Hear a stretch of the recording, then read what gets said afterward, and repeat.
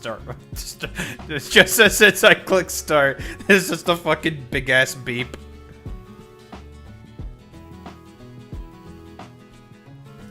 And fuck you. It's beautiful.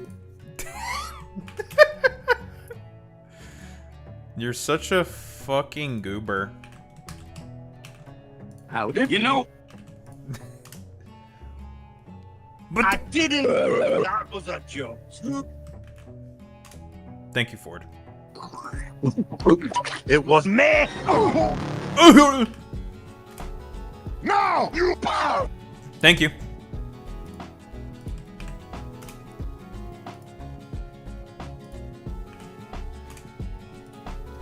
Thank you, Ford. Well, that was idiotic. Off to hang myself. Off and left.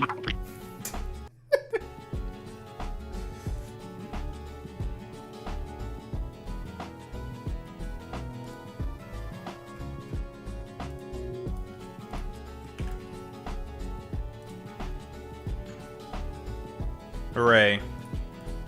It's time for a new era. Oh boy.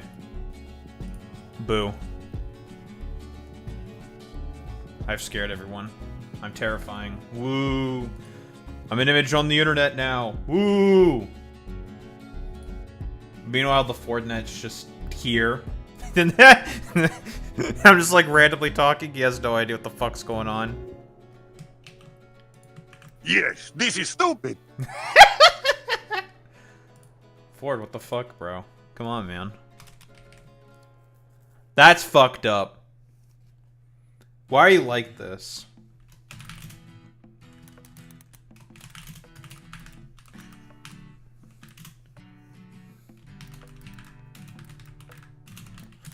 Alright. Because you're fat. Yeah, what slur are you saying there, huh?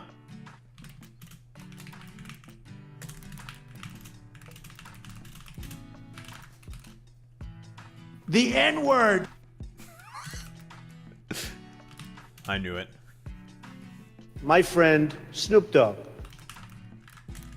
The N-word. Thank you, Ford. I appreciate that. But yes, we have embarked on a new journey. It's time. Oh boy, I'm an image on the internet now. Very cool. Of course, all the art was done. I was wrong about you, Senator. You're not cringe. You're just fucking racist. This is true. Thank you, Ford. Alright, well, before this fucking son of a bitch complains more and more. You made me wait for an hour. Fuck you. Kills you. Yeah, I'll wrap it up. Listen, all the credit for the artwork goes to Caitlin. Caitlin Fisher. That's her name on Twitter. Shoutouts. Very cool. I've never really been the best at this shit. Anywho. Alright, we're doing this shit now.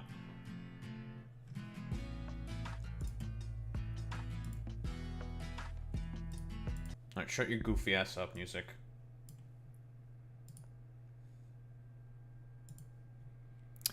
Warhammer 40k. More like 40k. Nyeh.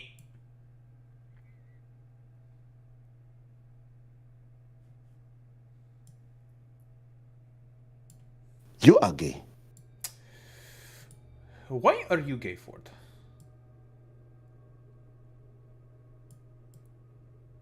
All these will have to be adjusted eventually, but like, whatever. Me being scuffed? No. Impossible. I never would have thought such a thing could be conceivable. Typical Canadian. Thank you. Listen, I'm not Tyler Nickname, okay? What are we gonna do? What do you need to do still in fucking El Dorcustidos? I don't even know what you need to do.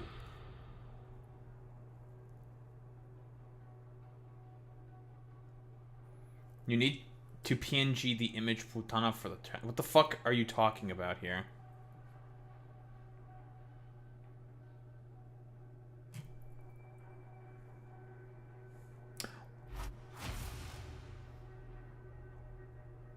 Oh, it came like that.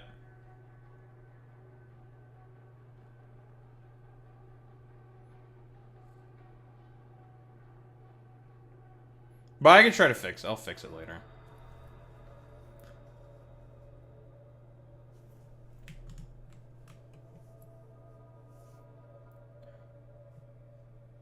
Okay, fine. You fucking... Yeah. Go away and fucking put in that, puto.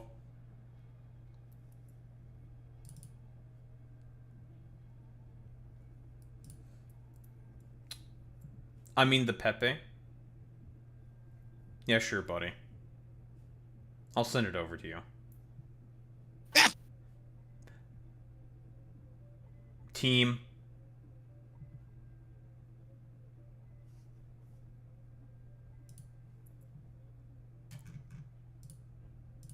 He must do what he needs to do. It's true.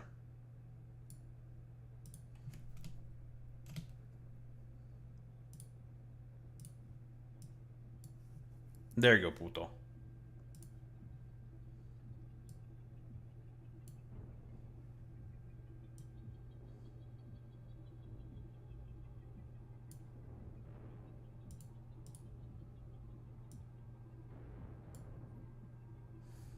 Are you loaded in already, though?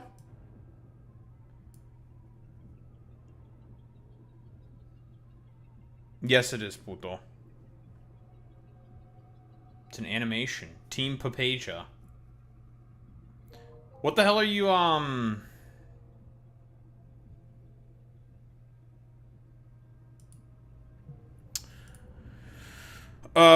what do you need to work on still for the, for penances?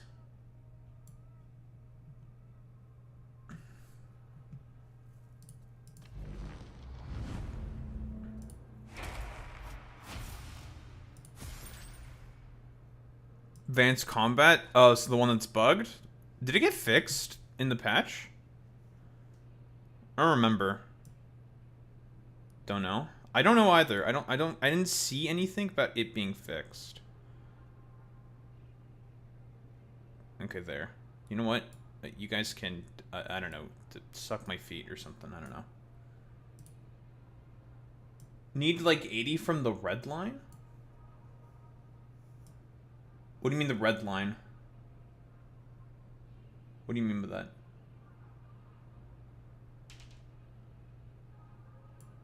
Oh! Capacitor, red line capacitor. Right, listen, I'm the smartest man alive. What do you mean? Fuck you. Fuck you, bitch.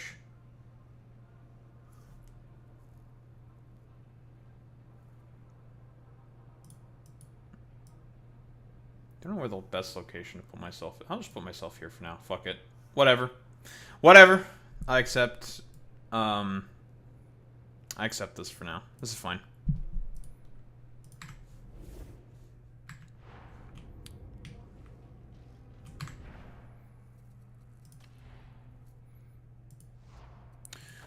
Got a bone to pick with you.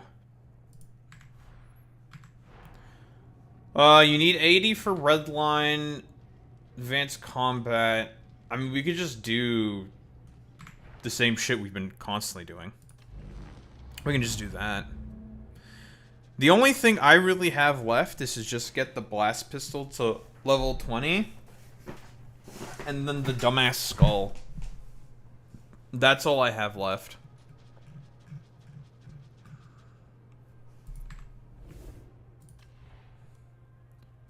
Let me see if I can fucking... I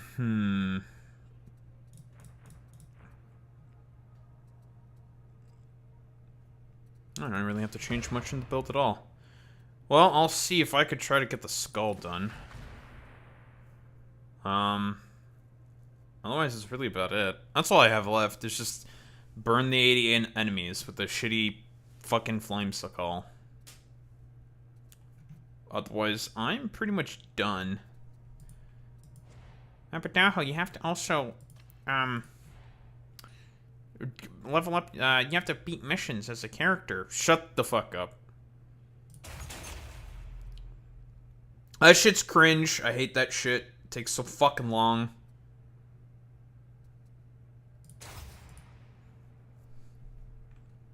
So what do you want to do?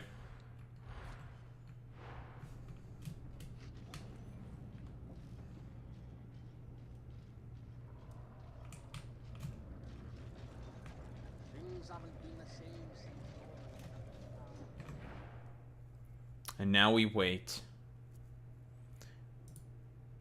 We wait for our favorite cringe putis.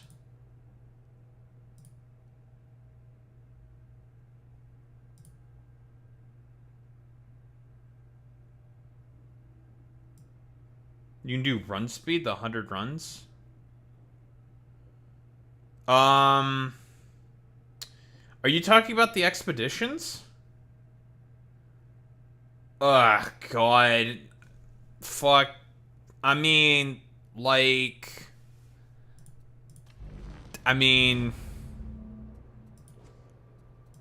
do we really want to do that?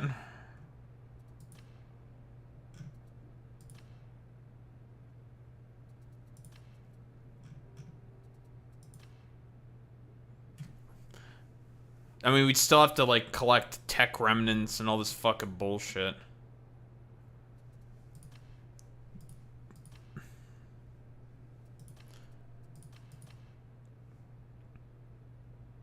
Ah, fuck, I didn't get the extract of the data reliquary. You, the person yourself, have to extract with the data relic?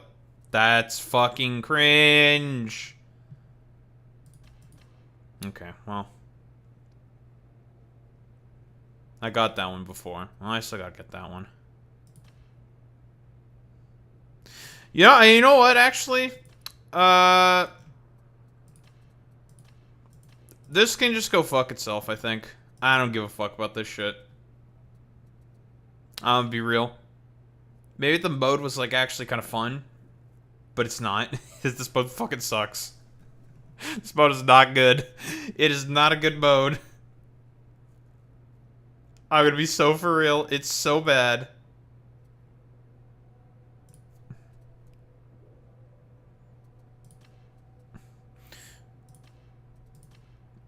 I'd almost rather do the fucking El Putis trials and see if I luck into somehow finishing with the, you know, the memories for all the penances and stuff. Because I'm almost done those. I only have 2 left. Believe it or not. How many of those do you have left? Even though that one's just like a complete lucker dog. Which is kind of annoying.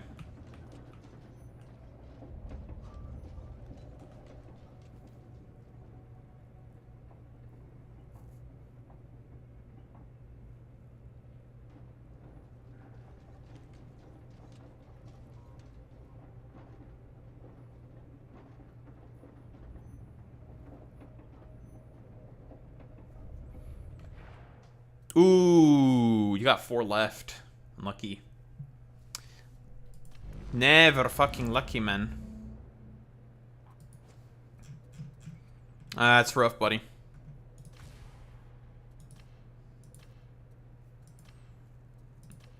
Yeah, 11 for Moro. Oh, you only have 1 of each chapter? Are those how much you have left? Oh, wait, no, you're done, Moro. You're at 7 for Zola. Uh-huh. Then there's Brahms and Zoran.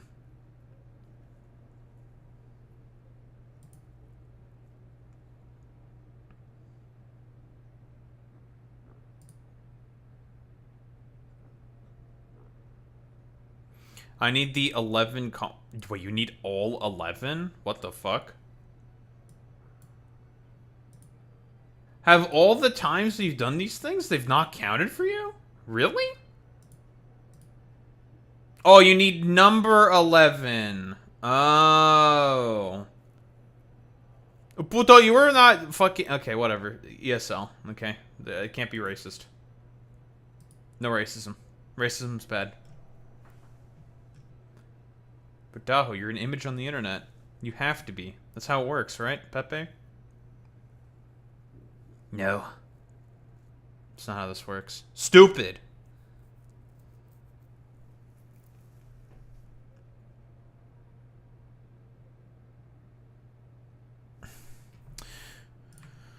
Okay, fine. I'll make the executive decision. Fuck you. Oh, go away. Can't you see that I'm busy? You're busy? Sure, man.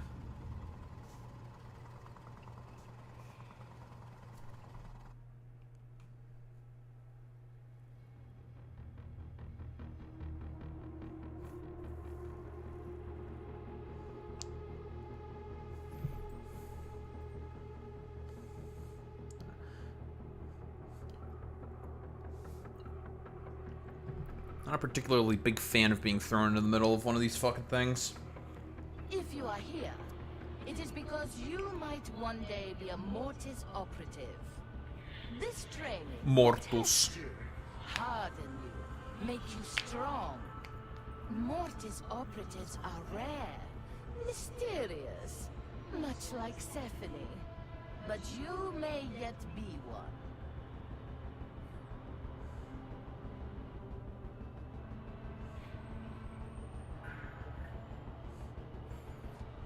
But Puto, did you hear that Ethan lost his lawsuit?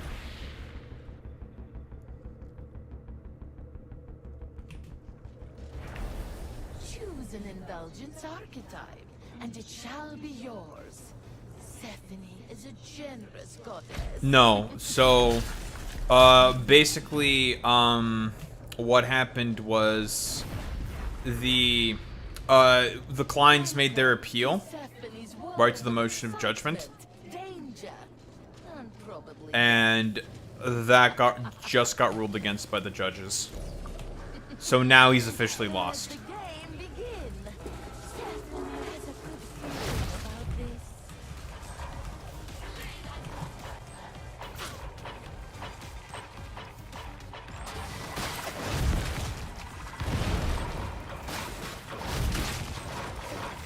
What's up, Big Cherry? It's a new day, Big Jerry.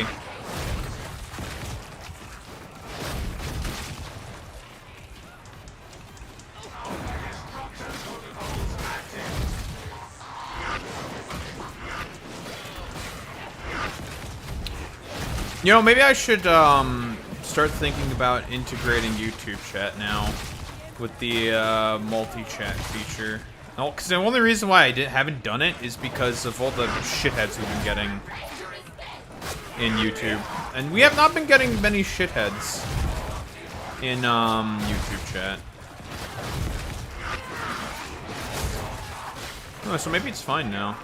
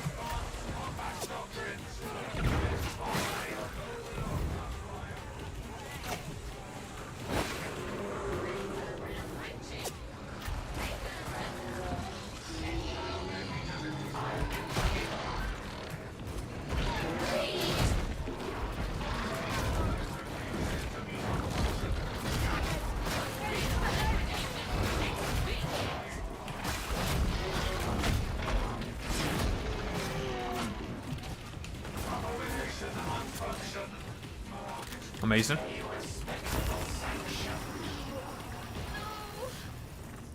You certain you will take nothing else with you? My needs are simple.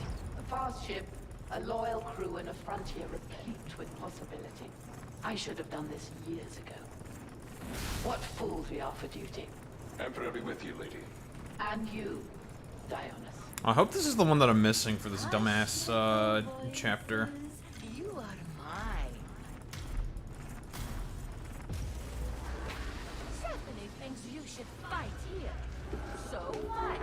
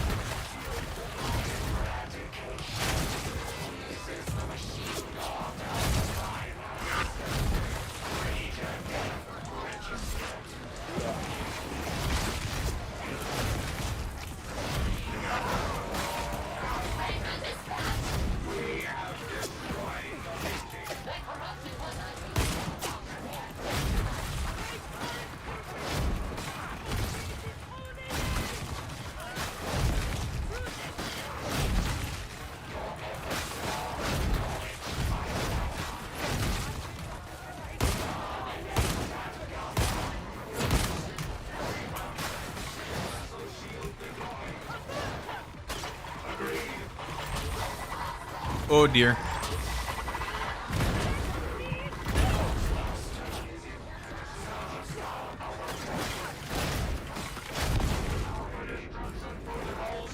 Oh, seriously?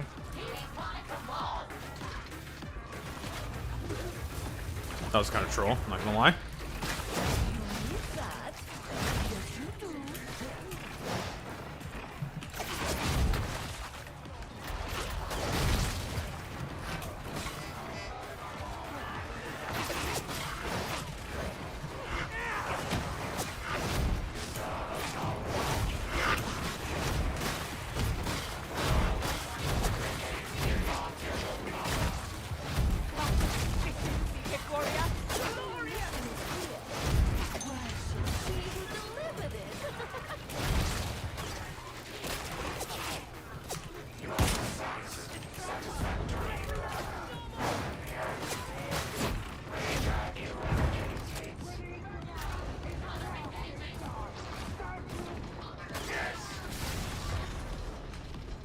All right.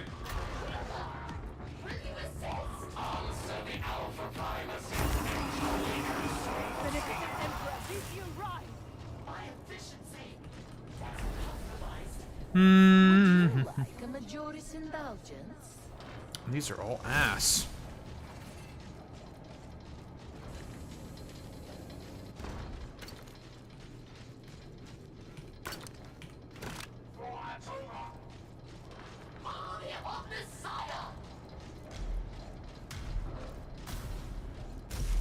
Time to put your new toy to work.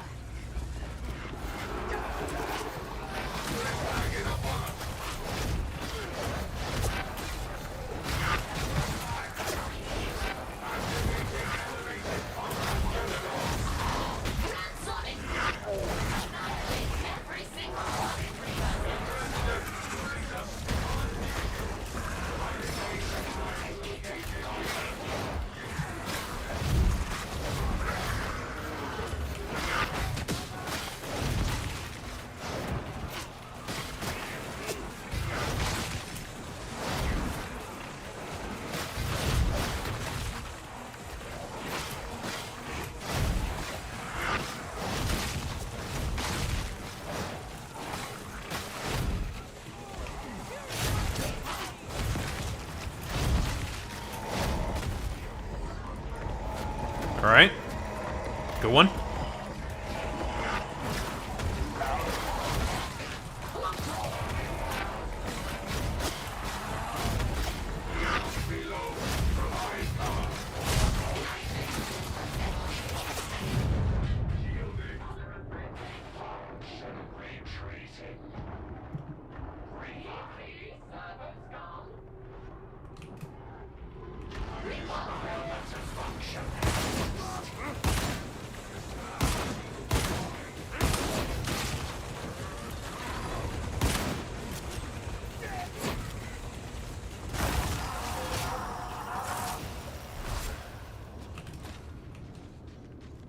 someone died.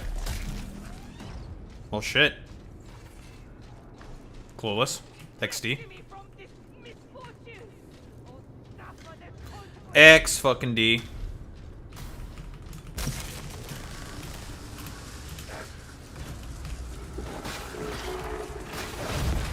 Stephanie hopes that you like mutants. They like you.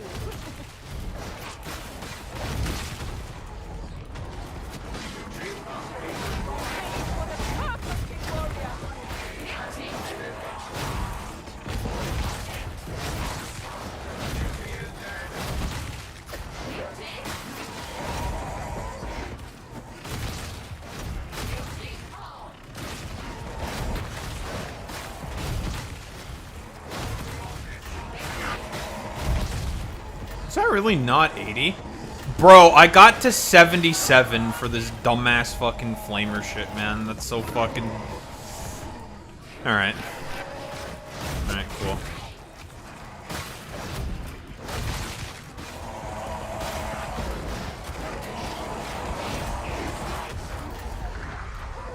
Ah! Alright.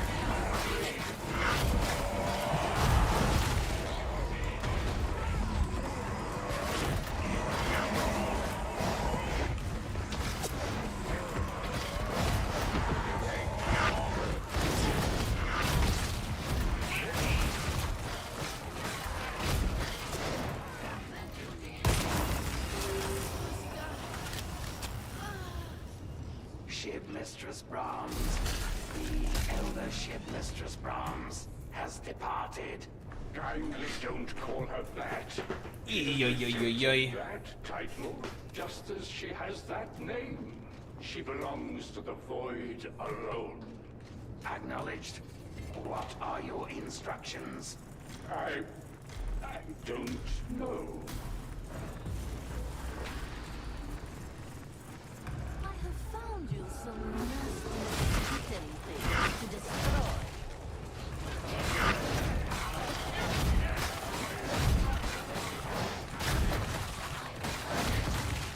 I got the one inside.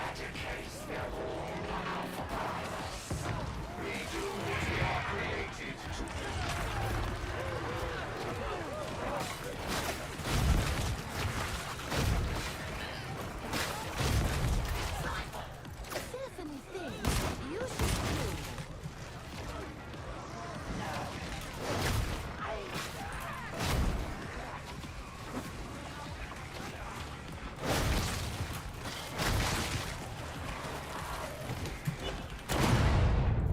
Alright.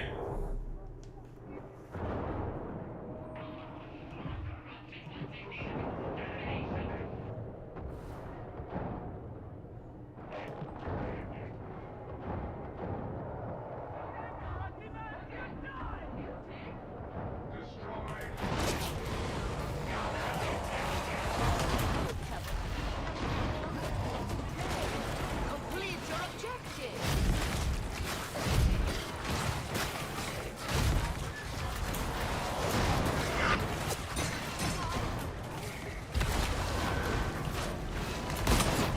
One more.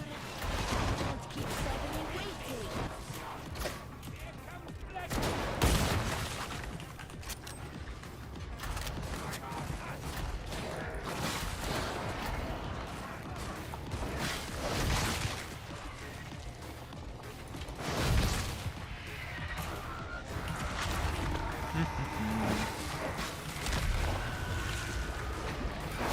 You have an objective to complete.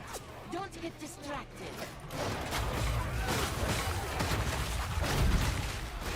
You look strong. Go get it. Be strong. You are tested.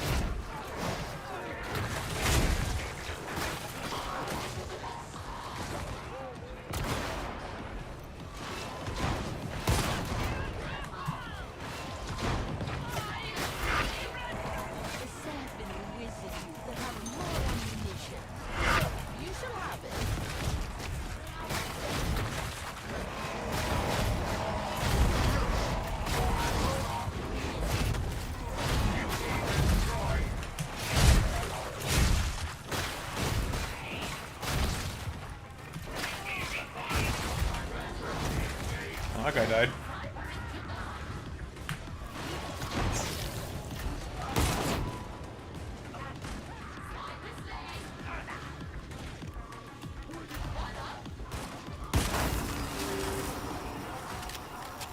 Amazing. Here. Flamer Skull no longer uses any charges. Is that even that good, Puto? Recommend acquisition. Agreed. Does it work if you were to have 0 charges?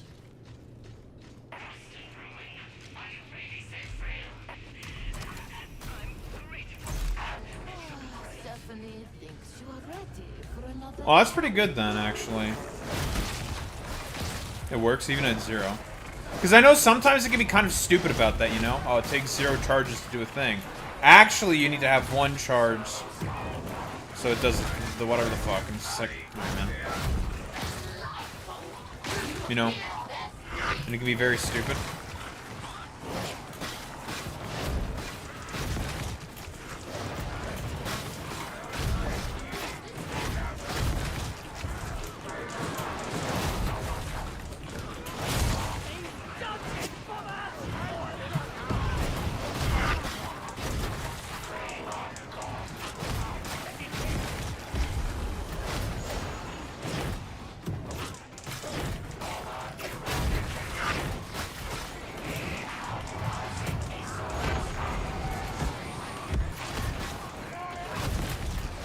And a lot of bombers.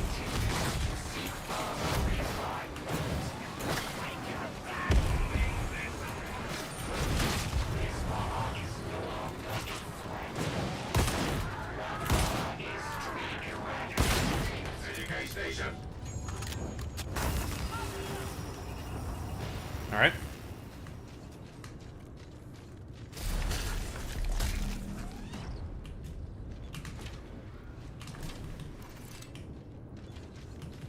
Cool.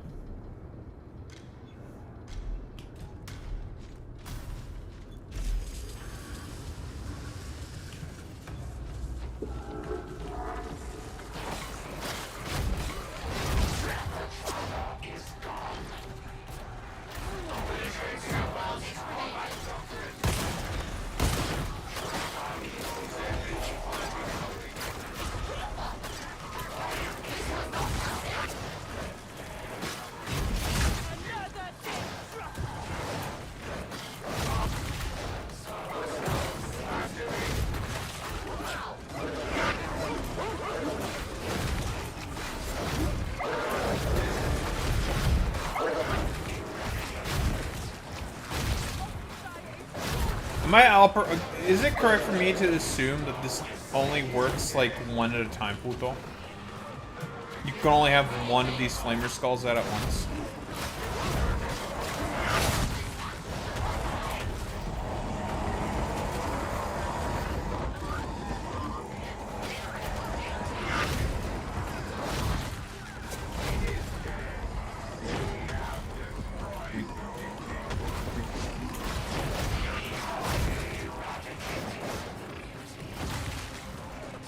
Really?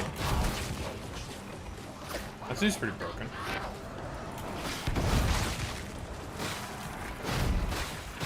Oh yeah, I just tried it, it didn't work.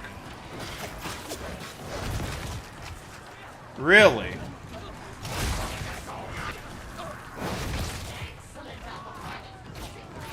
I can see how you can very easily get the thing then.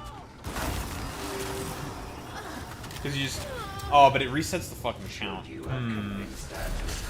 Unfortunate. No, of course not.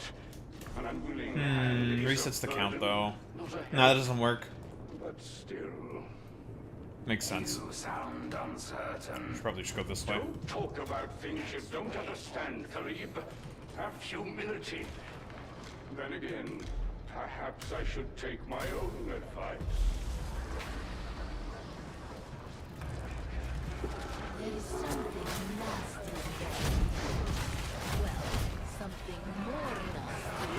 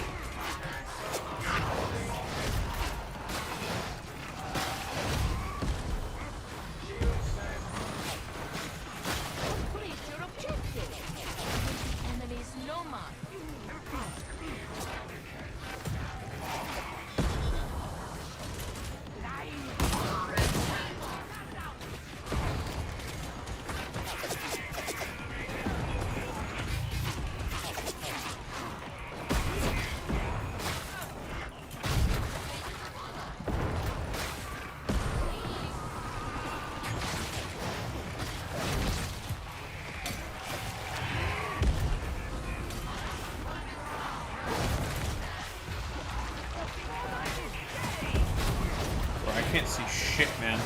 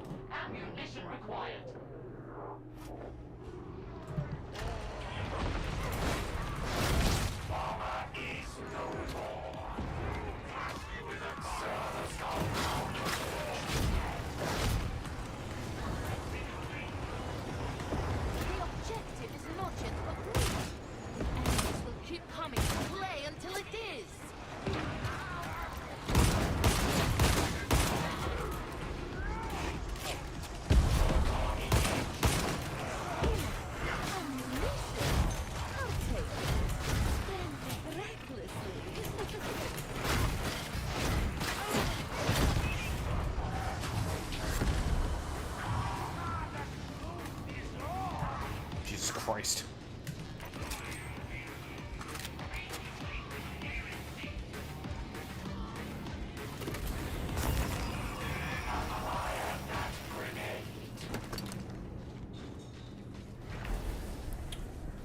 You should have a majoris indulgence now. God, these are all ass.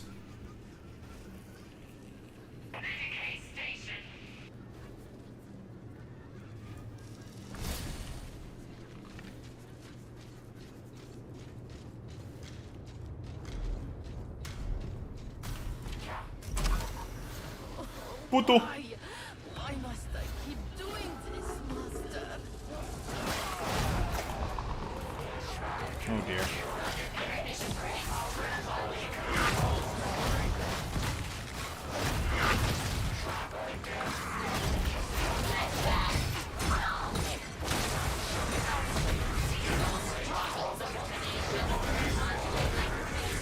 Jesus Christ.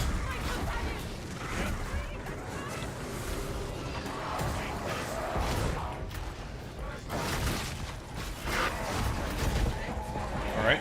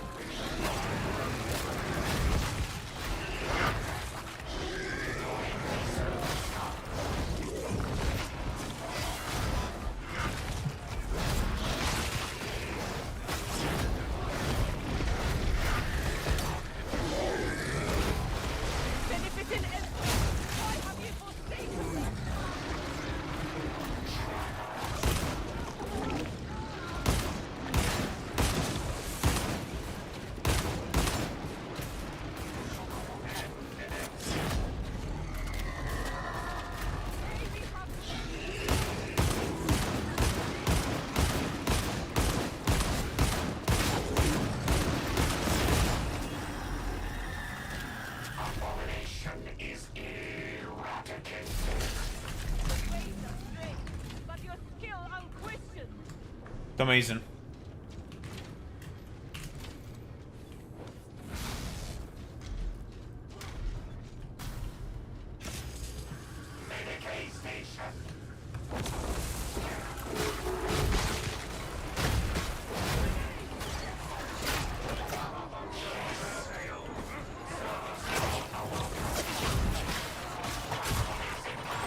Oh!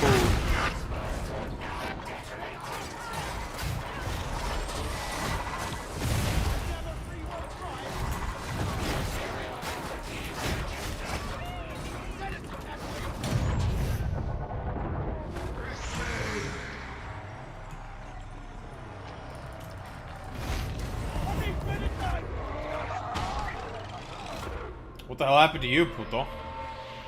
We just got fucking owned, dude. Oh, God damn it, I made it to fucking 74. Ugh! Not like this. That's annoying. Not gonna lie. Very annoying. Don't like that. You got an error? You got booted from the game. That's unlucky as well. Very cringe.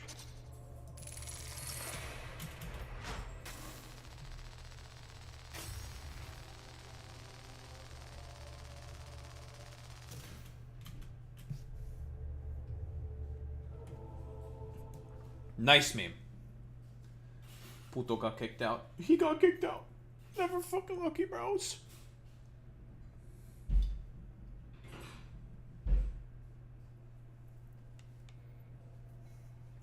Very unlucky. It is not I who quarrels. You should instruct her to learn more. I think I would have fucking gotten the skull thing that round. I think. If we didn't die. If I didn't die.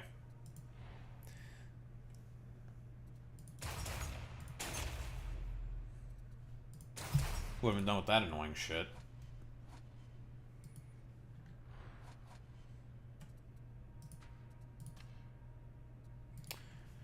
I'm almost finished with the fucking incredibly annoying leveling up of the bullshit. So that's not bad, actually. I'll take it.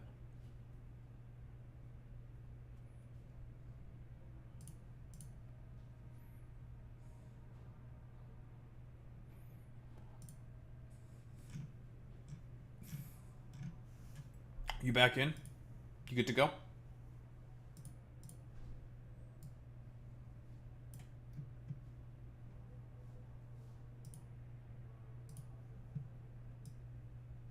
Same thing.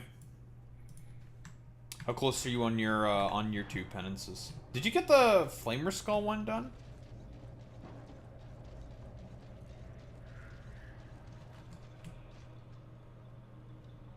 No.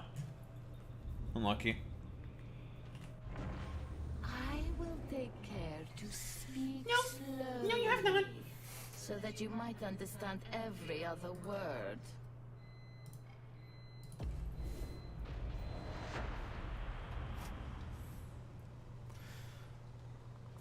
Today's Thursday. Tomorrow, it's conspiracy bingo with Dave and Boy Meets Minnie. That'll be fun. Oh boy, going over dumbass conspiracy theories, puto. Like aliens. Puto, do you like aliens? Are you a big alien guy? Curious. No? Are you not a big fan of that Greek dude who's just like, aliens? that dude's a character. Isn't he also like weird or something? Like he did like some weird sussy shit. I don't remember. I just know him. He's like a fucking meme, basically. You know? No. Yeah, I didn't hear anything either that was like particularly weird. Hope we get the same map again. That'd be good. That would be good for me. Because you might one day be a Mortis operative. A Mortis This operative. training will test you, harden you, make you strong.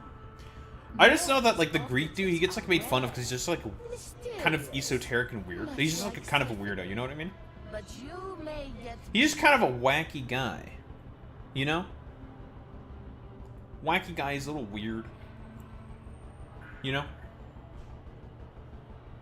I mean, he's the dude who gets memed all the time from that strange alien show.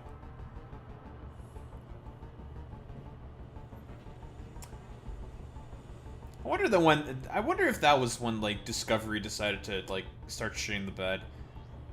I stopped watching Discovery when it just became like all the same reality TV dreck.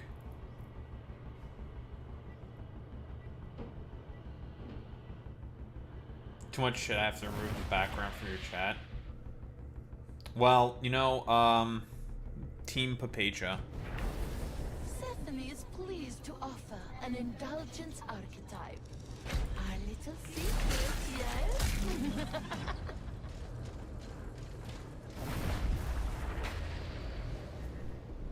Welcome to sick. Stephanie's world I'm of slicky. excitement, danger, and probably death.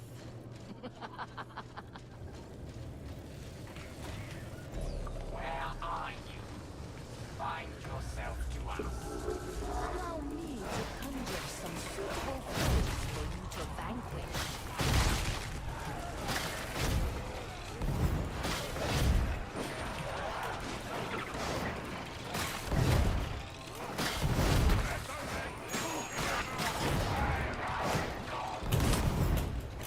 Oh dear.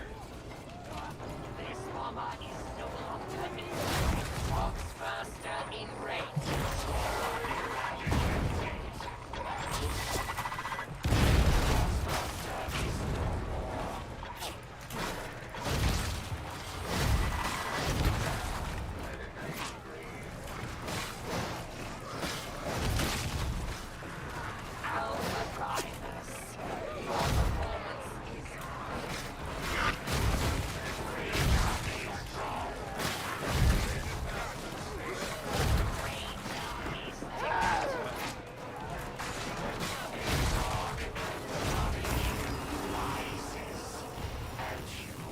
Its Cantor precursor.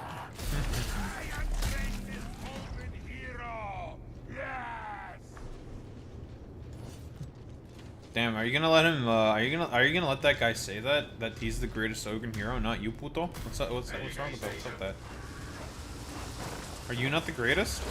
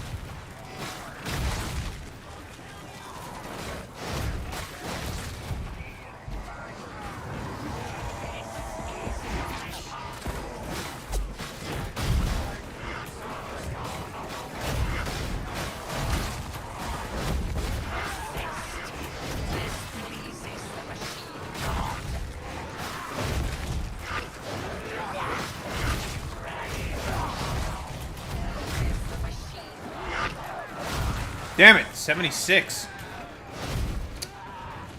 I didn't let a bunch of them come in closer. I think I fucked up there. Unfucking lucky, dude. You wanted to see me, lady? Yes. Magos biologist Karib has complained that your servo skulls are snooping around his lab. Oh, really? They are little devils I sometimes. think I fucked myself. I think I just threw there like a dumbass. And don't spy on Karib. It is I will better. have you I put agree. off the ship and Because you just like let them all come in the middle right here and they just like get burnt, right? It's really good for that. Right there. No, you did not. Some nasty things are crawling through my mind. Destroy them. Although like every third wave it's kind of shit, you know what I mean? So it's just like, well, you know, intermission, I guess.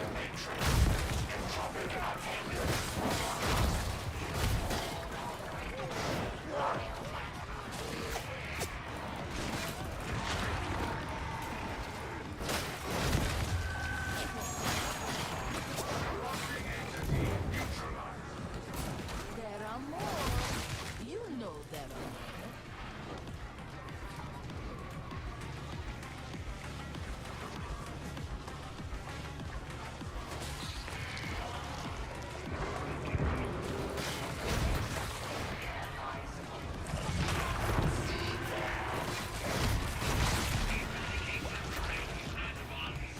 One more.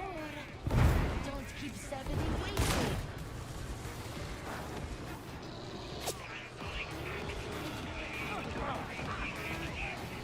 I'm with you, Pluto. Those guys want to be like Team Compatriots, them. You'd better complete your objective.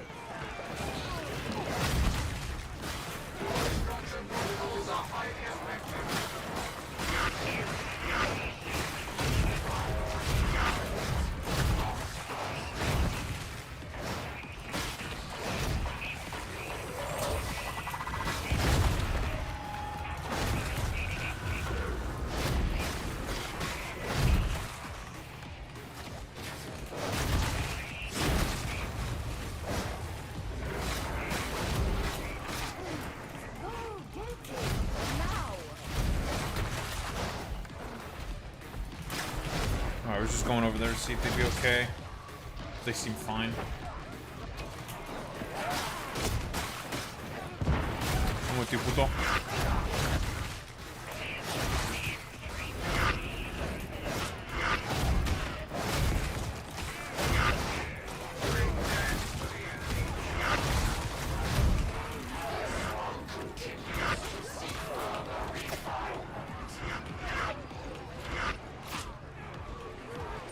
Ah!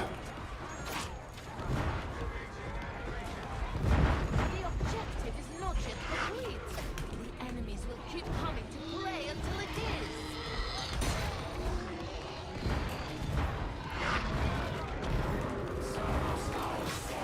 I got you, puto.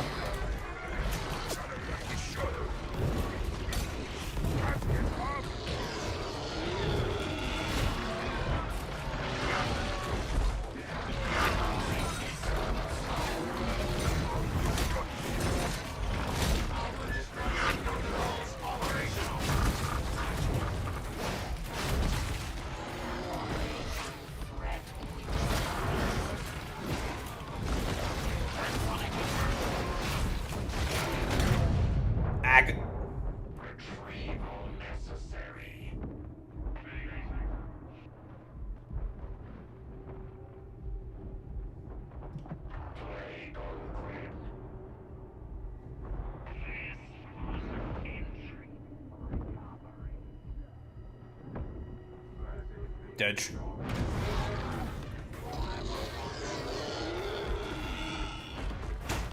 Give it a kicking. Told you to stay with it.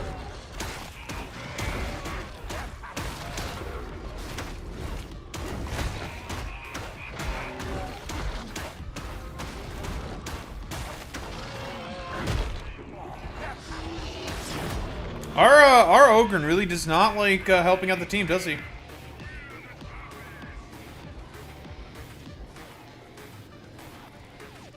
It's really bad. The stabbing is like, it can be good. I don't know what it is. It's just like it's like it's just fucking worthless, you know? This is for you. Just for Bro, what the you. fuck is this guy doing? He's just like sitting still. Hello? Is he throwing the game? I swear to God. This fucking dumbass. To assist, this one is blood. Yeah, he's just not getting us. Okay, fuck that bitch. Actually, that dude's fucking worthless. Holy shit, that guy is just, like, either he's critically unaware or he's just, like, bad. Jesus Christ. Alright. Yeah, that's actually so fucking cringe. Just, like, standing there like a complete dunce cap while 3 people are dead. And he can just go get them. Nah. That's actually kind of insane. I'm not gonna lie. That's wild.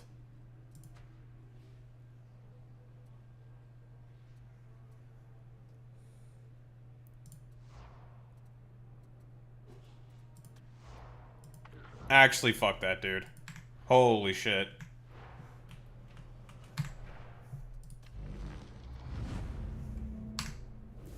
Alright. Fucking...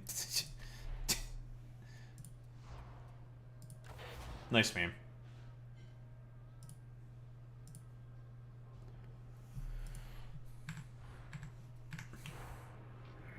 Listen, I hope you're able to perform the operation.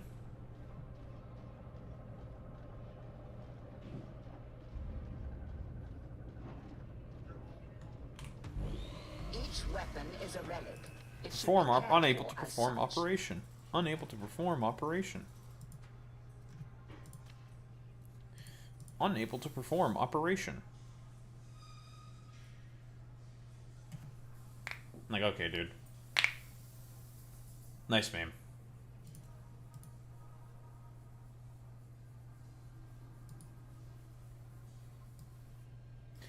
Bro, I don't even know what mod it could be this time. I'll fucking go through them all or something. But also say, I mean, okay, it's either the mod or it could be something with the server. But it is probably a mod.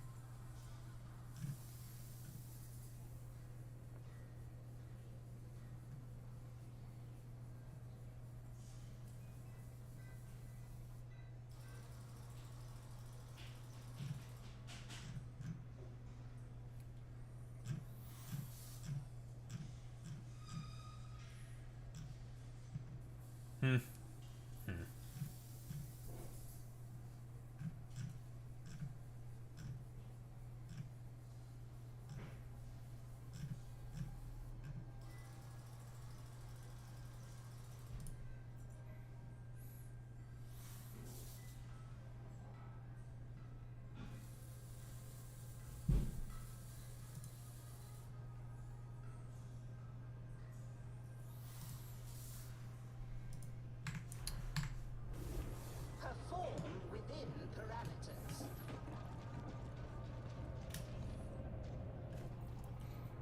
You good to go?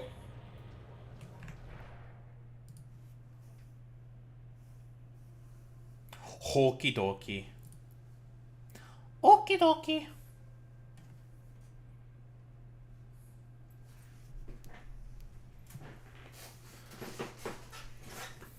Okie dokie.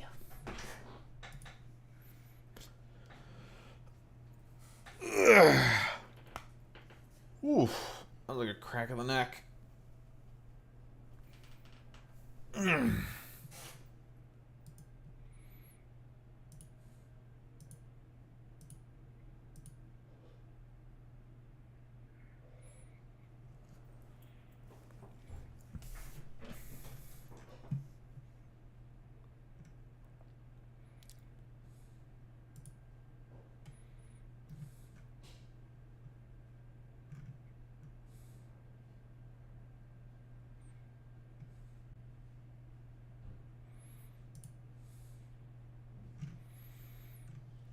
There's been quite the fucking discourse around this removal of physical media, with Sony saying that what they said all like future PS5 games, it's all going to be digital, right? Was that what they said, puto? Yeah, it's fucking stupid. I mean, we both know why it's happening, right? It's all going to be like shit that's put in the cloud, all the fucking server bullshit. So then, like, at any point in time, developers can just, like, yoink away from it. Yeah, they can remove your games whenever. Hey, it's fucking bullshit. Very stupid. I know there's, like, people who say, like, I buy all of my games digital, since, like, 2014 or whatever. I don't see what the big deal is. It's like, it's not... Okay. Obviously, it's nice to have the convenience of having all of your games in, like, a digital form, saved on your fucking hard drive of your computer, right? Sure, whatever. Like, that's fine and all. The problem is that, like, these annoying-ass bitches, these game companies, these developers can just, like, basically be like, you know what? What if I just don't want my consumers to have possession of that game anymore? I can just, like, remove that, like, whenever. Like, fuck you. And it's just like, wow, that's a massive asshole-y thing to do. Like, that's fucked up. Like, what the fuck? I mean, we both know this. Like, I'm just speaking to the void here, but like, whatever. But you know what I mean. Yeah. It's just fucking stupid. Because it's like, honestly, it's like, it's not that big of a deal. Like, how much money are these dumbasses really spending on making physical copies? Because I can assume they probably have, like, some internal research saying that, that they probably, that people probably own more digital copies of their games rather than physical copies. You don't buy a physical copy because you don't sell them? We can sell them here, it's just, like, you get, like, nothing in return. You get, like, in-store credit and shit. And it's just kind of bullshit, you know? So it's like, it's never worth, ever, to buy physical copies, to be honest. Where shall we begin? This map is not as good for farming the Flame Skull.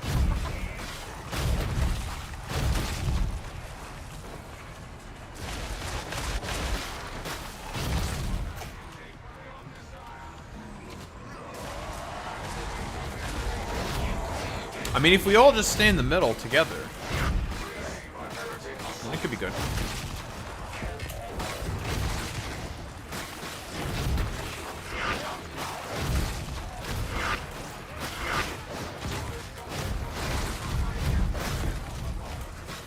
Also, I know this thing can be really fucky with the hills.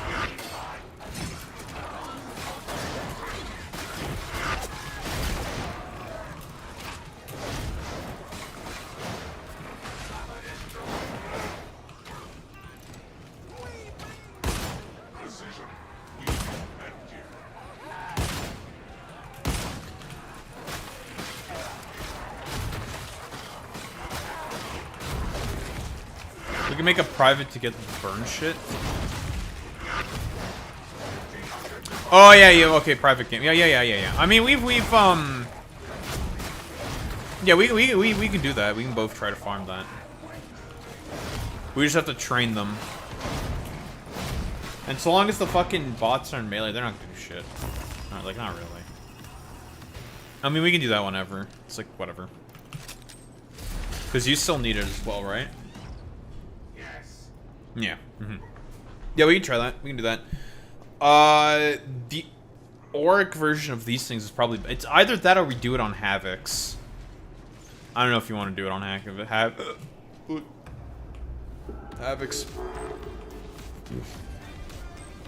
That's the only other mode I could think of that has enough.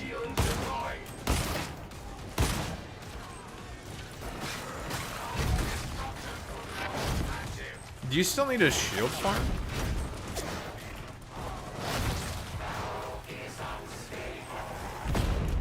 Yeah, fuck you.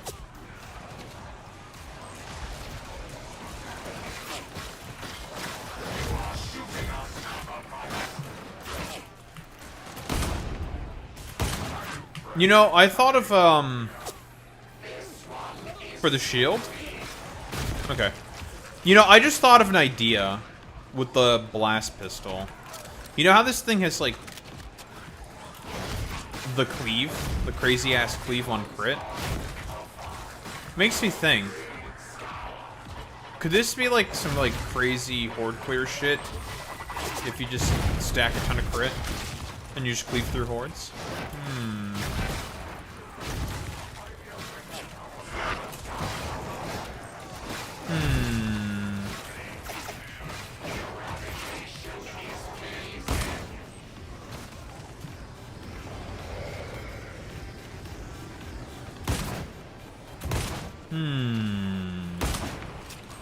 I'm getting ideas.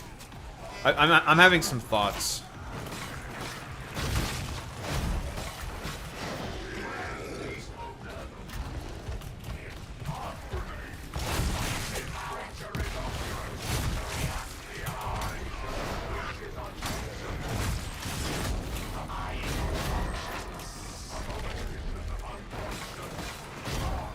Where'd my health go?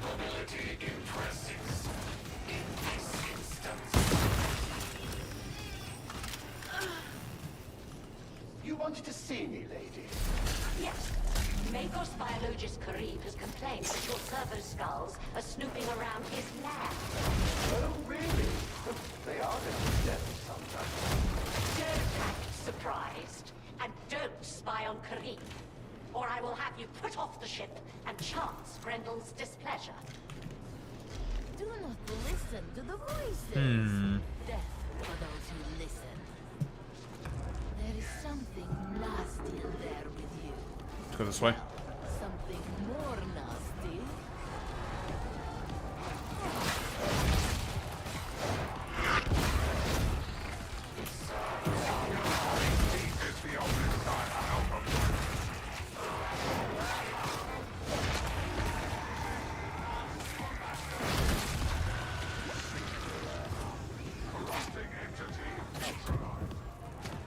That's bugged. Things you should kill more.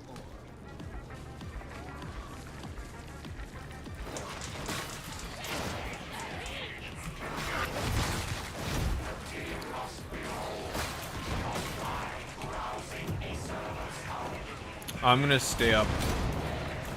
Oh dear.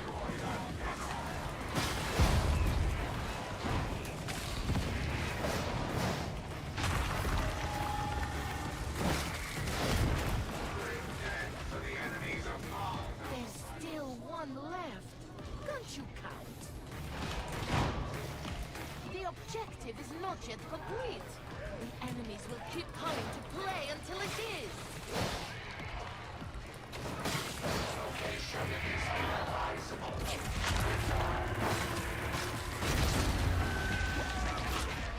Restore the power, and you can have more ammunition. Isn't Seven nice?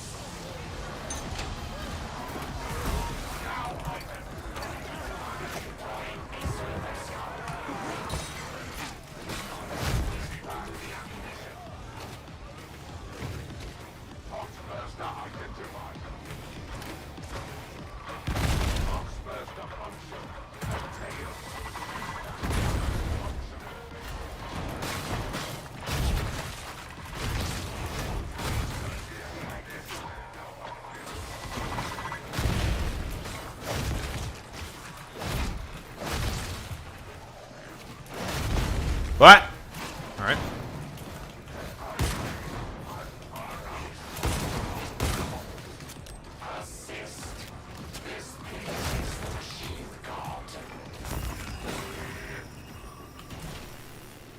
Alright. Cool. You are doing well, but you could be doing better. Ay, ay, ay, ay, ay, ay, ay, ay.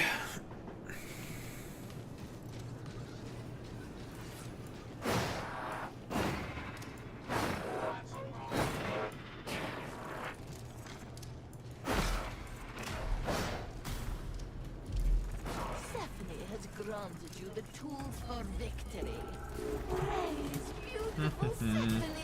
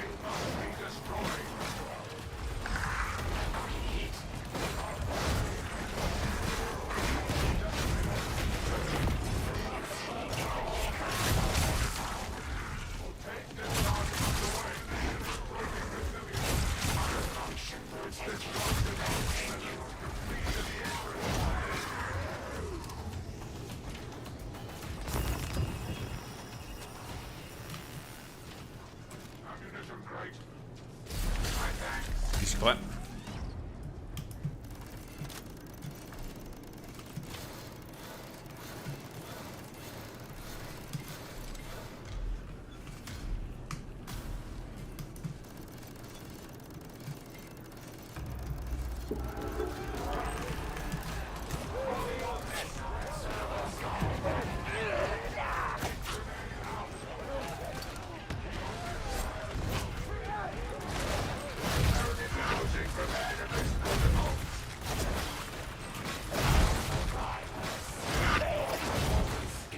Oh dear.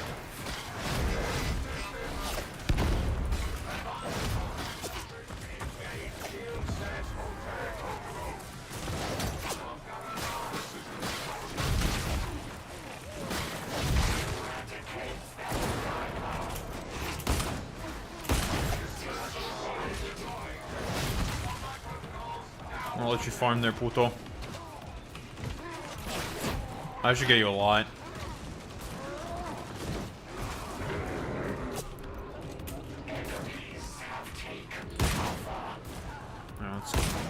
Just kill them now, I guess. That probably got you a couple hundred easily.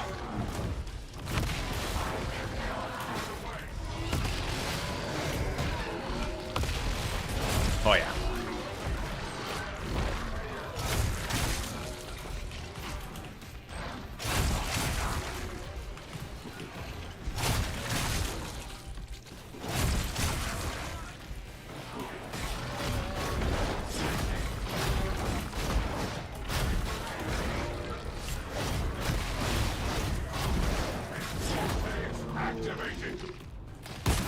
Cyber slave.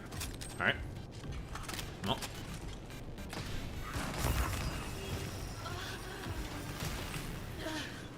Still no sign of Grendel.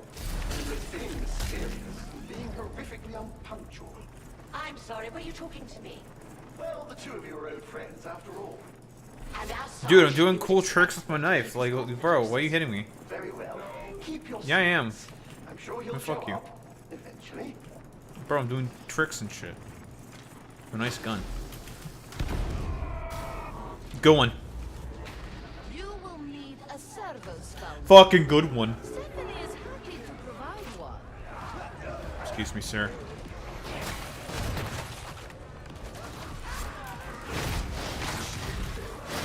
The servo skull is deployed.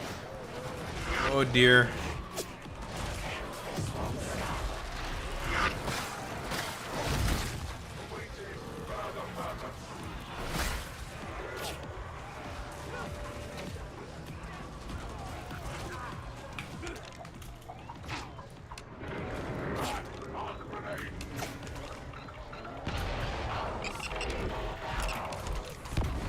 Oh! Alright. Man, this is, not a good spot. Alright. Cool.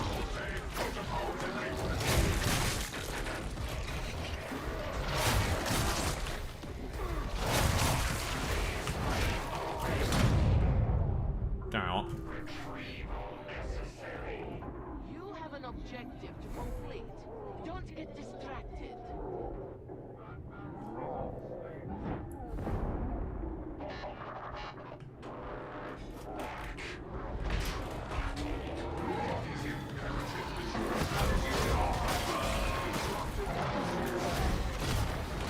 The servo skull. Where are you? The answer should be the same. Fuck you.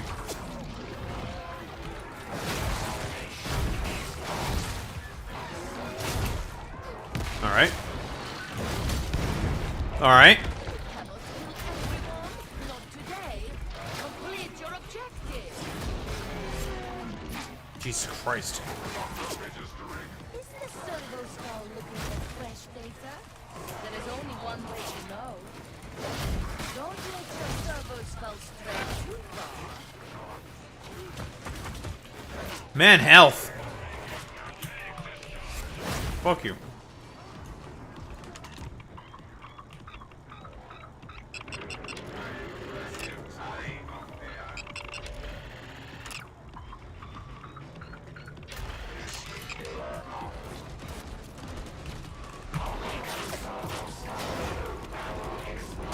The servo skull can smell another data Oh. source. There was a barrel.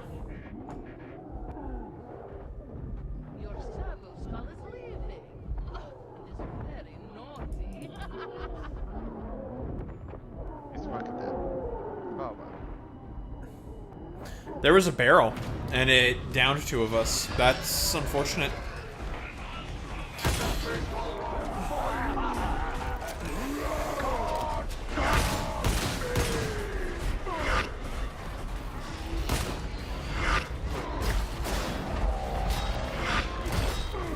Oh dear.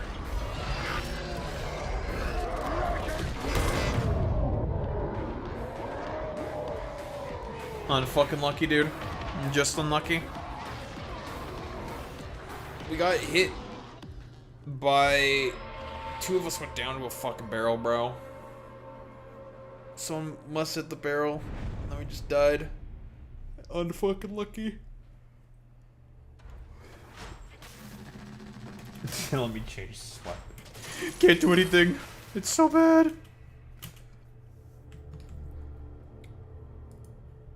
Or should we both try to go for skull burning?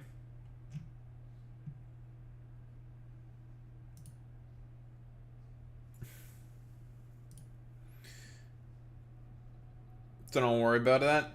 True. True? Yo, true? We true in that? Or any truers?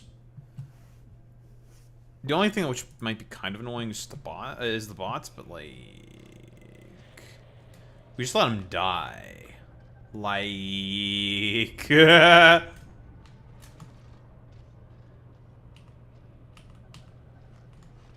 Go change your weapon. Or did you already change it?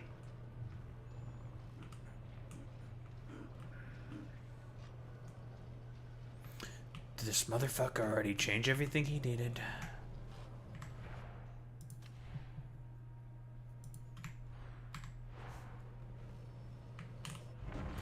What am I to do? Ready, Freddy, McSteady.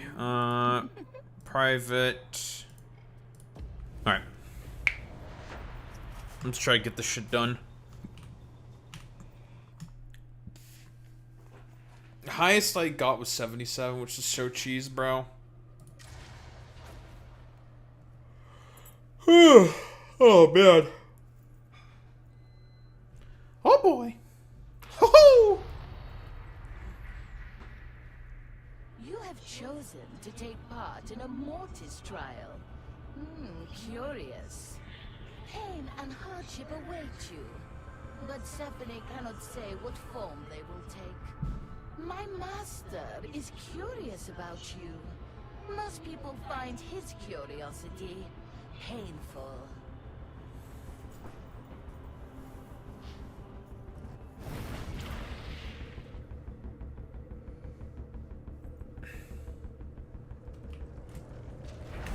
You look like you need some help. Allow Stephanie to provide. Choose a gift. Oh man, I love crit spam. Are you ready? Should we go... Let's think about where's the best place. Top is good. Also, this area is pretty good. This area's not bad either. Top might be better because of bigger... Actually, I think this area might be better because it's not as big of surface area. The flames go through objects anyways, right? You know what I mean? Let's try this to start with.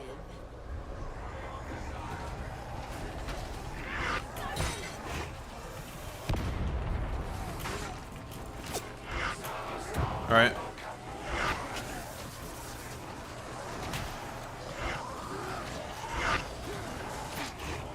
Pull him in.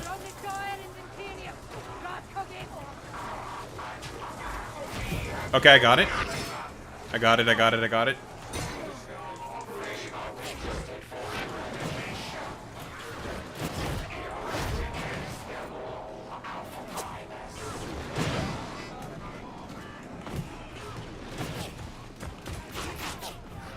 I'm gonna take care of the shooters that are behind.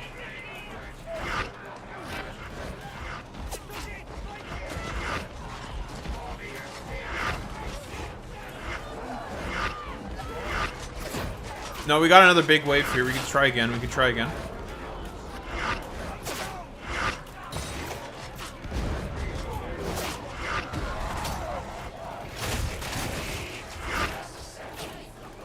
No, okay, too many of them are dead. Yep, just go next then.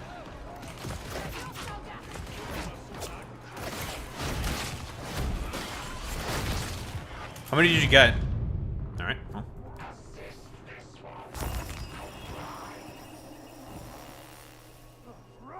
Nah, we should have just gone next. No, that's fair. Alright. Okie dokie. Cool. You just fucking shoot me? What the fuck did you shoot me with? It's a fucking good one, bro. Yes. Courage of you heretic. Alright, just pull him through. Come into the alleyway.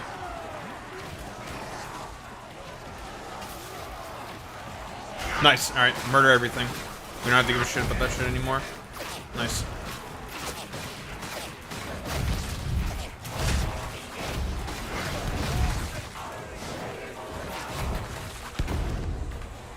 Alright, well, that was easy. No more of that dog shit fucking penance, bro.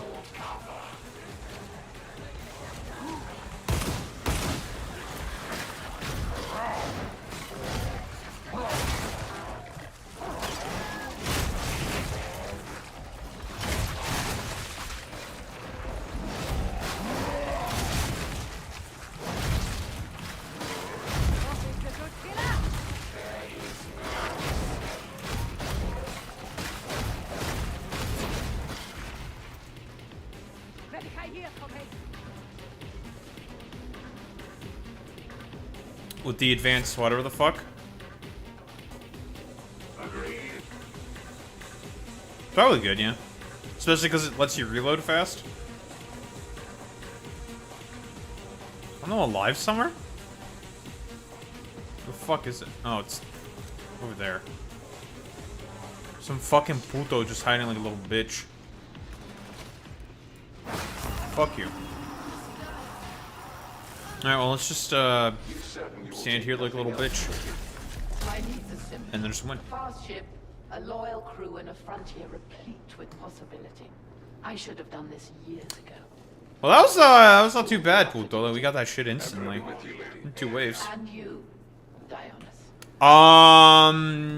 Yeah, except for the one that's at level 20. It should be every penance, I think. Besides completing missions forehead. That's the only one I have left. It should be.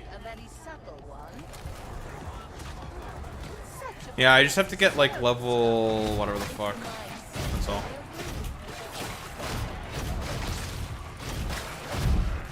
Where the fuck are we going?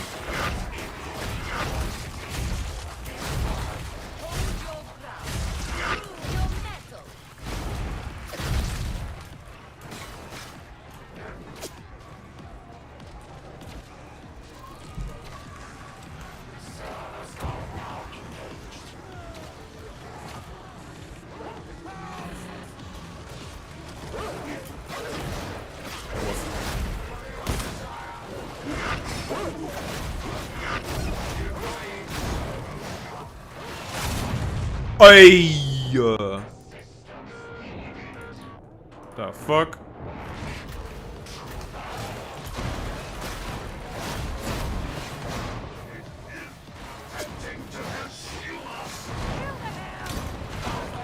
Oi! I am hide behind a pillar like a little bitch.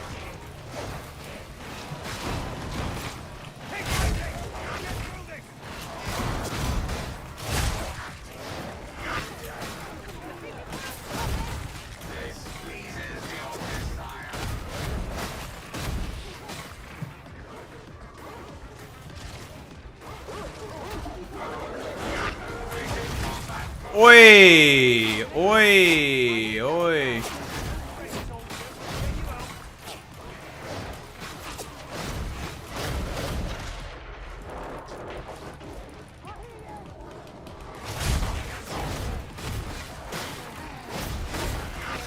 Man, this event is way shittier with only 2 people. God, it makes it goes by like forever, dude. Not good.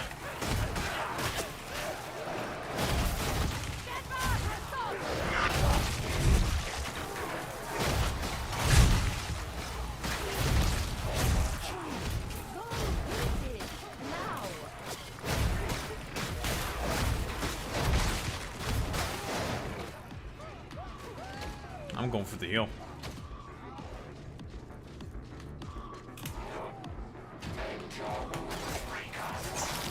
Okay, bitch. Okay, bitch.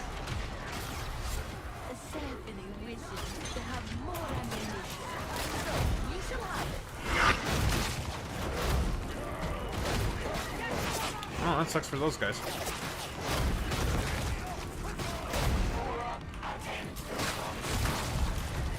I got you. Oh.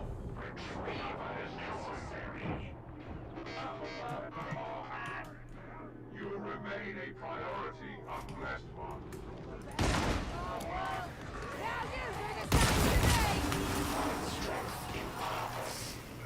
Leave me alone, will you? You are doing well. Better. Do I care about the skull not having any charges anymore? I don't give a fuck about that shit. You know shit. Yeah.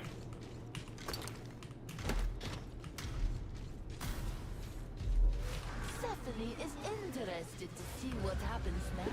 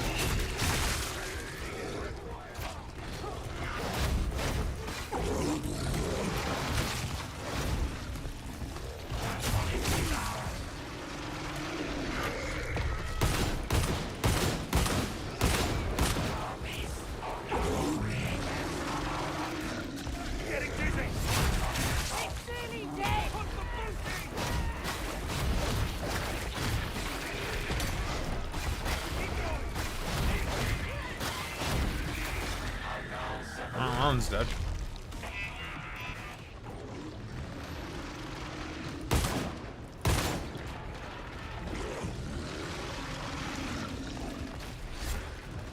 Come here, you fuck.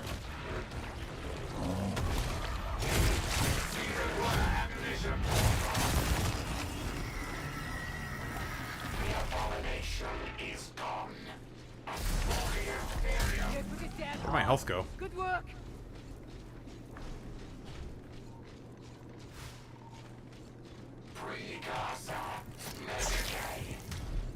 You should probably also heal too, puto. One pox burst, so you're probably dead. Stephanie has lots of anger. You are about to meet it.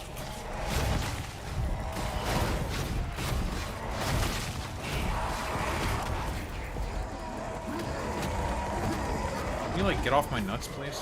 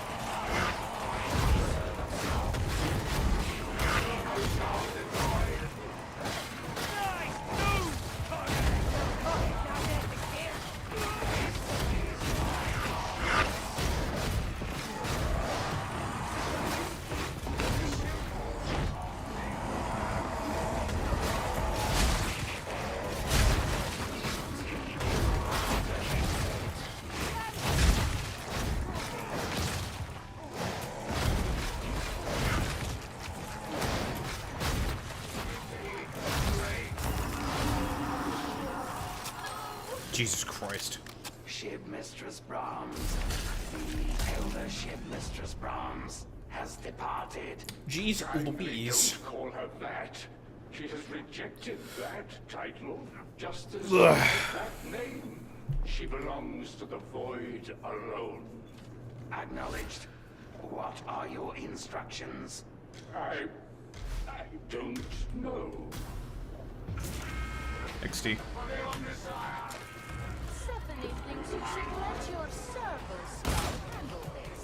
She made it stand. That would be so fucking awesome. But puto, we all know that's like convenience, so they'll never do that.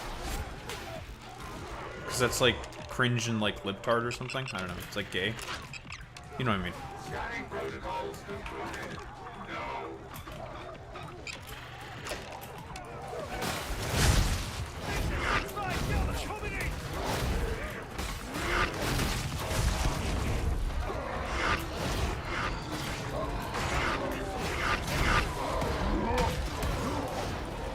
Oh, nice. There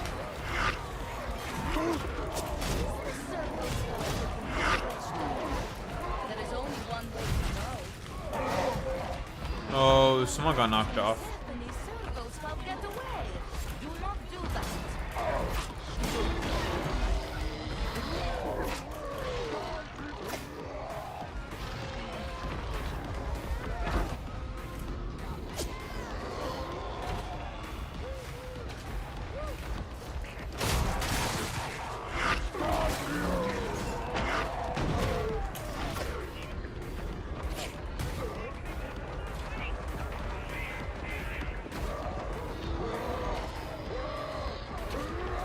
Yeah, that's what I'm circling back around for. Always leave a soldier behind.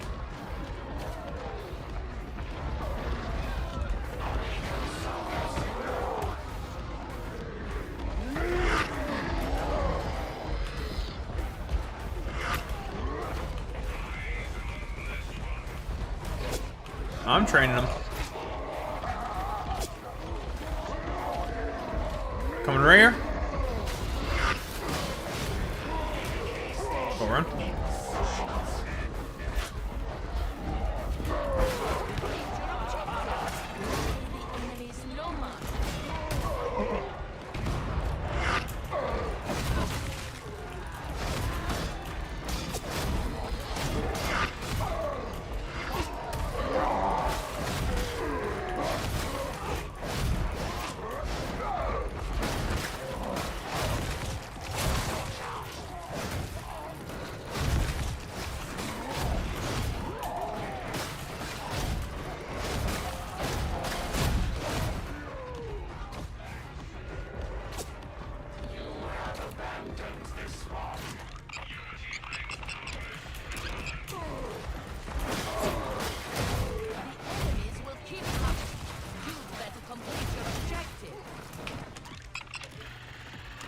working on the objective as fast as I can.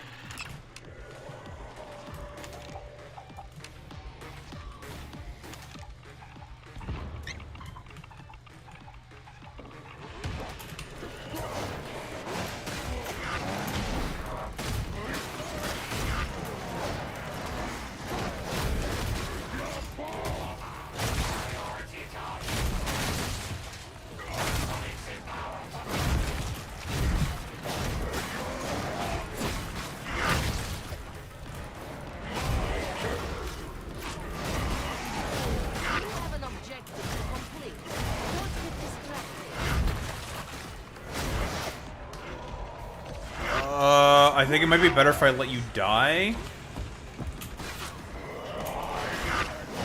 It's probably better if I let you die, yeah, because you're, I just run around like a dickhead.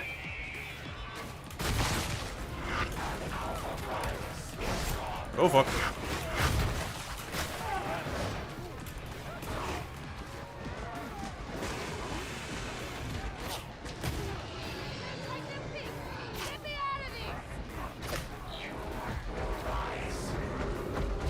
Got him?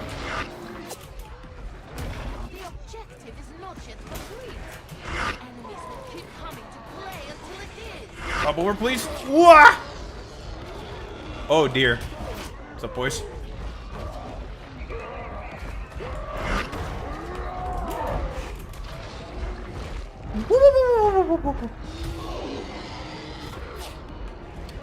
Be distracted by the body. Oh, thanks to the boost, dumbass. Ah! No, the second one fucked me.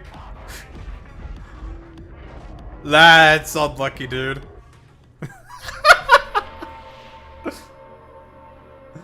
Unfucking lucky, dude. Yeah, whatever. We got the fucking the flame one done. I don't give a shit.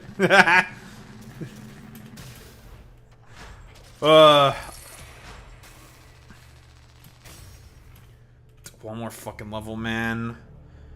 We just have to win one of these things, and then I'll be done with all the penances, except for the just play the character and complete missions forehead. That'll be all I have left. Otherwise, yeah, done. I'll be done. With El Skitaros, Mikbarus.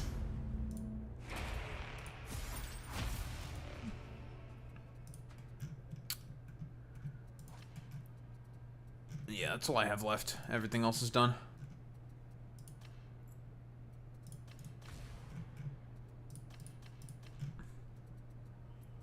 Wow. Wow. Wow.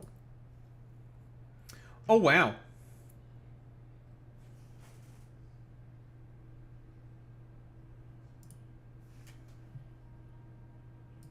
I don't know if you want to keep going.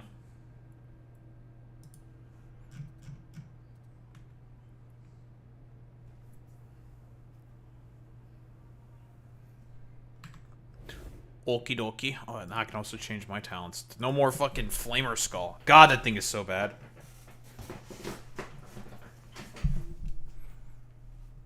Why is it so bad, puto? Why is the Flamer Skull so fucking dog shit? Because 6-7.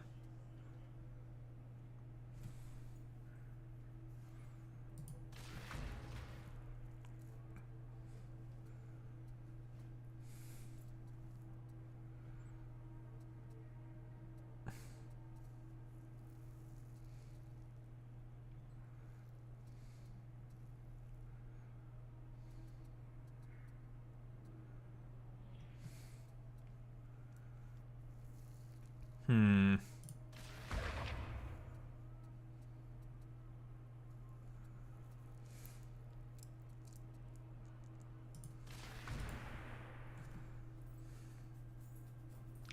Six is your 7.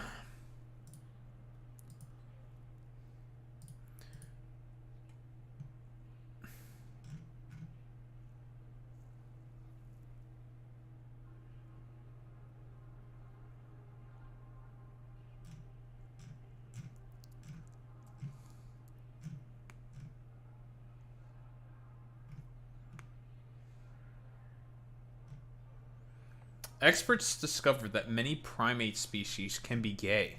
Huh. That's funny.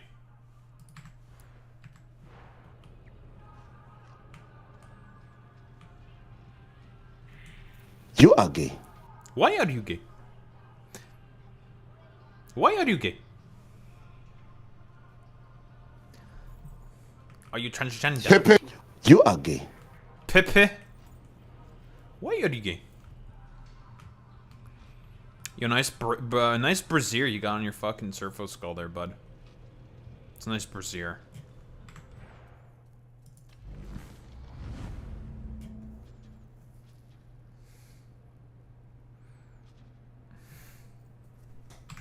Alright, can we get a win? So then I can be done with all my Mechanicus shits? No one will ever know. I believe that we will not get Team Papega. Fucking... You... Wait, I forgot to take it off private. I forgot to take it off private.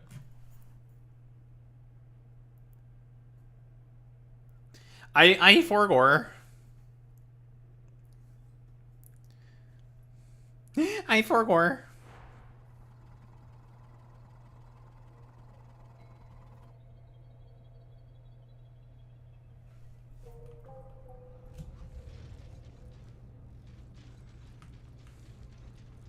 I forgore.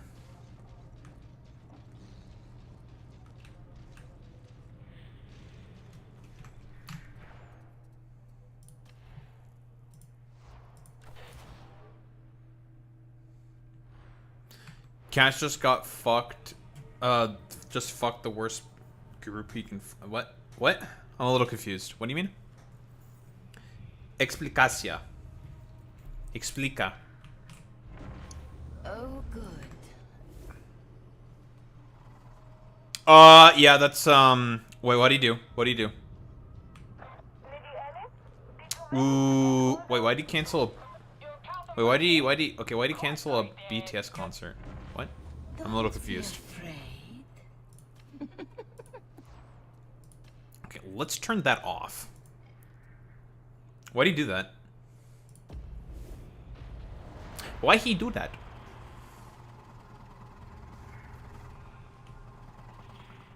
Mm-hmm.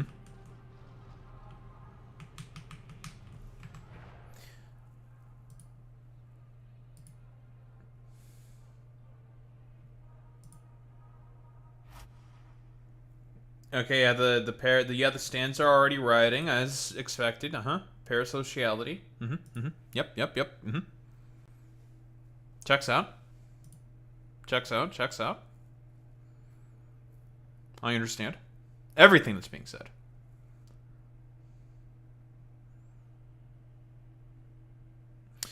Bro, fuck YouTube, bitch.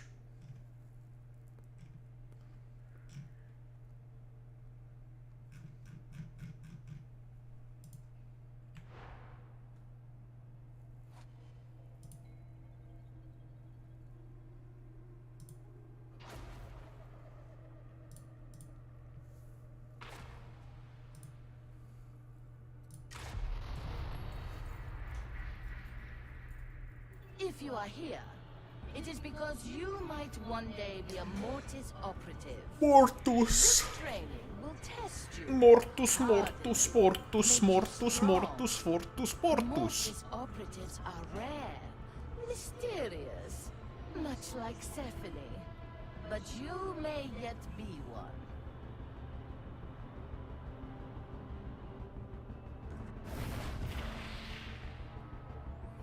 He didn't want BTS to use the National Soccer Stadium for the concert, you mean? Stephanie will spice things up a little.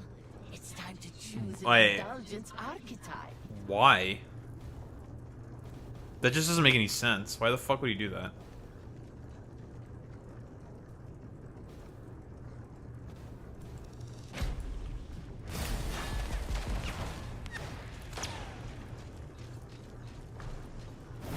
Tell me about it. The Mortis trial is about to begin. Like, Are you ready? Yeah, yeah, it's objectively speaking that is funny. Like objectively speaking, it is very funny. It just doesn't make any fucking sense. Like, just why do this?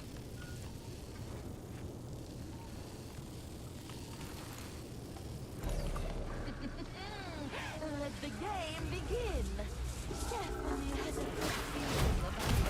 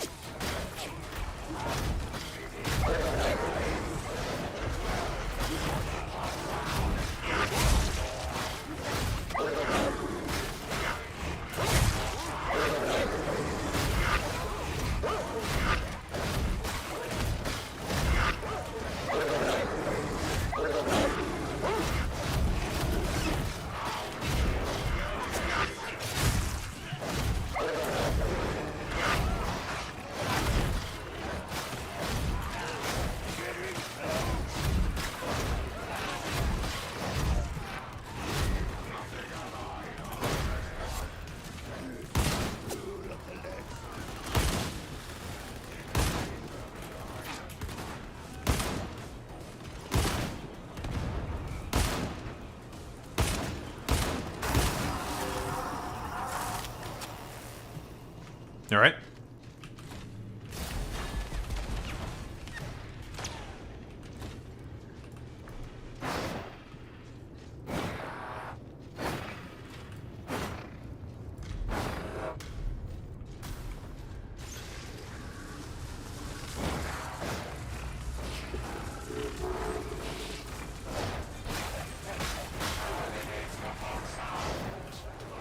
Woof.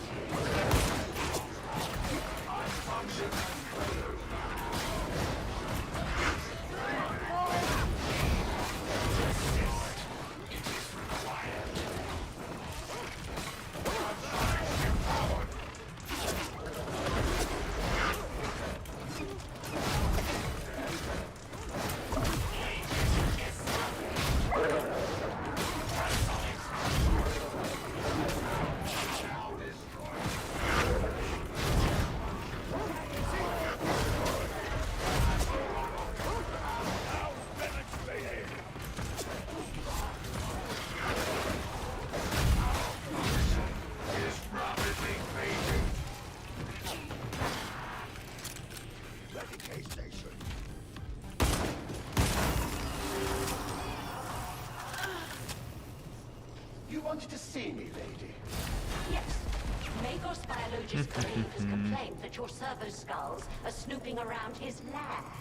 Oh, really? You know what okay, something I wonder about Pluto, about how it chooses the dialogue. Because we've been getting a lot of the same dialogue constantly over and over and over again. I wonder if it depends on the people who host the game. It is time for the skull spider. You know, Maybe it's not as random as we think. one that beats.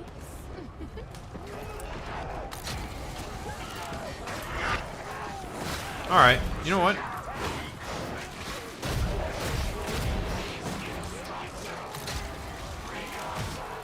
Alright, can you guys keep these guys off my nuts, please?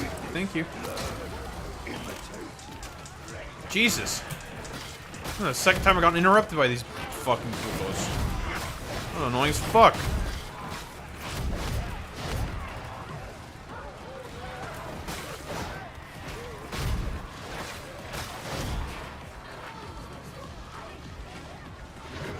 You know, I wonder if you try, instead of braced autogun, you try regular fucking autogun.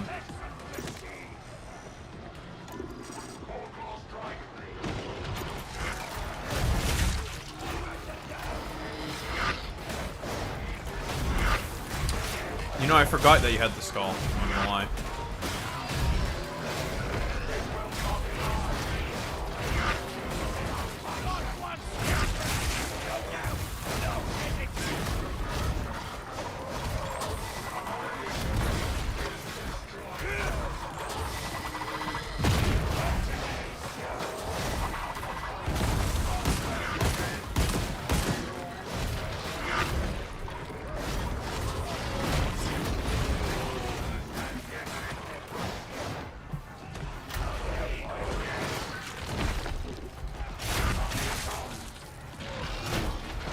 Fuck you.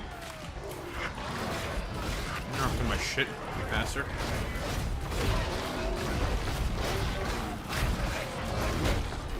No.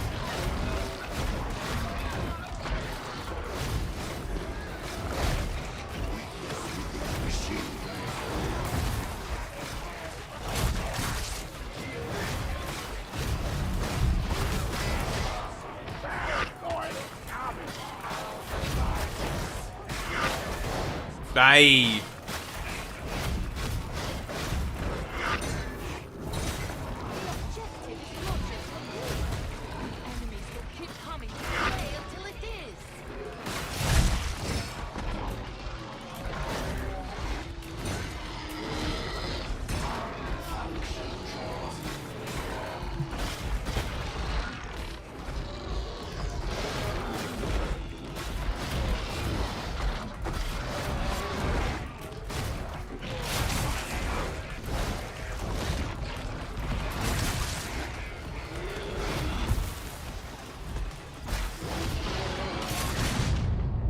Ag.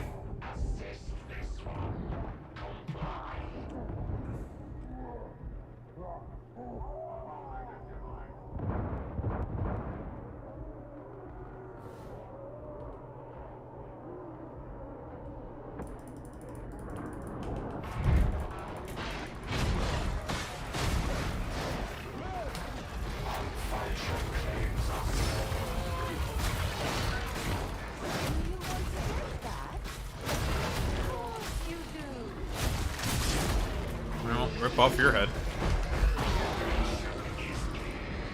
Oh, that guy got fucking punted.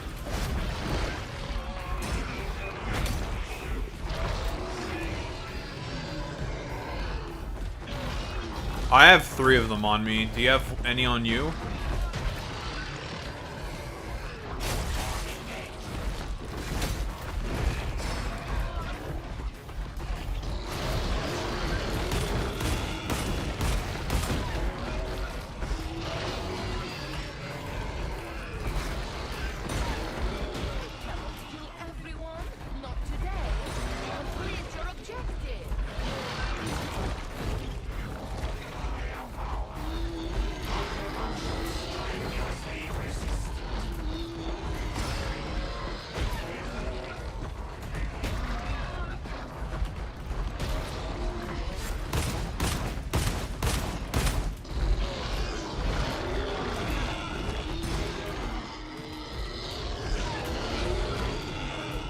I got 4 of them on me.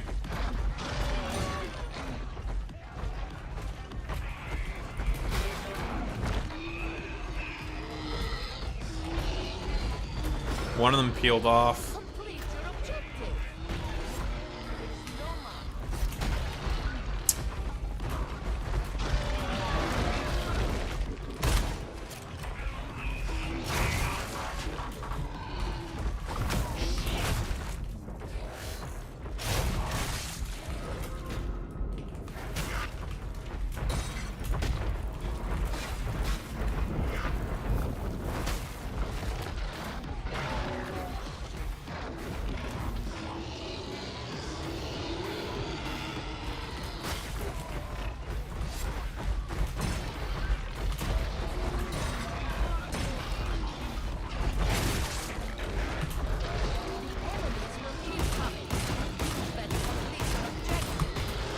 Oh!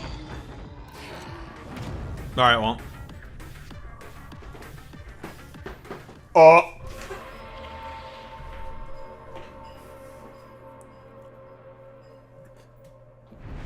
What happened to you trying to, like, recover them? What happened to that, puto? Like, what the fuck? Yeah, one of them did peel off. And it just went for you.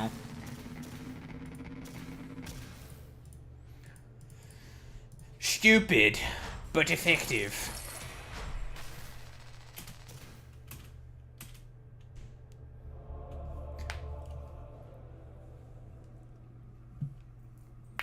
Did you have no more grenades?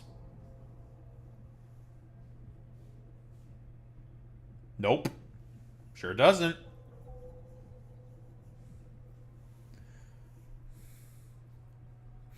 Ooh, you had shields. Lucky.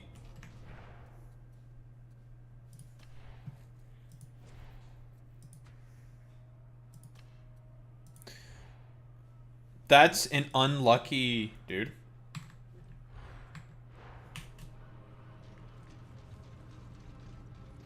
Oh shit. Is Puto serious? Or is he just done?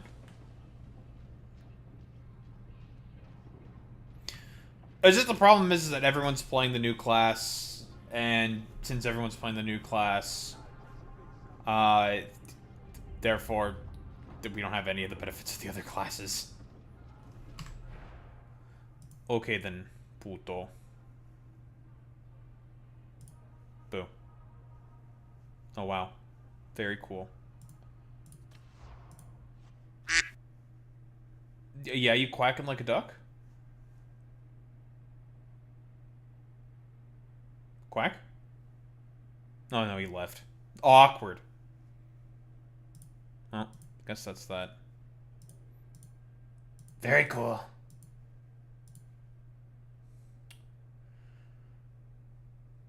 Where the hell is what I'm looking for? This. This is what I'm looking for. Alright. Gamers, I will be right back. I'm gonna go to the bathroom. Get some water, stretch my legs.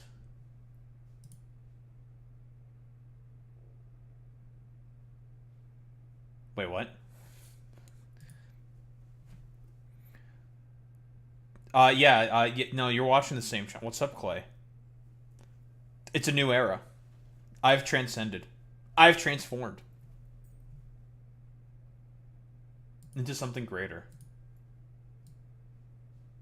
A patron of the darkness. Oh, that's very LARPy. Yeah, okay, dude. But yes, nothing has been hijacked by criminal hackers. That's not happened.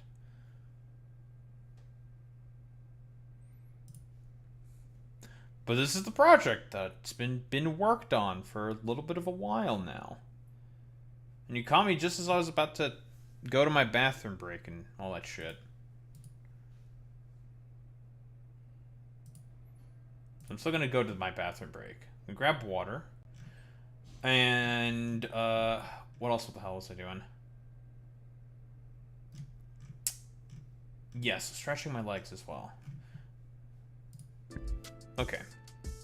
Gamers, I will be right back.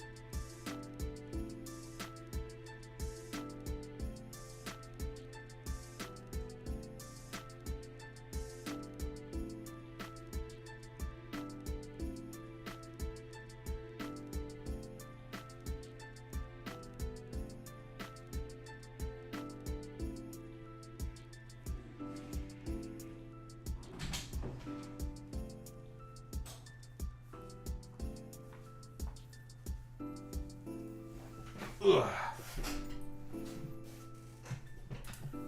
All right. We're back. We're so Barack. Hussein Obama.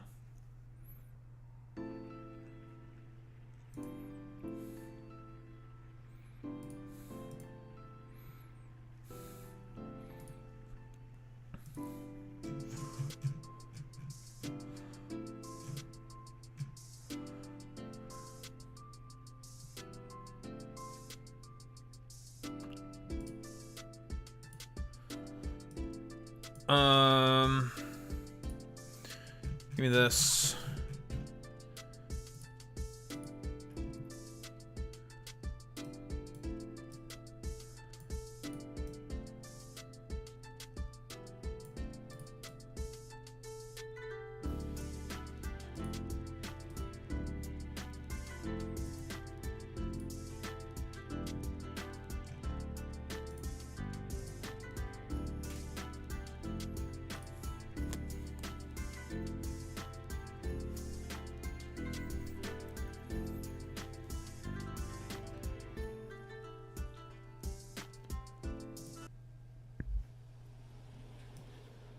Lovely. Very cool. Very good.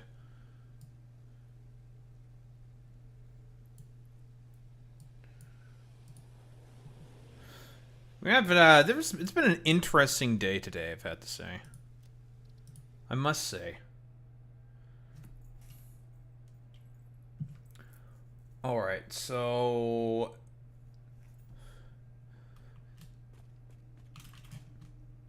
I have done a little bit of work on this. By a little bit, I mean a lot of it.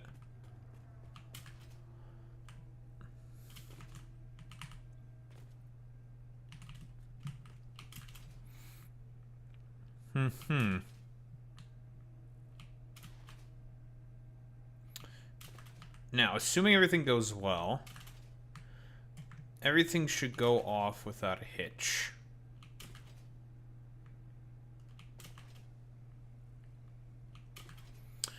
Or rather, I just need to make all of the differing little module factories now.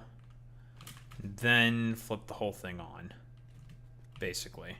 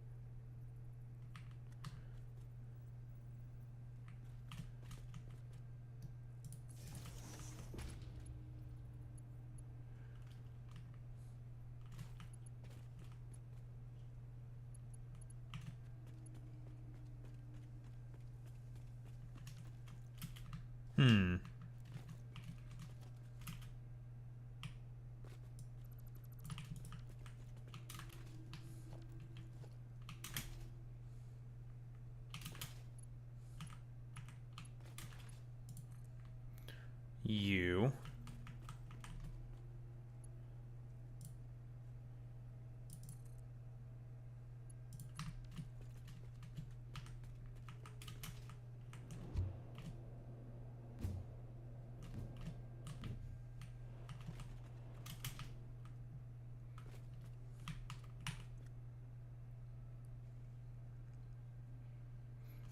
And nothing has broken.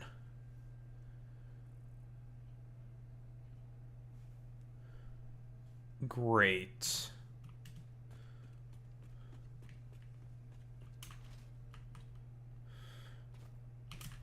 Although the problem that we may have now is because of the upgrades I got on the coal power plants. I don't have exactly enough throughput for coal and whatnot.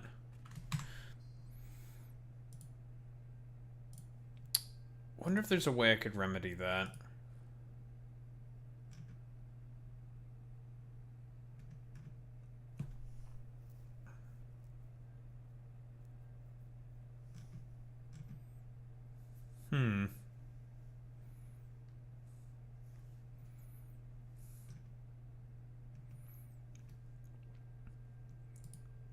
Oh shit, another one of these protesters did it? Oh god.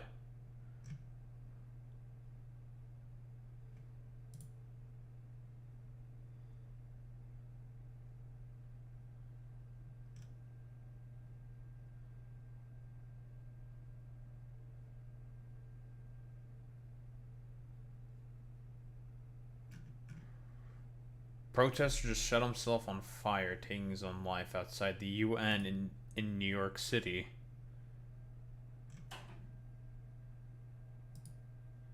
Jesus.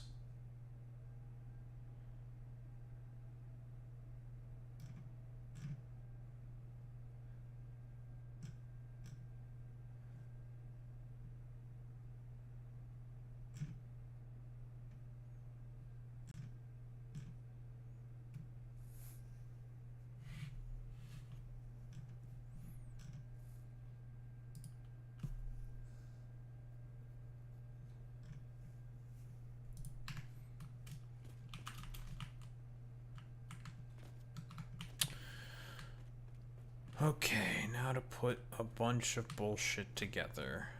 Fun, fun, fun for everyone.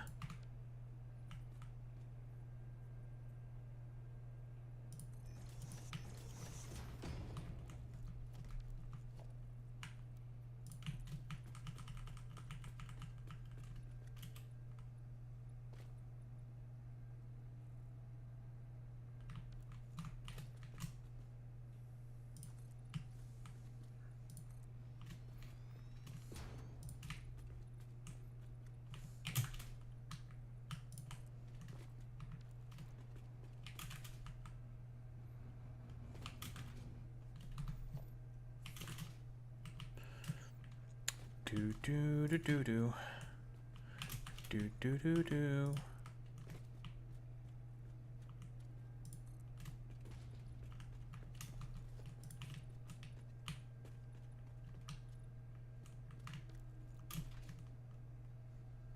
Do do do do.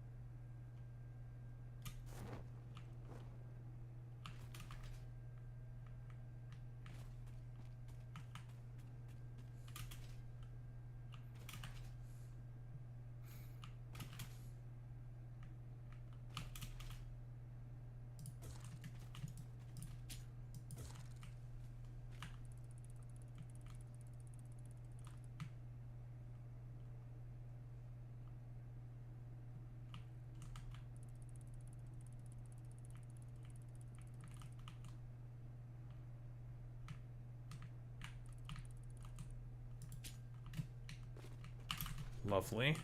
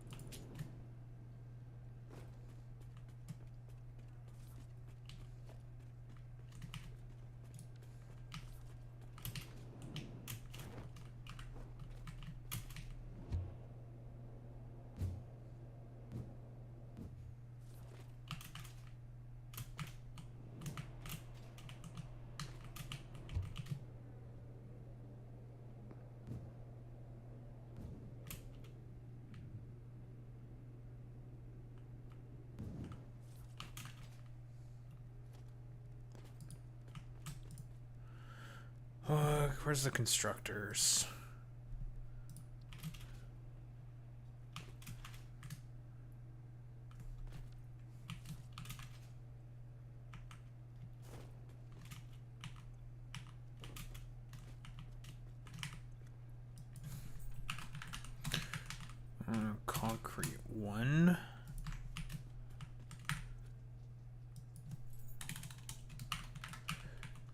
Concrete 2.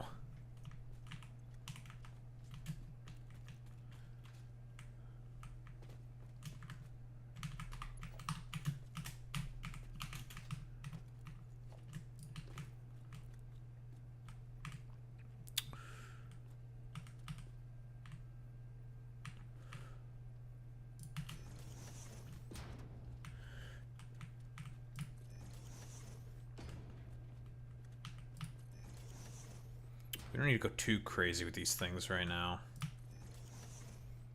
Also because we are slated to get better, more useful recipes. Although honestly...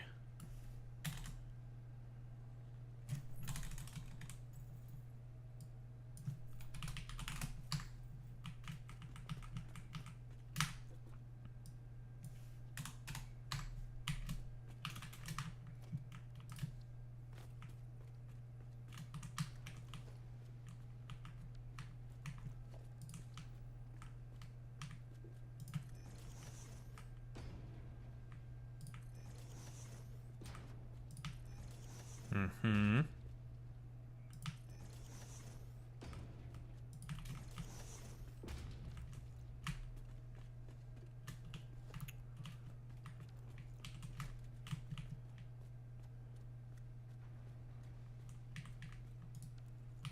Ten should be enough for now.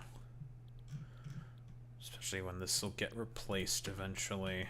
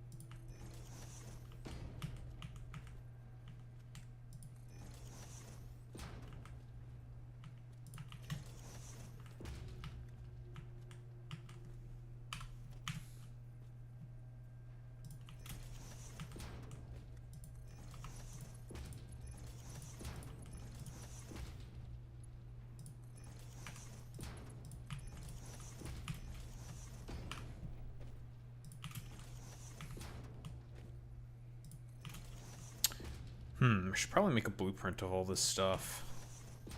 I'm just gonna copy and paste the same thing over and over and over again. That would certainly make my life a lot easier.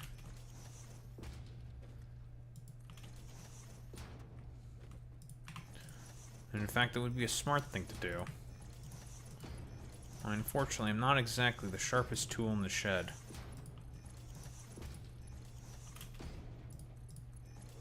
Don't stop coming and they don't stop running. And they don't stop running and they don't stop running and they don't stop running.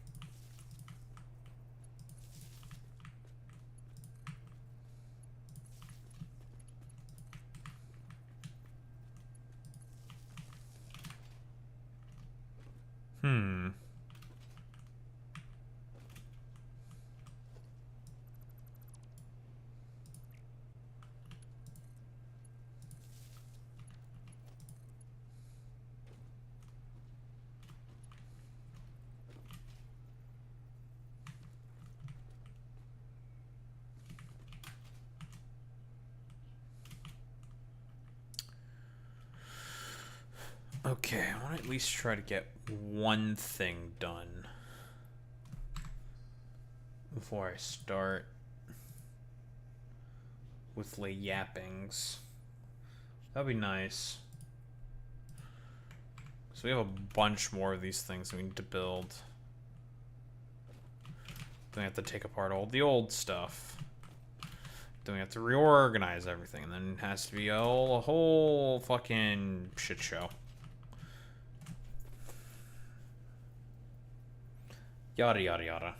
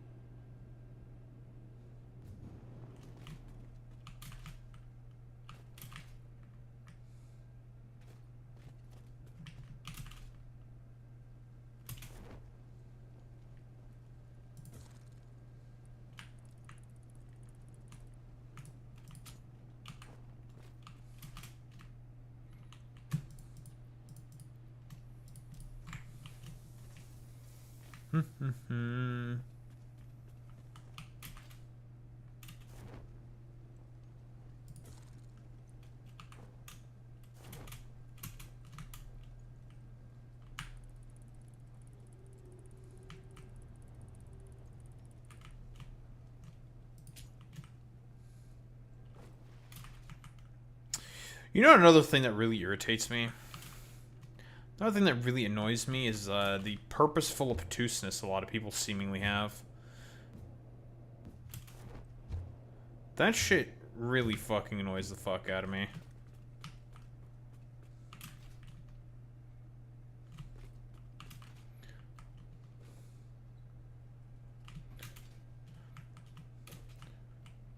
Why must there be so many, like, strange weirdos out there that have to be so purposefully obtuse about the things that I say?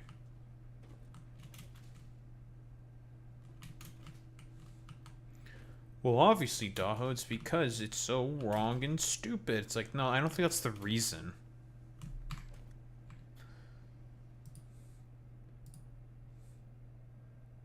It's definitely because a lot of these people just can't fucking engage. It's annoying.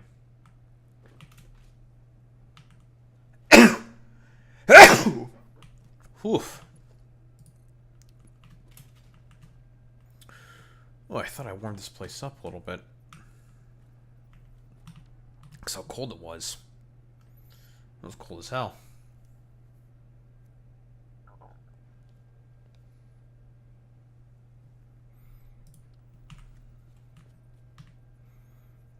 Okay, mostly because I'm too lazy to,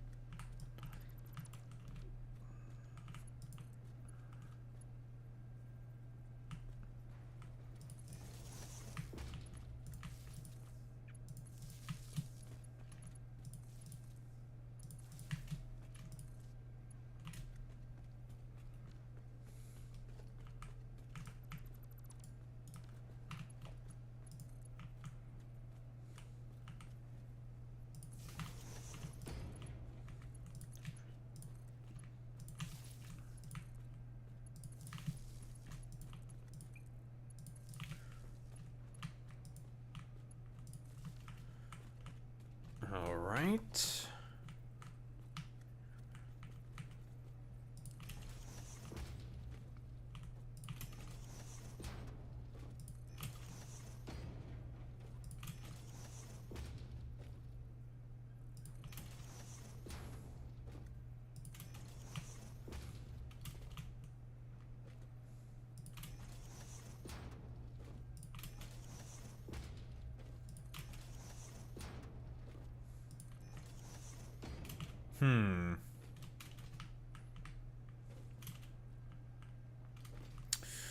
Would I prefer to stick this all below or just leave it on the top floor? I am kind of lazy.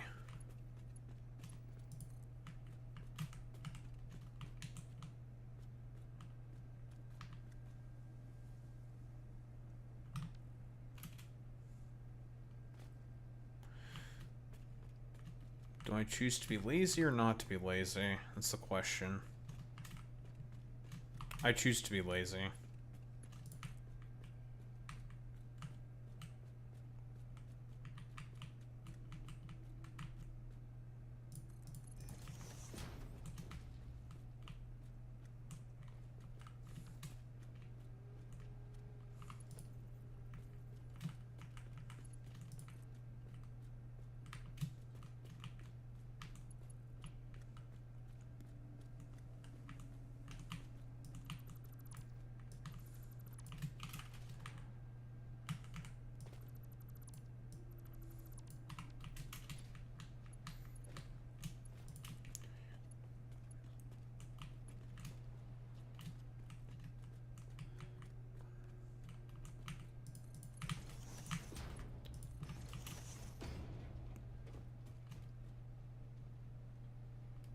Mm-hmm.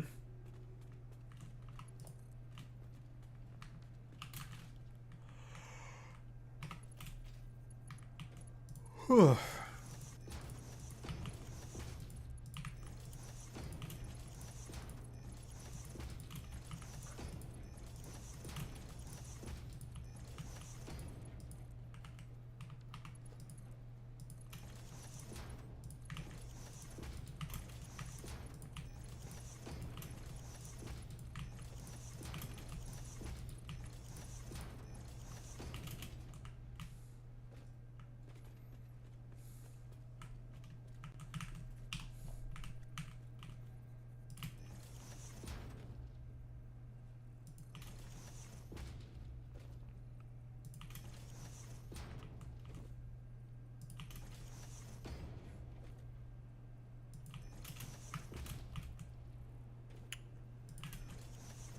Doom.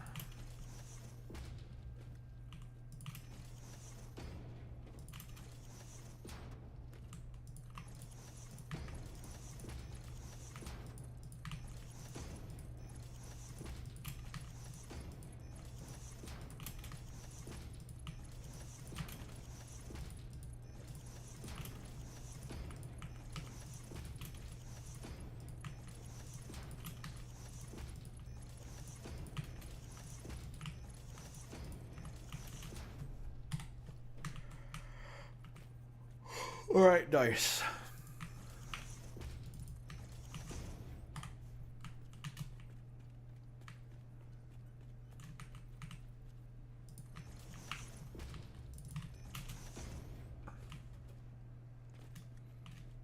Ta-da.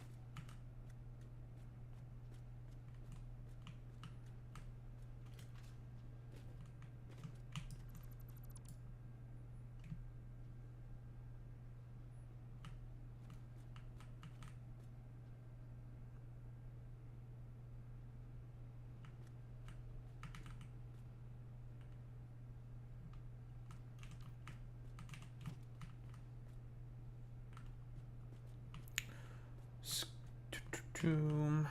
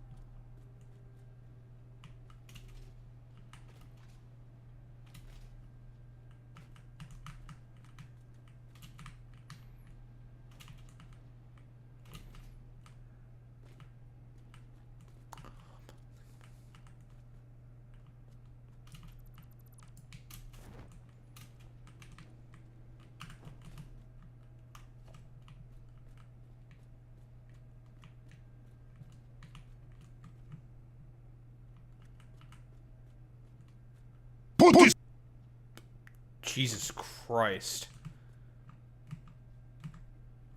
Is that Zane? That scared the shit out of me. No, that was U-235. I thought I played at the same time. Holy shit. God damn. What's up, my fellow Canadian?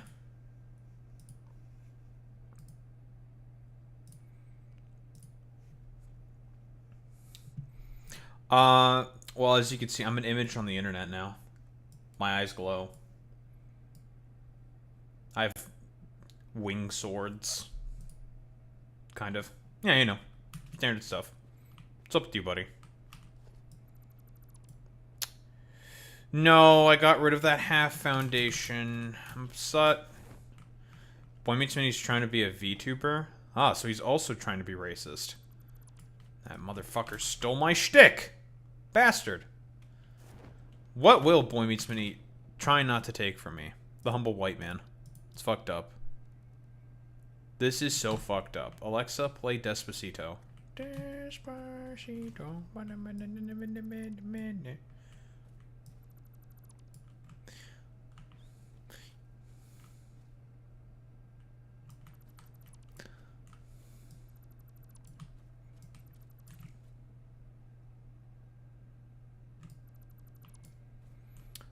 Also, isn't Boy Meets Minnie like, I don't know, he's like Linux maxing or something? I don't even know what he's doing. He's like doing stuff with Linux.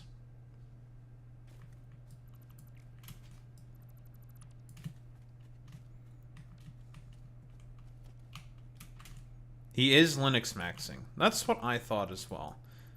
And you decided to come to the guy who was definitely not being a fucking nerd.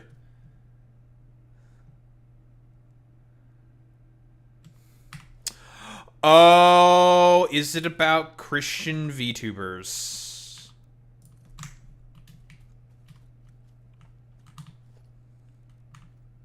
No. What the fuck is he talking about?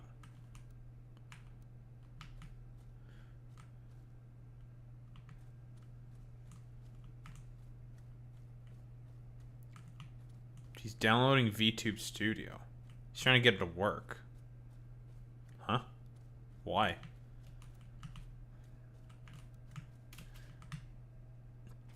What is is Boy Meets Minnie gonna be a VTuber now or something? What the heck? That's crazy. That's crazy. Why is Boy Meets Minnie trying to get VTube Studio to work?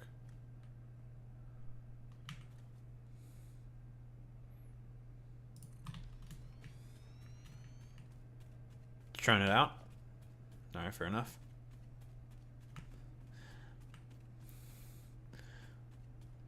What the hell would Boy Meets Minnie even get as like a model? That's my question. Is he he's gonna be a piece of Birani.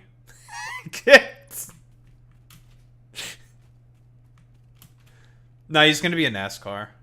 Wait. What's Boy Meets Minnie's favored car?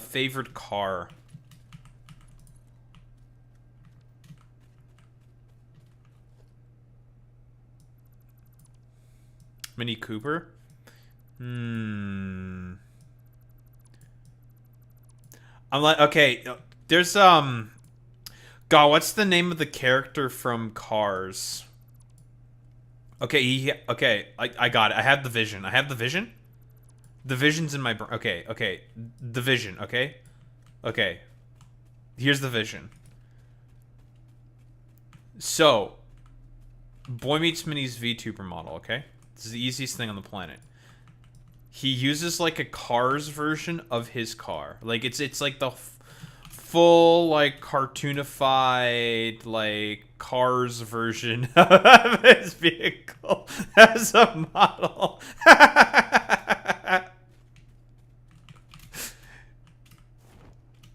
Trust me, I'm a genius. I'm a genius. I'm a genius. I'm a genius. I'm a genius.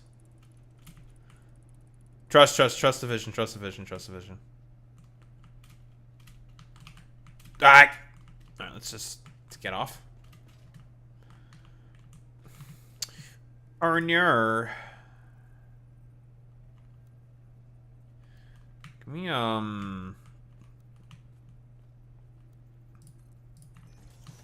There we go. Wait. Uh-oh. Well, I'm not really a VTuber, Matt. That shit's expensive. I'm too poor for that shit. What the fuck? No, I'm just a humble image on the internet. Yes. I am but a humble PNG. I can always bring back the webcam whenever. It's not, you know, ain't the end of the world. It's always there. You know? But yes, I am a humble PNG tuber right now.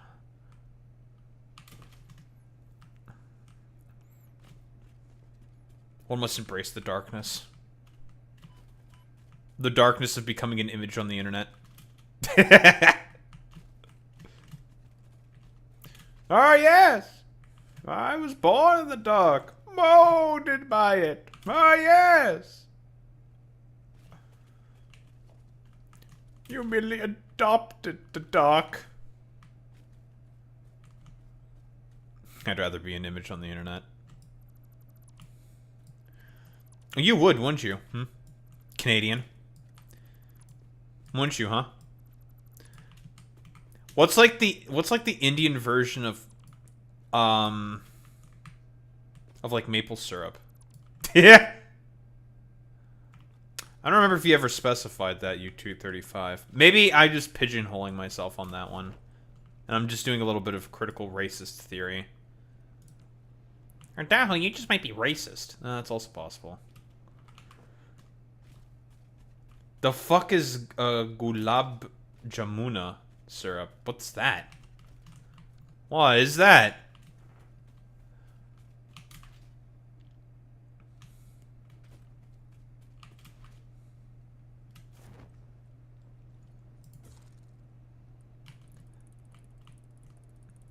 Gulab jamun. Ah, sorry, you know. That's a good question. What is that? What does it taste like?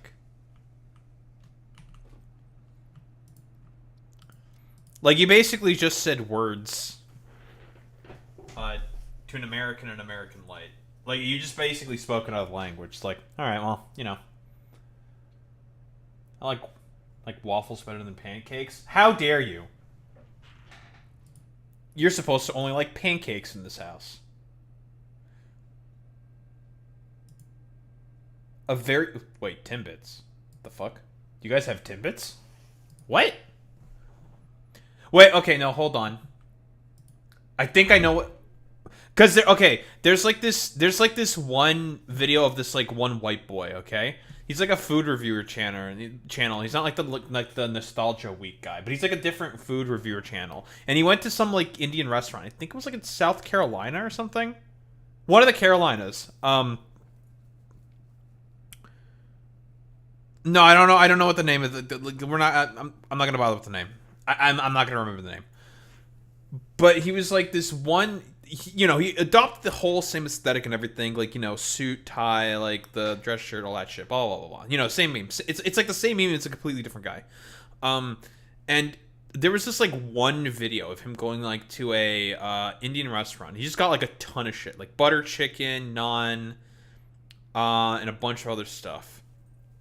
And he was like completely floored with how good the Indian food was. He was just like, wow, that is so good. And like when he made the discovery of him like dipping the garlic naan in the butter chicken sauce, bro was like on cloud 9. It was fucking hilarious. I don't remember the name of the guy though. That I'm blanking on. I could probably find the video. It's good. It's good. It's great. It's fantastic. It's a great video. What is it? White guy. View. Oh, it's like the first thing that came up. Yes, I found it. Yes. His name is Luke Foods. Why is that on r/TikTok cringe? Oh, this guy's based. What the fuck? Today we're trying Indian. Oh, he's a TikToker. It's this guy. This guy. This guy's awesome. Okay, well, now we're gonna watch the video. Well, now we have to watch it.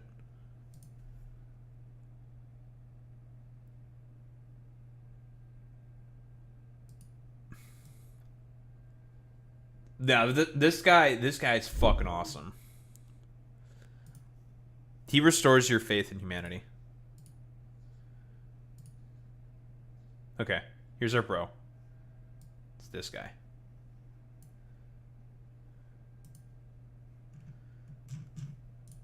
Today we're trying Indian food.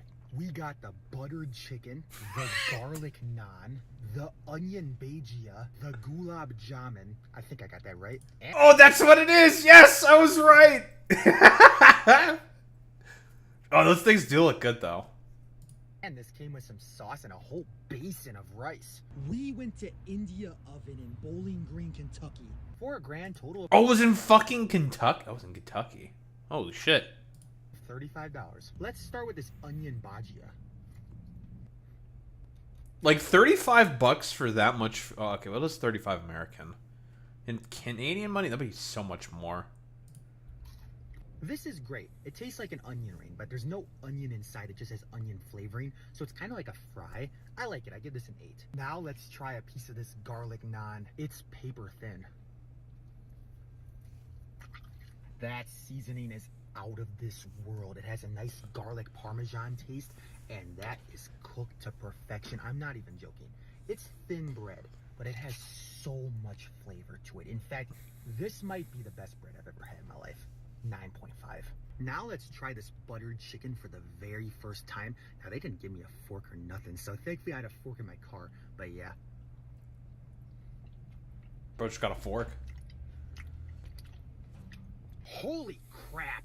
This might be the best thing I've ever tasted in my life. Okay, hold on. Okay. YouTube 35, YouTube 30. Okay, you probably know, okay? Butter chicken, that's like the white people bait, right? That's like the meme with Indian food, right?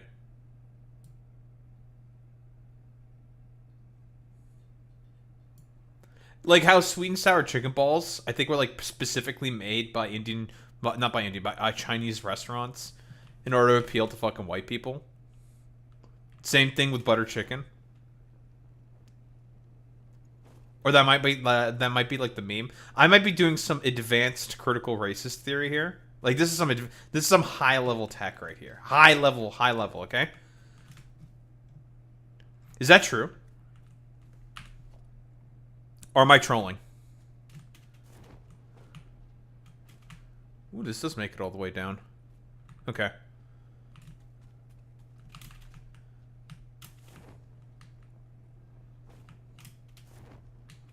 I don't know if U235 is here. No. U-235 might be gone.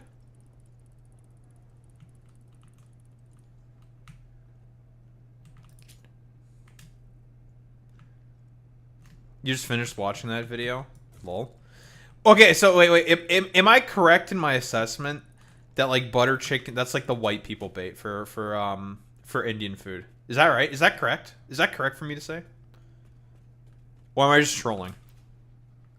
Am I just completely talking out of my ass?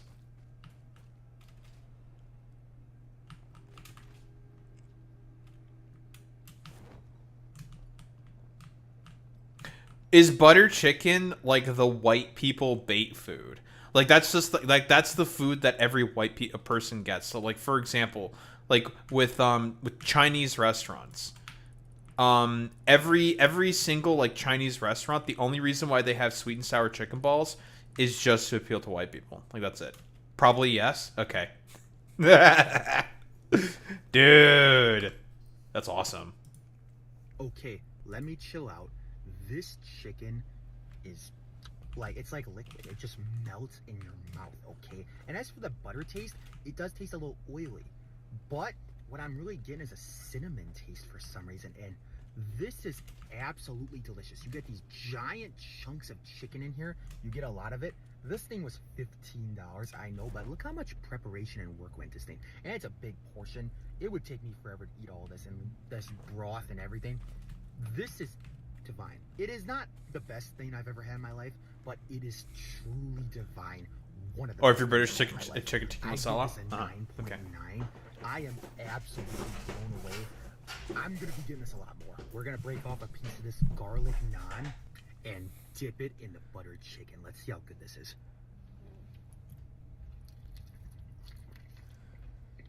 My taste buds have been violent. That should be a crime. That I'm tweaking. Dude, that's awesome. My taste buds have been violated. Dude, this that's so good. That's fucking awesome. Yeah, it's so funny. It's so good. I mean, that shit does look fucking delicious though. Oh, tikka masala is a British dish. Ah. So wait, hold on. Okay. This is an important question that always has to be asked, okay? We have to ask this question because we're talking about British people here. Do they like seasoning on their chicken tikka masala? This is an important question, U235. Because Boy Meets Mini's not here. He's not answering these questions. He's fucking VTuber maxing, I guess.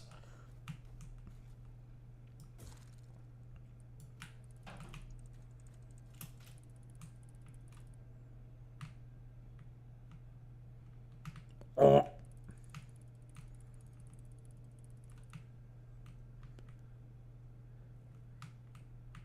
They do like their seasoning, I guess? Now that is surprising to me.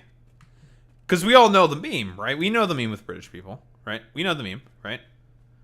Motherfuckers don't season anything. Even though they conquered, like, half the planet. Especially all the places that have all the good seasoning. And they still don't use them. It's like, bro, what the fuck was what was the point of colonizing then? What was the point of conquering most of the planet then? Like, why'd you do that? Right? It's like, you guys are actually just, like, unironically trolling. That's like the meme. It's a good meme. Indian immigrants gave Britain chicken tikka masala. Yeah, I figured. I mean, that makes the most sense, right? South Asian immigrants. Gotcha. Okay, let's wrap this up with the gulab jamun. Oh, dang, that's kind of hard to get in there. Okay, this is sitting in a bowl of syrup, by the way. With the syrup on it, it kind of reminds me of a condensed pancake, and it's kind of heavy in the stomach, so it's good, but I give it like a 6. If you ever hit up Indian Oven or any other Indian restaurant in the future, please get their buttered chicken. Do yourself a favor. Let's be honest here. That's a fucking heavy Timbit, dude. That shit's not like a Timbit at all. Like, that's like double the size, perhaps even like triple the size of a Timbit. Like, that thing's massive. And Timbits are soft. They're not hard. It definitely looks good, though.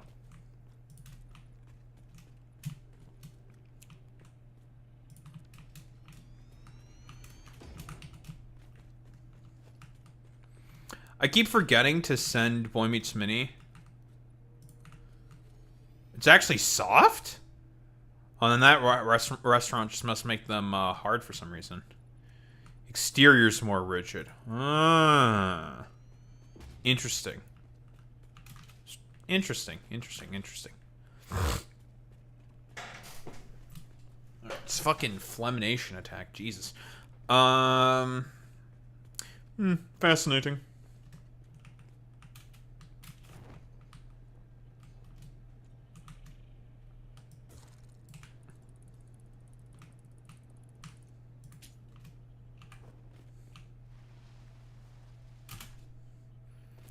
Well, are you,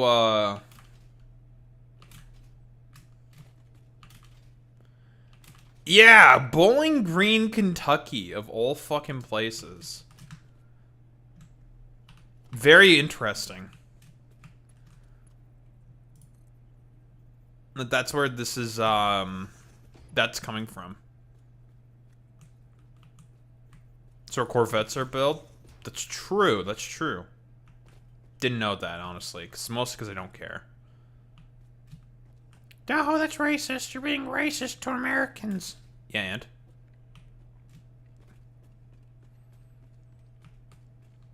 What's up, Armin Quills? As you can see, I have now ascended. I've become an avatar of darkness. Oh, that's very LARPy for you to say. Okay, and?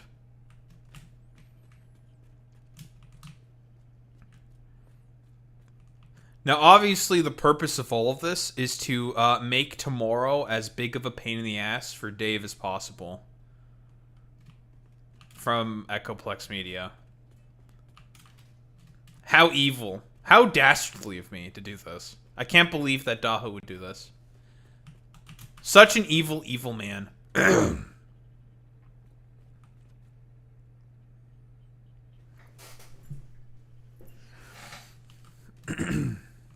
Getting attacked right now by Flemination.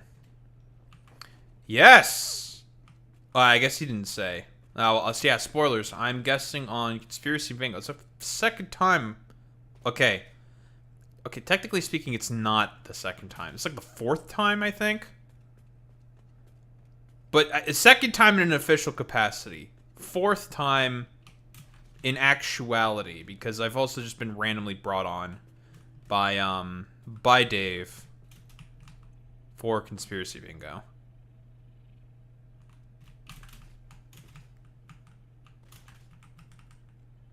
Imagine the workers from the GM factory in Bowling Green going to the Indian Oven for that butter chicken law. That's a lot of violated taste buds. Dude, the fact that he expressed it as my taste buds have been violated is that's so good. That's so fucking good, dude. My taste buds have been violated. That's awesome. That's so good. Okay, I have a bit of a problem I need to fix. Well, honestly, this is probably not really going to fix my problem. My taste buds have been violated.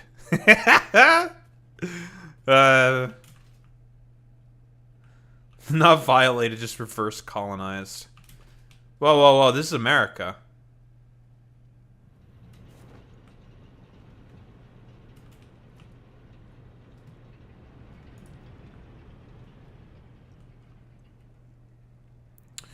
Alright, each one of these consume 25 per minute now. Okay, so here's what I can do. Completely cut these dumbasses off. Cut you off. Cut you off.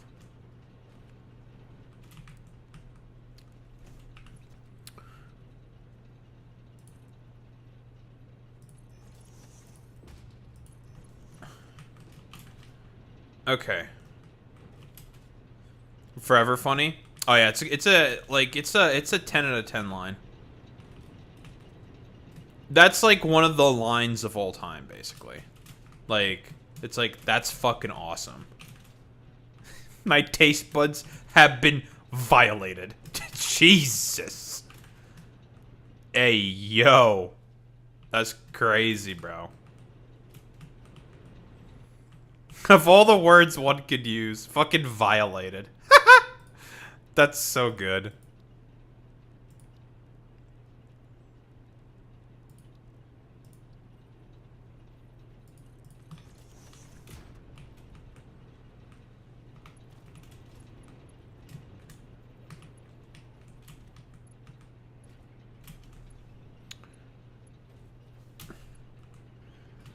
True! I'm gonna start saying more slurs.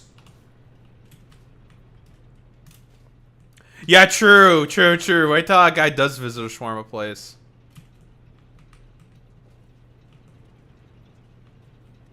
Oh my god, true?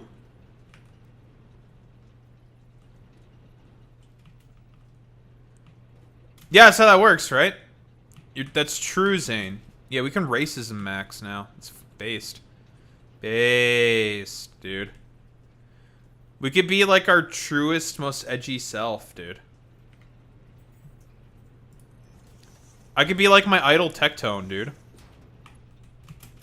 I could like basically bait out slurs, get banned by Twitch, have like a conniption about it, and try to sympathy bait everyone or something. I don't know. That's how it works, right? And that's what you're supposed to do with this or something? I don't know. Something like that.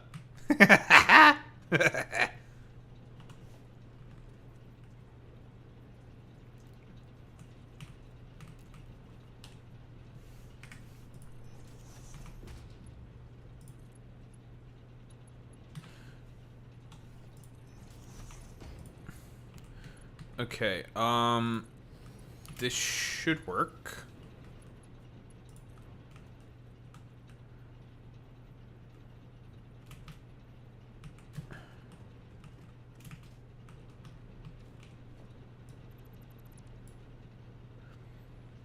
Yeah, and I'd win. Obviously. Naturally. He's just like a LARPing space marine, and I am a, god. It is what it is. It is what it is, dude. Like, it's over.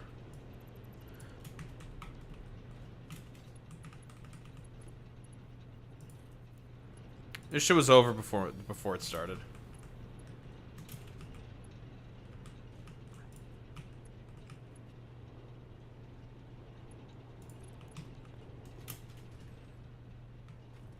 You a bathrobe with a kitchen knife. No, I got fucked up claws. I'll fuck them up, okay? The testicle Templar will lose their testicular torsion. This is also true. This is a fact. Many people are saying this.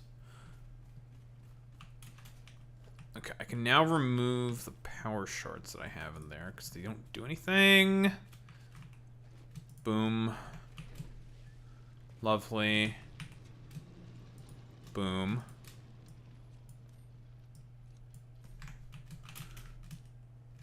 Lovely. Lovely. And then, grab these shitters with some splitters. That rhymes.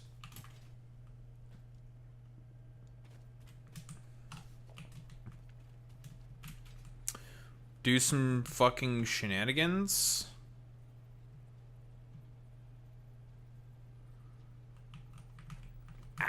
lag. Nope.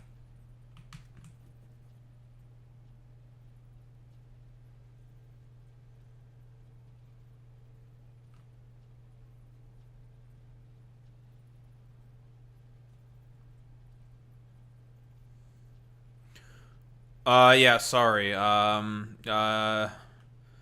Actually, I'm a brand new content creator. My name is Snuffleupagus. I'm here for the big meme.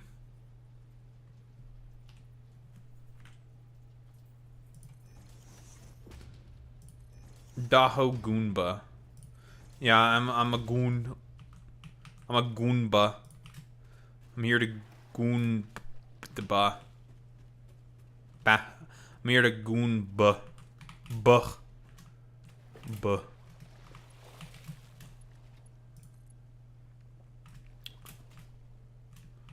Buh. That's what I'm here for. I'm here to buh. Gunning? Gooning? Gunning? Gunning? There is this expression, and it is called gunning. Norm Finkelstein was real for that one, okay? I will not hear any slander. He's so real for that one. Gunning? Gooning?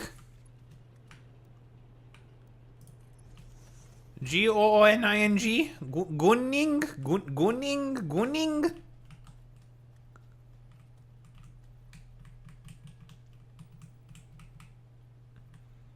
Alright, this is gonna look kind of scuffed, but it's okay. That's not great. You think about it all the time? About gooning? You fucking weirdo. I didn't think about gooning all the time in this chat. What the fuck? Go to one of those LootTubers chats, okay? Come on.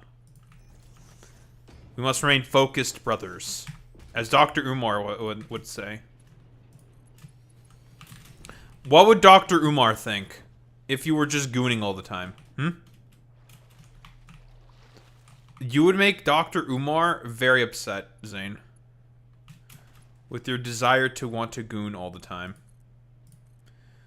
You would not want to make Dr. Umar upset now, would you?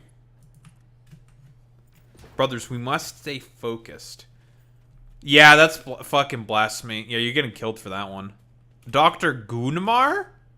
Hello?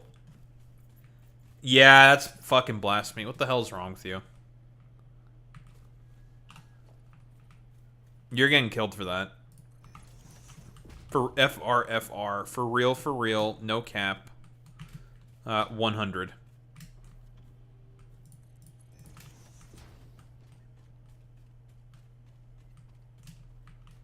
Yeah, you're getting sent to the gulag.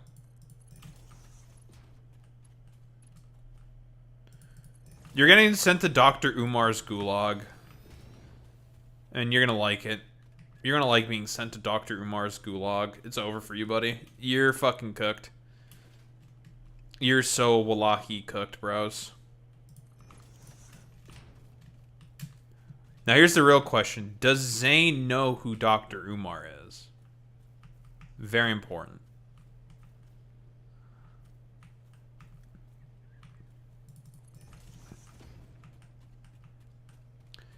You don't know about... He doesn't know about Dr... I'm finding a Dr. Umar compilation. I have to now. He is a character. You need to learn a little bit about... I cannot do Dr. Umar justice.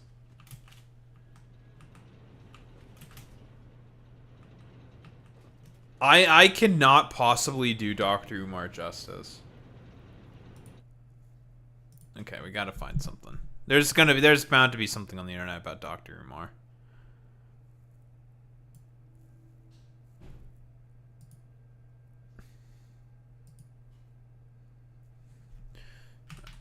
Dr. Umar. Umar.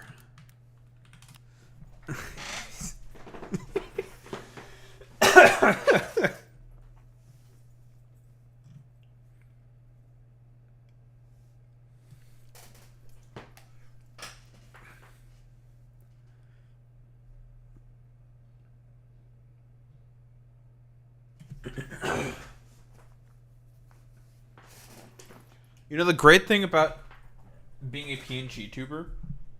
No one will have to see my all of my constant spits.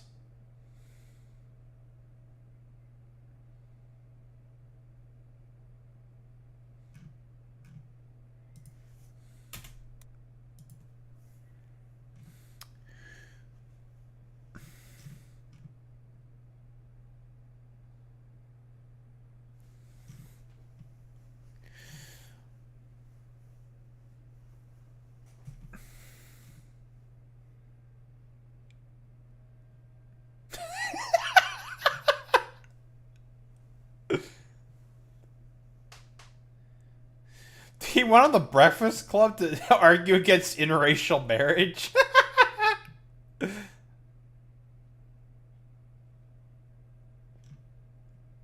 Okay,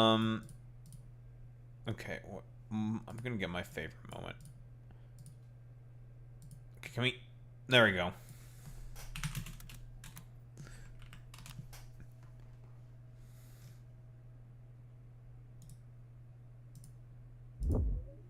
Gotta know exactly. Okay. I'm gonna couple my favorite. He mostly just does like clips. But he's a a very interesting person. The fuck is this?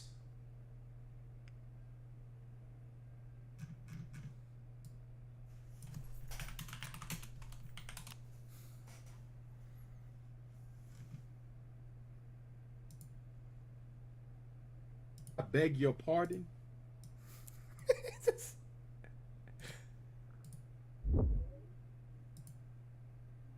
I beg.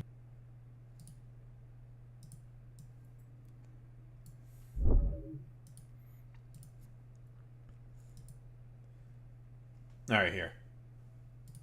Gotta know exactly who you are. Lord have mercy. We must stay focused, brothers. We must stay focused. What were you looking at, Dr. Umar?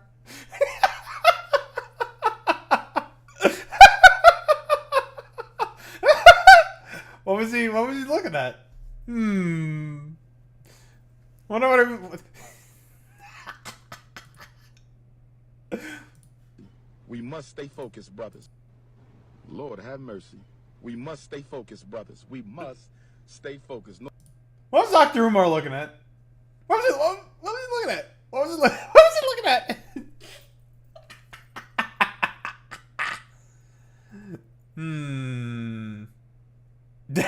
That damn yacht, dude. That's true. One of my other favorites. I beg your pardon. I beg your pardon.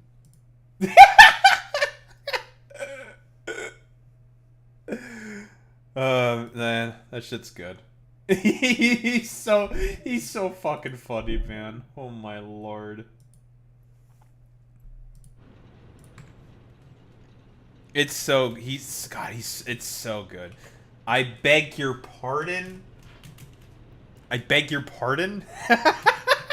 He was like responding to someone in chat because he's like live streams every now and again. I think TikTok lives, Instagram lives.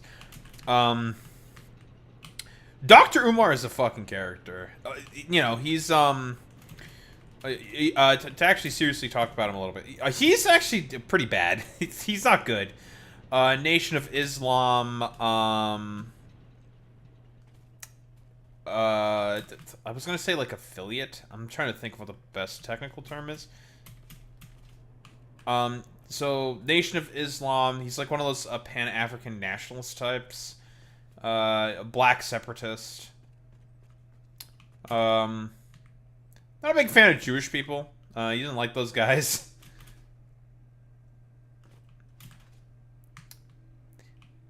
DJ Khaled, if if he was like significantly more harmful in terms of the rhetoric. Like DJ Khaled, like he just says stuff, and it's like, okay, whatever. It's DJ Khaled. Like, who gives a fuck, right? It's like, who gives a shit, right? No one gives a fuck. But if it's Dr. Umar, I mean, I don't know how big of a platform he really has. It's not really that big. His appeal for, like, I don't know, Pan-African, like, nationalism and shit like that, it probably doesn't really get... Amazing. Amazing! Amazing! Yeah, that's a person who Dr. Umar would not like. Dr. Umar does not like Jesse Lee Peterson, obviously. Ooh, I wonder if there's a reaction online of Dr. Umar seeing Jesse Lee Peterson holding the potato sack. Yeah.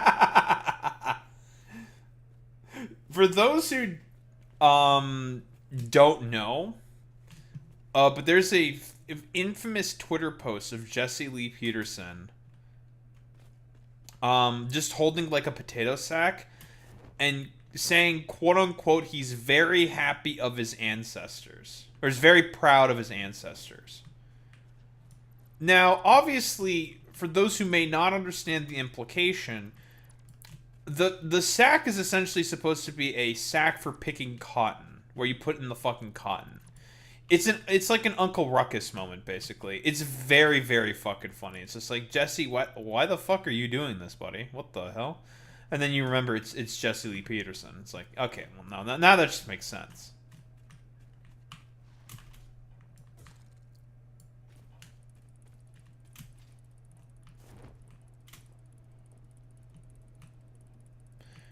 DJ Khaled is an interesting character. Well, is he really an interesting character?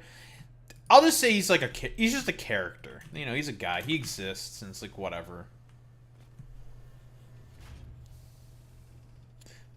Yeah, he's just a guy. He exists. Whatever.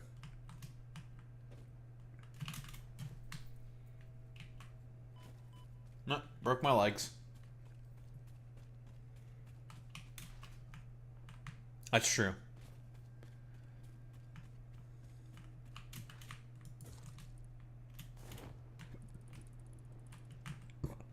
Ugh, excuse me. I had pasta today. It was very good. Pasta.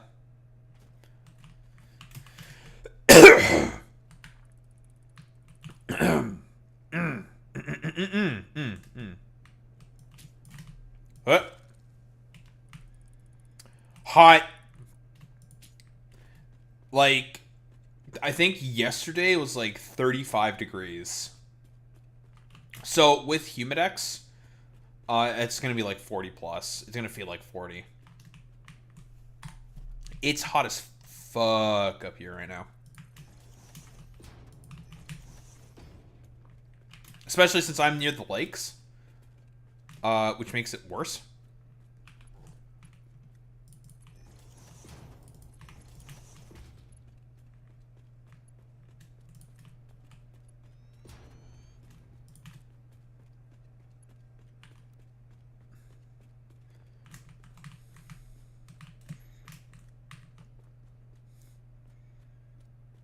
The lake that's LARPing as a sea. Well, I mean, it's a big ad. I mean, my area is surrounded by them. I'm surrounded by like 4 of them.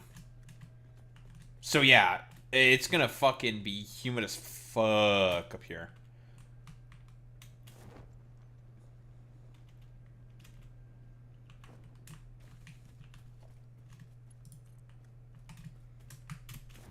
It's fucking LARPing as a sea. That is a silly way of putting that, I'm not gonna lie. Oh yeah, you know, the lakes. Yeah, they're pretending to be seas. It's like, alright. Fucking, next thing you're gonna do is sing Under the Sea like Sebastian from fucking Little Mermaid. Alright, good one. Under the sea.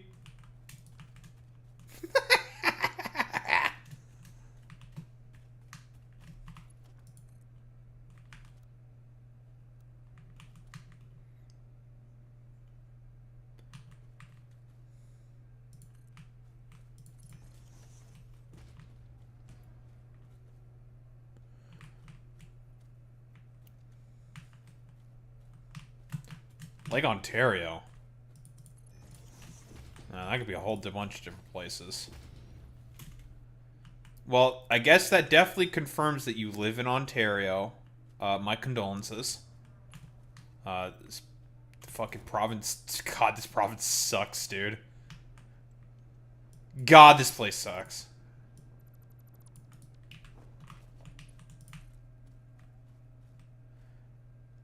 It's so dookie butt cheeks here.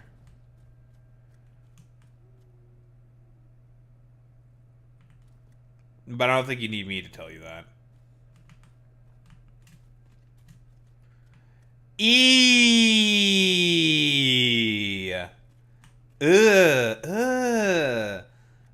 Brother. Brother. What is that, brother? Brother, what's that? Brother.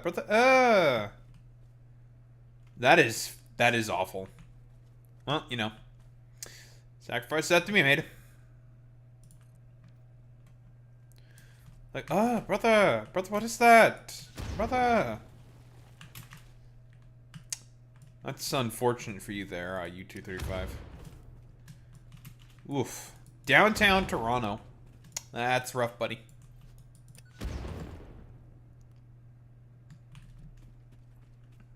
That's rough, buddy.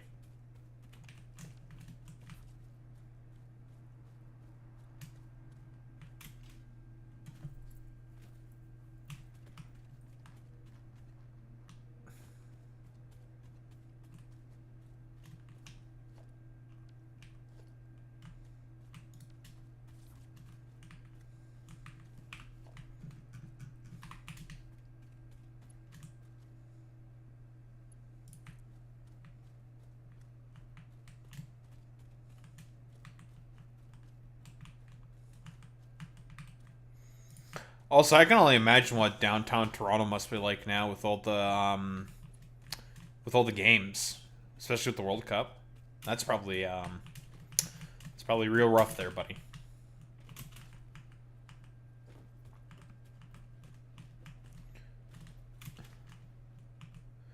I can only imagine how shitty the traffic must be.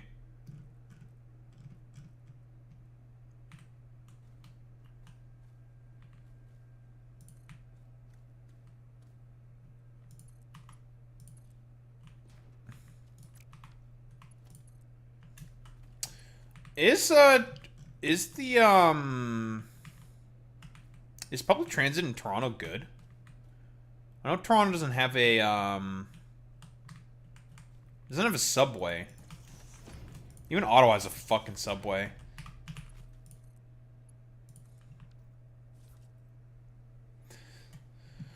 Imagine like not having a subway, like getting beat by Ottawa.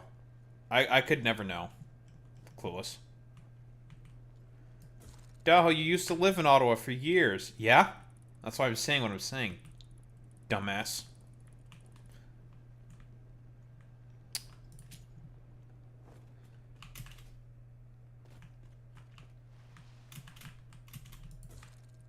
Alright, I take offense to that personally, actually. No, we have actual subways. Shut your goofy ass up.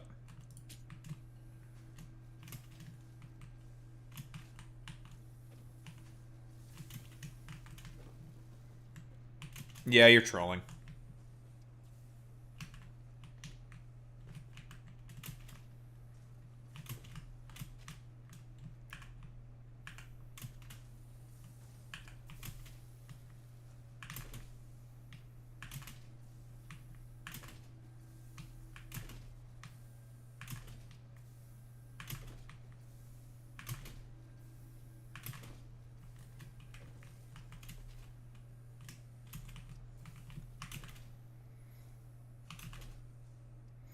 Bombardier Flexities do not count as subway trains. Yeah, well, you're a bum cheek.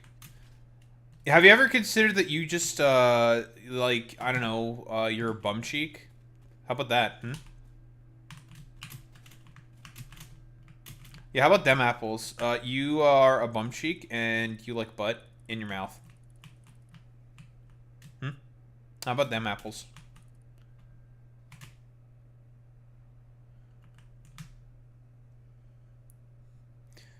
You damn Torontonians.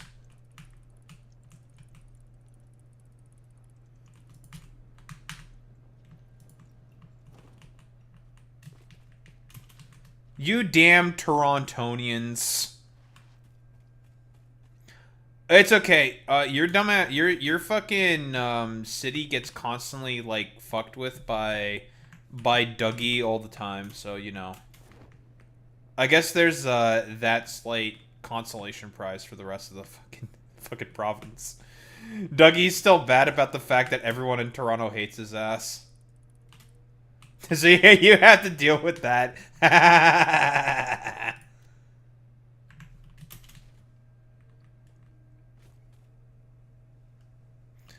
Have fun with Dougie's personal ire. I do not envy you.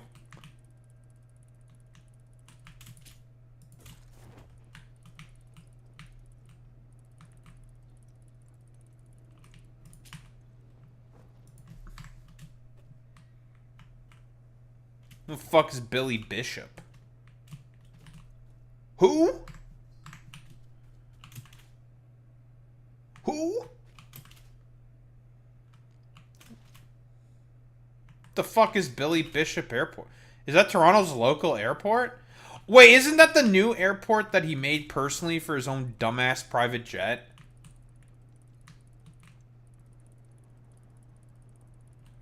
Because he so needed that fucking private jet, guys.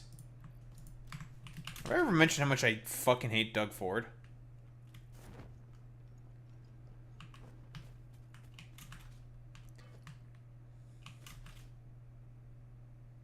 How much I hate that fat fucking chud?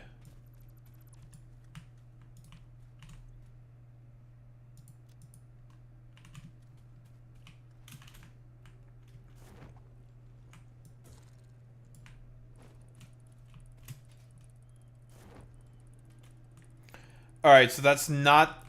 Yeah, but then Dougie literally said that he's gonna, like, renovate that shit for his dumbass fucking private jet.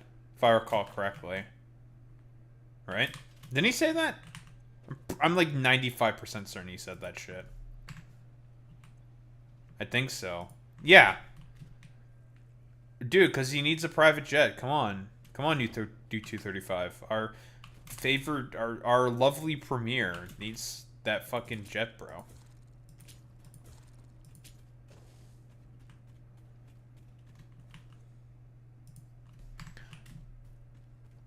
What? Bro, Pearson is right there. Why does he want commercial passenger jets to also land there? Hello? Like, literally, Pearson is right there. What, does he want to do, like, some New York LARP or some shit?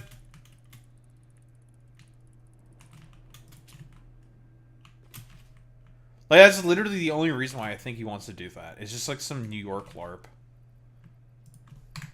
He wants, like, LaGuardia or some shit. And like, okay, bro. Sure, bro. You got it, man.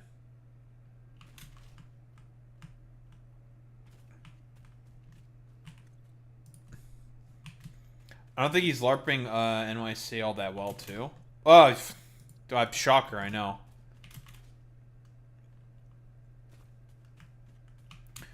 Listen, if there's one thing that's, like, consistent about Dougie, is he's definitely going to give it the old college try, you know? One thing about Dougie is he'll definitely give it a good old college try. That's for certain. Ugh. Fucking dumbass hiccups, dude.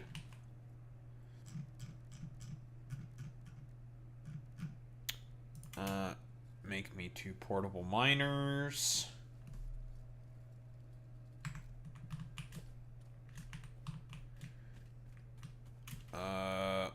Why is there a tractor that's stuck? It's fine. I don't really care if it's stuck. We're getting rid of all these shitters anyways. It's fine. Merit Styles needs to do better. She needs to go. Yep. God, she fucking sucks. I also do not like the current NDP leader in Ontario. Like, bro, you're like the official fucking opposition, and you're like one of the biggest fucking cowards on the planet. It's like, bro, what the fuck are we doing here, man? Like, unironically, she fucking the last thing I remember from Merritt Stiles is she silenced one of her pro-Palestinian MPs for saying that Israel's kind of bad, actually, guys. Which is an objectively true and correct position, and has the vast majority of support amongst Canadians. 64% support, of course. But no, can't be bad mathing that. Yes, Sarah Jama. Oh, right, now we don't have enough fucking water because of that. It should be 300. No, I know why it's not working. I did not give you guys the power shards you need to bring it up to 300. There you go, boys.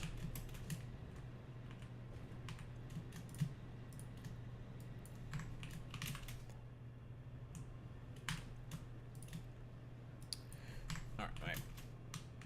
That should fix all my power problems. Alright, what the hell is wrong over here? What's going on here? MPP for Hamilton Center? Might be kind of tough to get rid of her then. Hamilton has always been... Well, or was...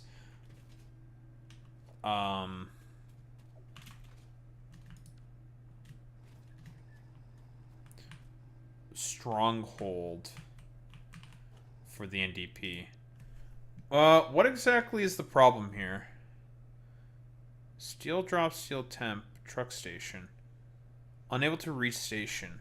What station are you unable to reach? Hello?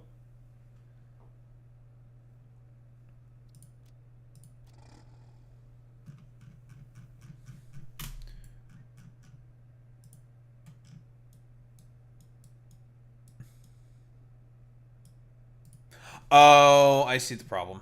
Okay. Cool. Well, okay.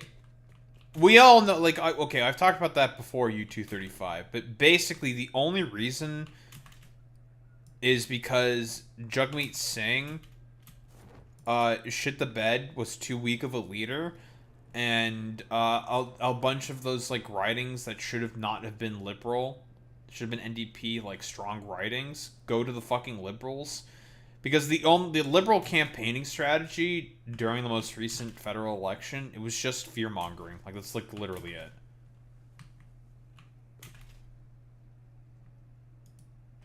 So, yeah, the liberals were able to gain NDP ridings by fear-mongering, but they also fucked up a ton of other ridings because, again, fucking people in this country are idiots, and they don't understand how voting works.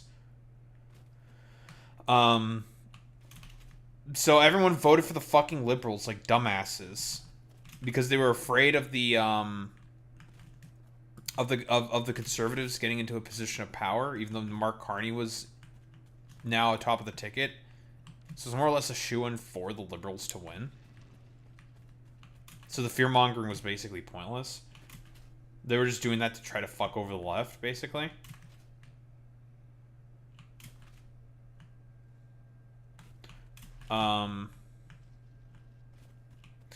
And basically, as we both probably know ourselves, considering the fact we live in this infernal country,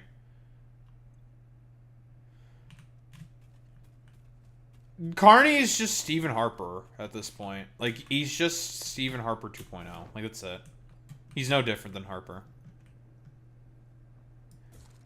Because what we need right now is Stephen fucking Harper again. Like, okay, bro.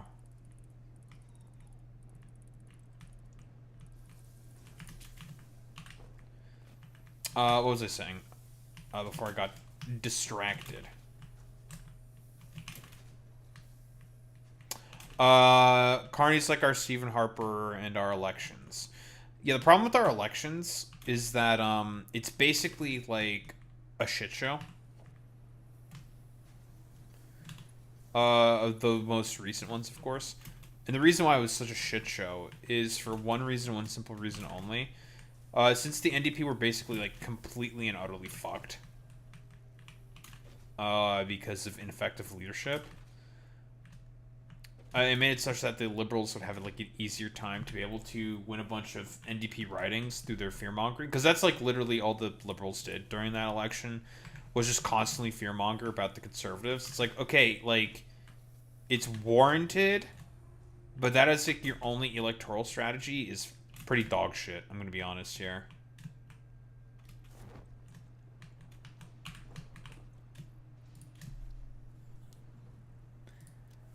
And it made people lose a bunch of ridings and gave extra riding. Because I think the Conservatives should not have the amount of... Like, they got about 144 seats.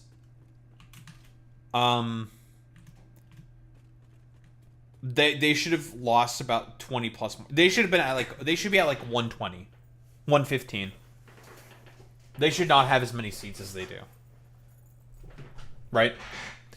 But unfortunately, since no one else had to, like, strategically vote, and the because of the Liberals' fear-mongering campaign, a bunch of extra seats ended up going over to the Conservatives that should not have gone over to the Conservatives. Like, I live right next to one of the most infamous, one of the consistent green districts. I live right next to that riding. And I used to live in that riding throughout the entirety of my childhood. It's now a conservative riding because of the Liberals. That's just how fucking bad their campaigning was. Yes, Kitchener-Waterloo. I live in around that area.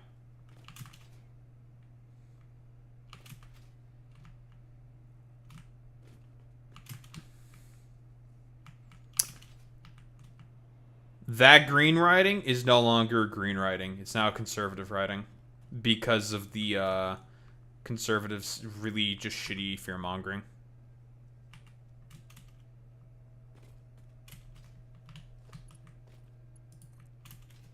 It's like, oh wow, thanks, conservative.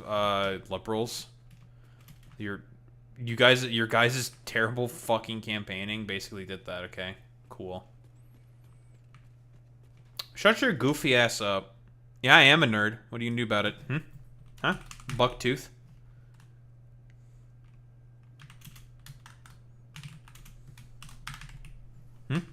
Punk bitch.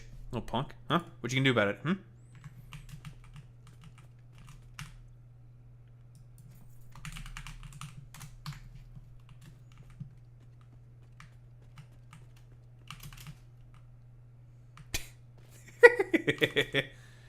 Oh man. I said it because yeah. I'm aware. There's more university. There's 2 universities that are in Waterloo. Thank you very much. Besides U of W, okay. There's also Laurier. And Conestoga College.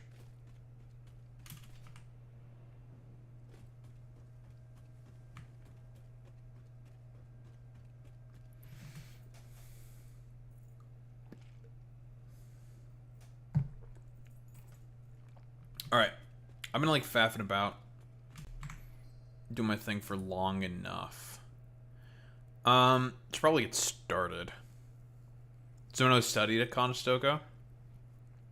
Funny, okay, so I used to go to a private school, right? I went to a private school. And the Conestoga guys came over to do like their whole pitches for like universities and shit like that. All of it. And the funniest thing that happened was none of my fucking classmates, including myself, ever went to any of the Conestoga guys. And when we were there for like all the jabronis saying like, oh yeah, here's why you should come to our university, blah blah blah blah blah. Every time my mom, dad, I think my dad was also there as well. Every time we took a peek in the Conestoga College guys, they were just like, They're just like standing around like pacing. Like my dad said, like, man, I feel bad for those Conestoga College guys. Damn, like there's there's literally no one going there. It's like, yeah, that fucking sucks. It's good. It's good. It's fantastic. I figured. Yeah, it is what it is.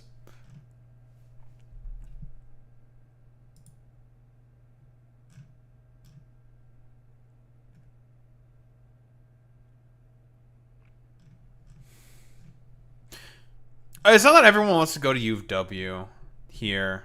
Everyone wants to go to like universities basically. Like people wanted to go to U of T, Waterloo. Obviously, there was a couple. McGill. McGill was a fairly common one. What else? I was one of the the other assholes who fucking went to Carleton, so, whatever. Nah, none for UBC. UBC was none. It was mostly U of T, McGill, Western. A bunch wanted to go to Western. Not so much Queens. U of T, there was a couple for U of T. Queens, not so much.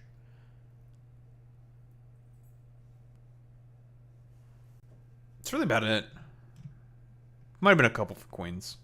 I could be wrong.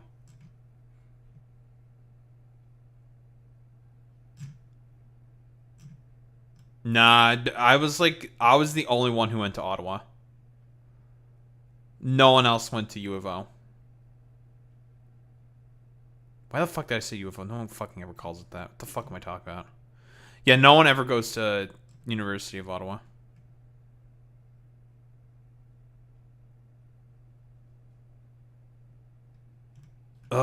Ew. What the fuck is this? Why though? U of O. No, it's not that U of O. No, U of O is a good school. Same with Carleton. Both good schools. Carleton is known for its journalism program. That's how it was mostly pitched. I went to Carleton initially for game development, and then I went to IT. Oh well. Look at me. So I'm trying to remember what exactly of U of O is it. I don't remember what U of O's shtick is. Buddy of mine went there. She went there. It was I think for like something else entirely. Some like civic stuff or something. I don't remember exactly what she went there for. But she went to U of Ottawa. It's a fine school. It's a good school. I just don't remember what its thing is. Yeah, I don't remember. Yeah, I've seen Destiny crashing out over Hassan. It's funny. So I just have to put this here because it's like a ew, brother, ew.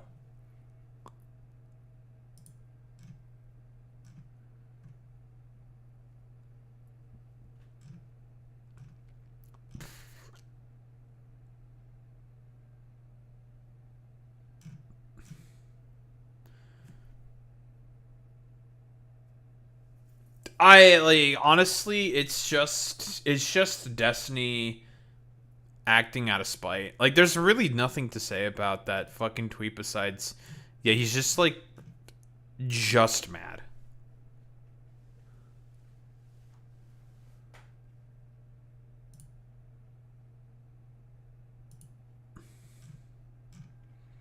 You consider replying too late? Yeah, it'd be like that.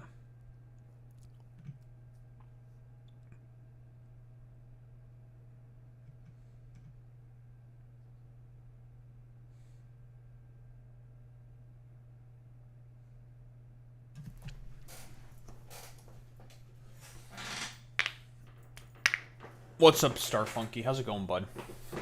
Ugh. What's up, Matt? Well, we're about to start yapping about topics du jour. Chillaxing, nice. Would you say this is autistic? This is a repeating thing. I have a meltdown. Say hurtful things towards my parents. I hit myself in the face with my fist if I get overwhelmed because of said talking. Then I act like it never happened. Thank you. I appreciate that, Starfunky. I don't know. I don't like maybe. Because here's the thing with like symptoms of autism. There's like 17 trillion fucking things, right? Do you do like a lot of pattern recognition and stuff like that? Are you like really good with numbers? Do you like playing Factorio? I do like numbers. What about pattern recognition? How good are you at pattern recognition? This is the big one.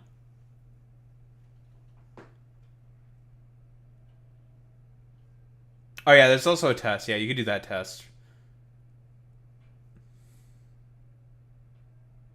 I love Sudoku, and I can memorize credit cards. Maybe. That's a maybe.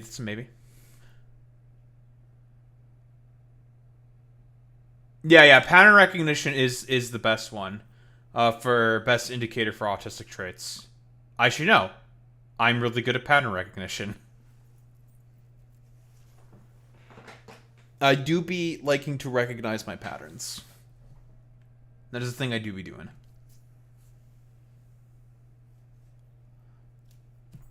Daho, are you saying you're autistic? Mayhaps.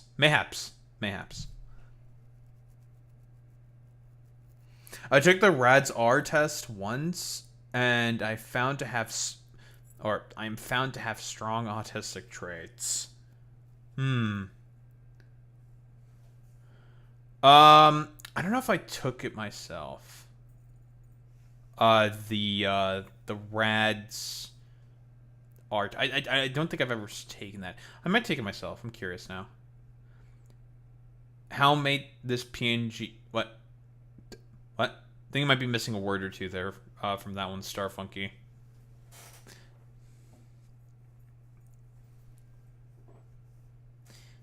You don't understand your question? Oh, no, I can't draw. Well, okay. I had someone else. The individual on Twitter, their name is Caitlin Fisher.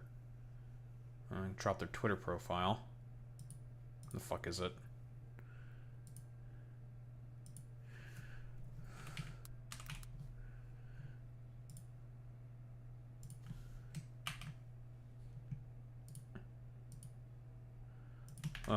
She drew it. Full credit to her. She's the one who did this, folks. No problem, buddy. I used to be able to draw, and then I just lost it. Gives a vibe of Bionicle. I see it. It's inspired off of Giratina Origin Form. But I see Bionicle because of all the pointy stuff. It's very pointy. Bionicles are, well, kind of pointy.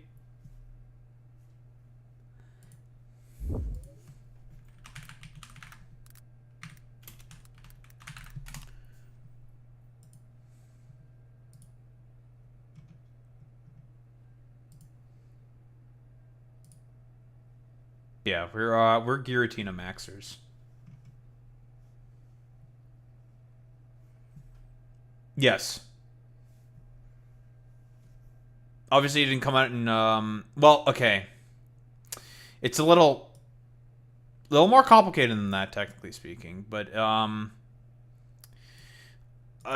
technically, it's the Giratina is the foil to Arceus. Arceus is the patron of light, whereas Giratina is the Lord of Shadows. Where there is light, there must be shadow. Because Pokemon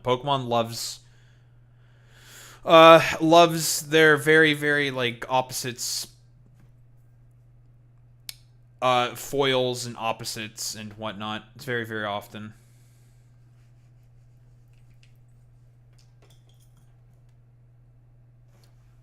Yes, I just have not I have not drawn in a very, very long time. I used to when I was in high school. I just have not done it for a very, very very long time. I like mostly pencils. I like drawing with just pencil drawings. I'm not anything special, obviously, but yeah, I did a whole lot of like pencil drawings and shit. But yeah, I like Giratina. Giratina's pretty cool.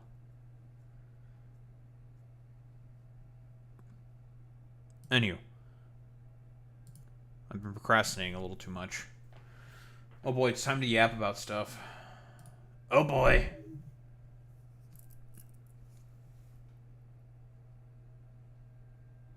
Boy Meets Mini is out revealing his secrets to streaming. My goodness. Can't believe that Boy Meets Mini would do this. That's not what I want to move.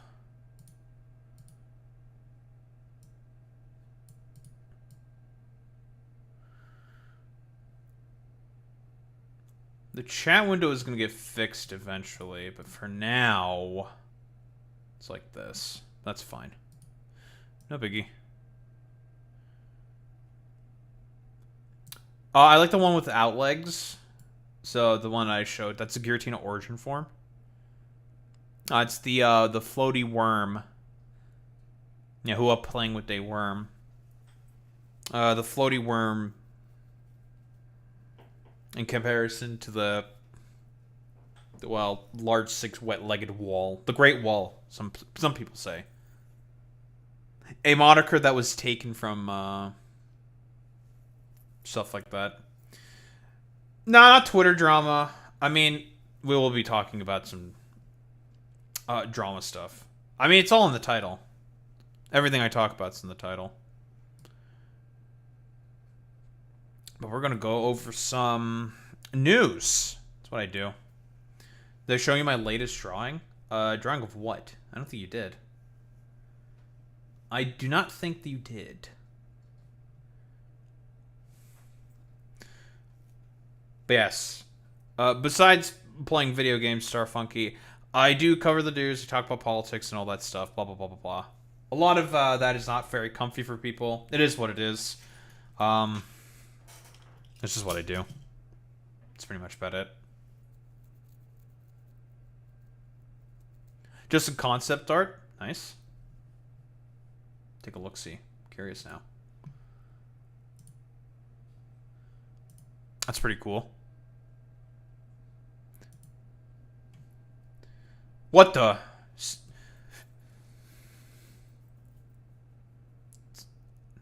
pretty cool. Nice. Epic.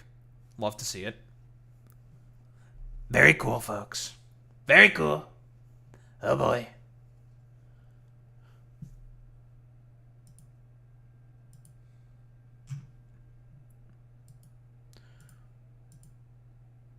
Alright. Anywho. Amazing. Amazing! Amazing! Thank you, Jesse Peterson. Appreciate that, buddy. Alright.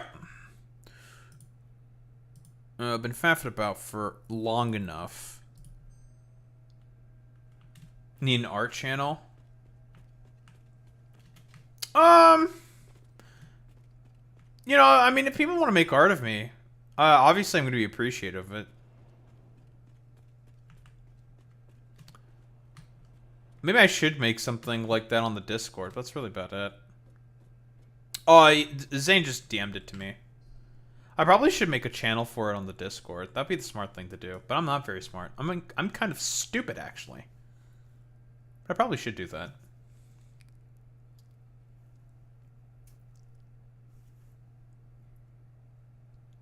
I need to turn off the sound.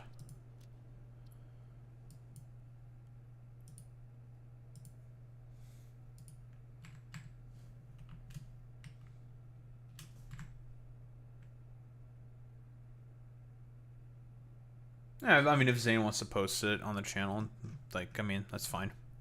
No biggie. Ain't no biggie.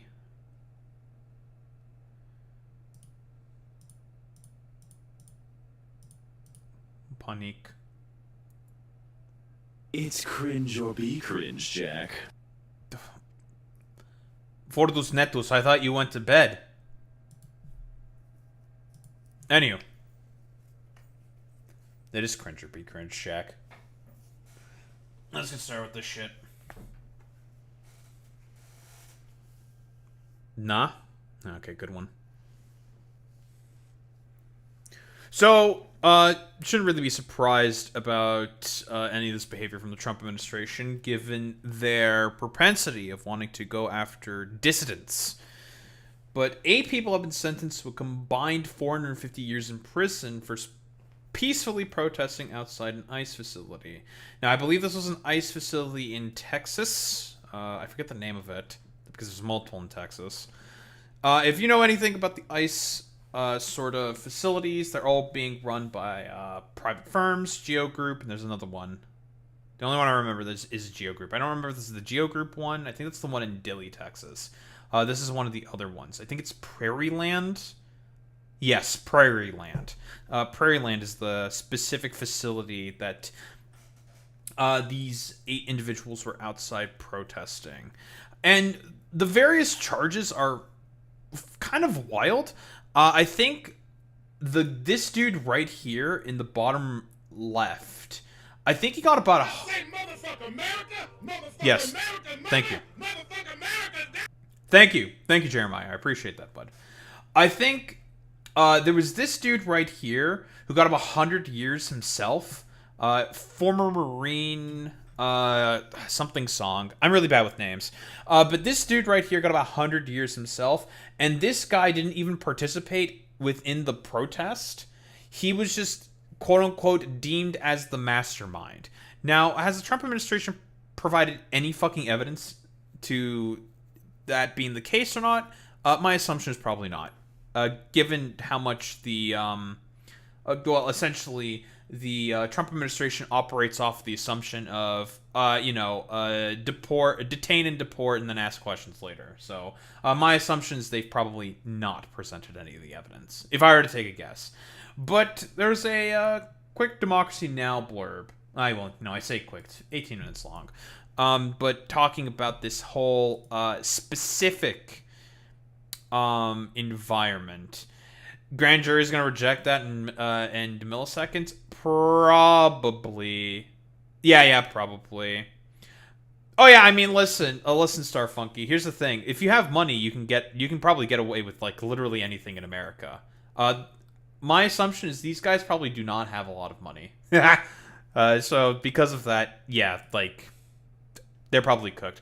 Also, because they're quote unquote part of Antifa, whatever that exactly means. They're seen as like enemies of the state. Yeah, it's really stupid. It's ridiculous.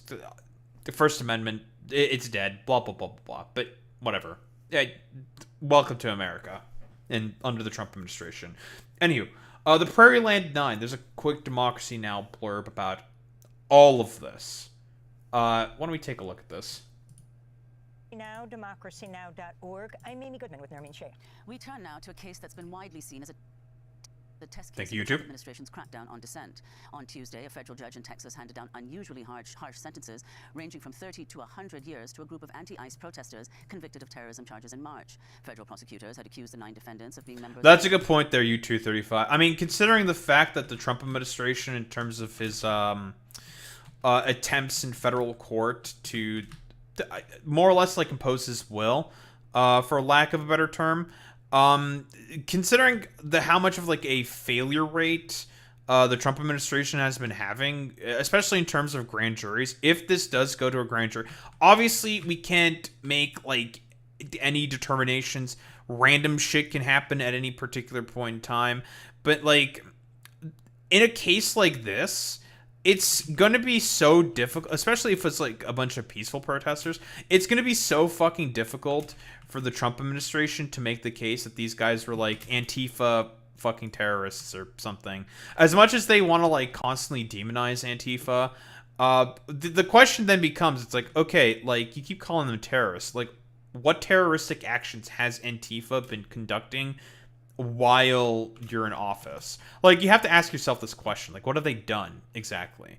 Like, have they done any, like, I don't know, like, bombings or something? Have they done anything, broadly speaking, in terms of, you know, going directly after civilians, for political purposes? Like, I'm asking this, like, sincerely, obviously. It's like, what have they done exactly?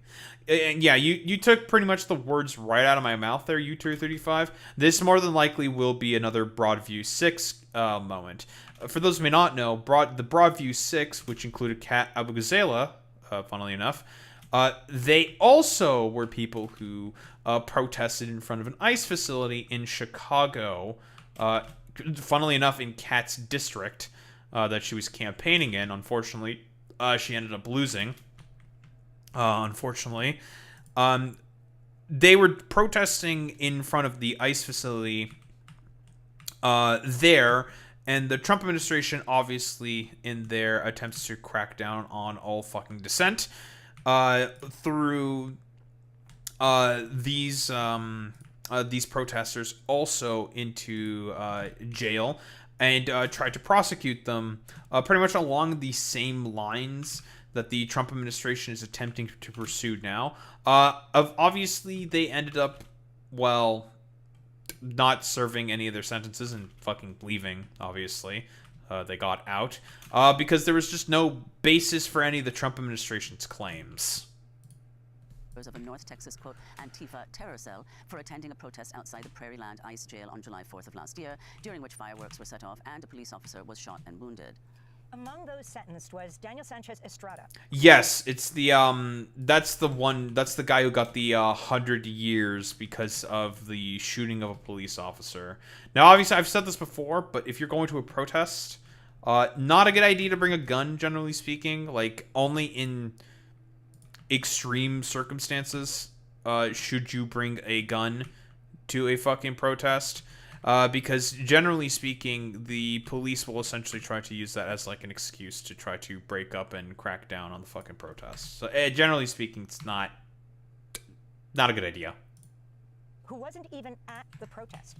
He received a 30-year prison term for conspiracy to conceal documents. Yes, this was the guy right here, specifically, who wasn't even there, and apparently they're trying to get him on like a conspiracy charge or some shit, probably similar to that of like January 6th or something. It's really, really fucking stupid.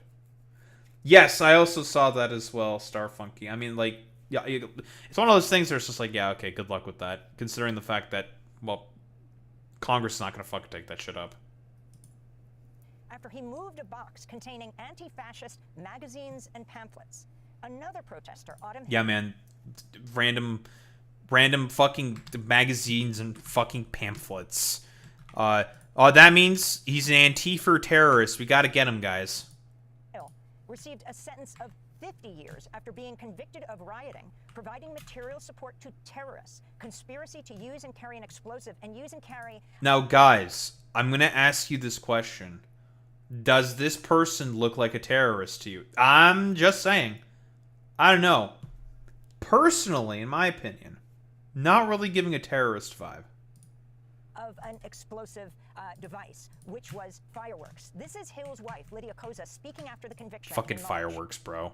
Federal prosecutors in this case told a panel of Northern District of Texas residents with a straight face that lighting off fireworks on the 4th of July was Well. If it isn't Boy Meets Minnie, that son of a bitch. Well. What's up, Atomic Crouton? I do like croutons, they're pretty good. Yes, here are the Boy Meets Minis enthusiasts. Oh, thank you for the follow, Atomic Crouton. I appreciate that. Raiders! Now, okay, Boy Meets Mini Raiders are obviously very, very familiar with who I am, specifically. But I am Daharumba. Now, okay, fuck you, Alex. Yes, I am now a PNG. Yeah, okay, okay, Boy Meets Mini. Yeah, we're gonna nerd max, okay, dude? A good one. The point makes me fucking shout yourself out. Yeah, you dork. I appreciate that, Atomic Crouton. Shout yourself out, Boy Meets Mini. I appreciate the raid, of course. Obviously, you know who I am, Boy Meets Mini viewers. You've come around here plenty of times today. Yes, I've gotten a upgrade. I am now a PNG. New overlays. All that bullshit. Very, very cool. Yada, yada, yada. There's some other things I need to fix. I was wrong about you, Senator. You're not cringe. You're just fucking racist. This is true. Very, very true. And real. Actually, it was the whole motivation of becoming a PNG tuber, right? That's how it works. You instantaneously become racist. That's how it works, right? Anywho, memes aside. Shout out to you, Boy Meets Mini. Currently, we are doing a Segmentarino. It's a joke. It's a joke, Atomic Crouton. No, don't worry about it. We're doing a little bit of trolling. Mostly because that's like the general fucking perception that a lot of like a lot of like VTubers have in like the general sort of zeitgeist for whatever. Mostly because of the very fucking loud and annoying grifters, but whatever. Yeah, I'm Susi Abugus. I'm Pokemon number 591. Don't look it up. Don't look up Pokemon number 591 in Google. You will regret it. Oh, yeah, that's true. Yeah, you know, whatever. Yeah, it's all good. It's all good. What was I saying? Yes, I am now a PNG on the internet. Very cool. Clappa.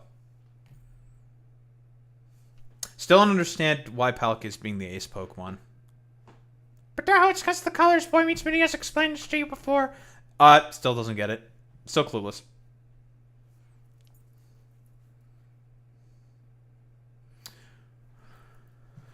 Alright, what was I doing? Yes, we're talking about Antifa. Yeah, we're talking about Antifa. Antifa, you know, don't look her up. Told a panel of Northern District of Texas residents with a straight face. It's not Alex. On the 4th of July was terrorism, was a riot. I cannot think of anything more un-American than that. And I cannot think of anything more inhumane than the horrors that ICE is inflicting through its state terror on our communities.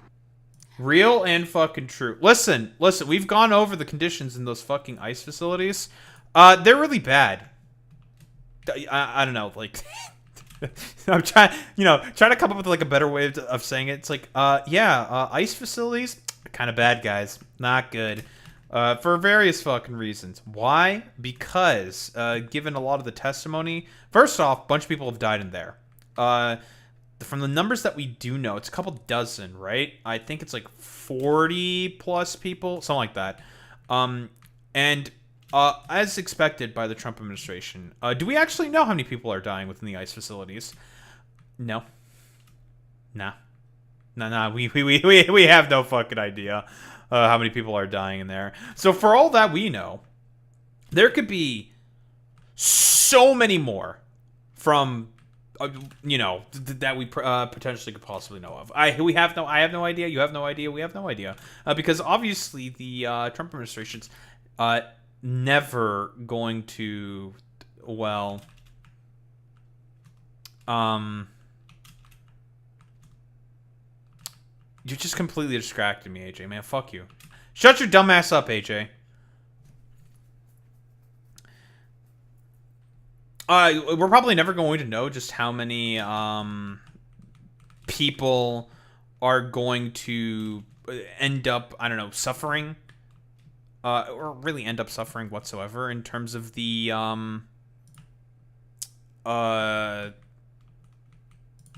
ICE facilities. There we go. Jesus Christ, my fucking brain was just like shitting the bed right there. We have no idea how many people are probably going to be dying within these facilities because of the fact that we're probably never going to get the numbers because none of this gets properly tracked by the Trump administration. Why? Because the cruelty is the point. Yeah, because the cruelty is the point.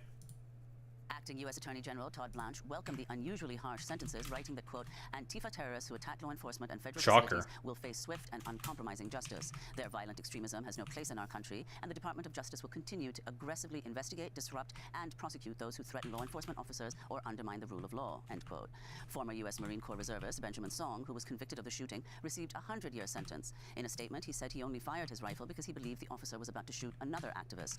Song said others have been punished just for knowing him, adding, quote, this is mass punishment, collective punishment. This is guilt by association. This is injustice, he wrote. Yeah, I shouldn't be really surprised, given the fact that Trump has basically been trying to do literally everything possible to try to be like, you know, fucking, these Antifa terrorists, they're trying to do literally everything possible to undermine America or whatever. Despite the fact that Trump is also the exact same fucking jabroni who's just like, yeah, January 6th, Sixers, all those, like, thousands of people who were, various, domestic abusers, rapists, pedophiles, blah, blah, blah, blah, blah. Oh, yeah, no, those guys can, get their pardons and can go free. But these guys who are just, like, doing, like, peaceful fucking protests in front of fucking ICE facilities, nah, those guys are definitely significantly worse. Democracy Now! Reached out to federal Sure, public you defender 235. Jason Hawkins. He said, quote, we have no comment other than we look forward to appealing both the conviction and sentence. For more, we're joined now by The slush fund, that's a good point there, you 235, but that shit's been basically halted within the courts, and probably will not see the light of day, because even if it did, that shit's gonna get, like, I think, for example, like, Gavin Newsom said, like, oh yeah, if there's anyone who gets any money from that fucking slush fund, yeah, we're taxing the fuck out of it. 100% tax on all of it. It's like, well, fucking good luck getting that shit, guys. Two guests. Sophia Khalid is Deputy Director of the National Security Criminal Defense Center at the Muslim Legal Fund of America, joining us from Dallas, Texas. She represents one of the Prairieland defendants, Marcela Rueda, at the sentencing on Tuesday and will be representing her on the appeal. Rueda received a 70-year sentence for her alleged role in a noise demonstration outside the Prairieland ICE jail that the government... Okay, fucking what? So what? Someone got like some fucking firecrackers or something? All of a sudden, yeah, dude. 70 years in fucking. Man, what, did someone get they vuvuzela or some shit? Trying to make, like, a whole fucking, like, soccer routine out of this or some shit, and all of a sudden they have to get, like, 70 years in jail. That's so fucking goofy, bro, man. Government charged as material support of Antifa terrorists and an obstruction charge for allegedly asking her husband to move boxes of zines, magazines, after her arrest. And from Baltimore, Maryland, we're joined by Matt Sledge, political reporter for The Intercept, who's been covering the Prairieland case and just returned from the sentencing hearing. His latest piece, headlined, Prairieland defendant sentenced to 30 years in prison for moving a box of anti-fascist zines. Let's go first to Sophia Khalid. Explain... Okay, okay, hold on. Why are we just showing... Why are we shortening the term magazine to this? I'm just a little curious. I don't know why we're doing that. What took place in this courtroom, what your client now faces, as well as the others. Thank you for having me, Amy. So what happened on Tuesday was, it's shocking to all of us, devastating to the families. 50 to 100-year sentences. Those are essentially life sentences for all of the young people in this case, True. Largely of whom were engaged in nonviolent protest at an ICE detention facility. How did we get here?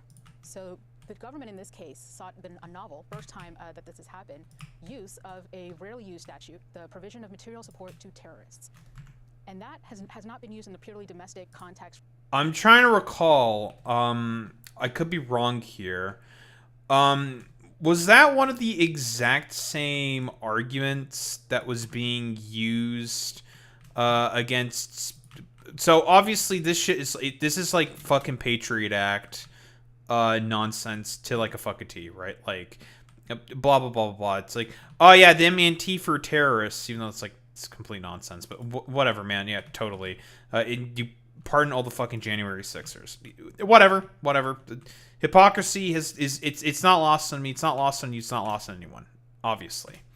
I find it very funny that this is like the sort of like.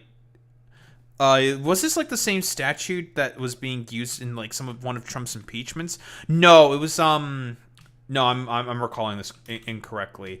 It was the statute that was being used to try to get him for his support of January 6th was specifically for providing aid and comfort, which is a part of the Constitution, mostly to be like, hey, Confederates, don't do that shit anymore. Fuck you guys, kind of a deal, right? That's, I believe, what it is. Yeah, 30 years for fucking moving a box, and Diddy gets to walk free, and there's like a bunch of bullshit going on with Ghislaine Maxwell. It's like, I mean, the irony is not lost on me. For this kind of conduct.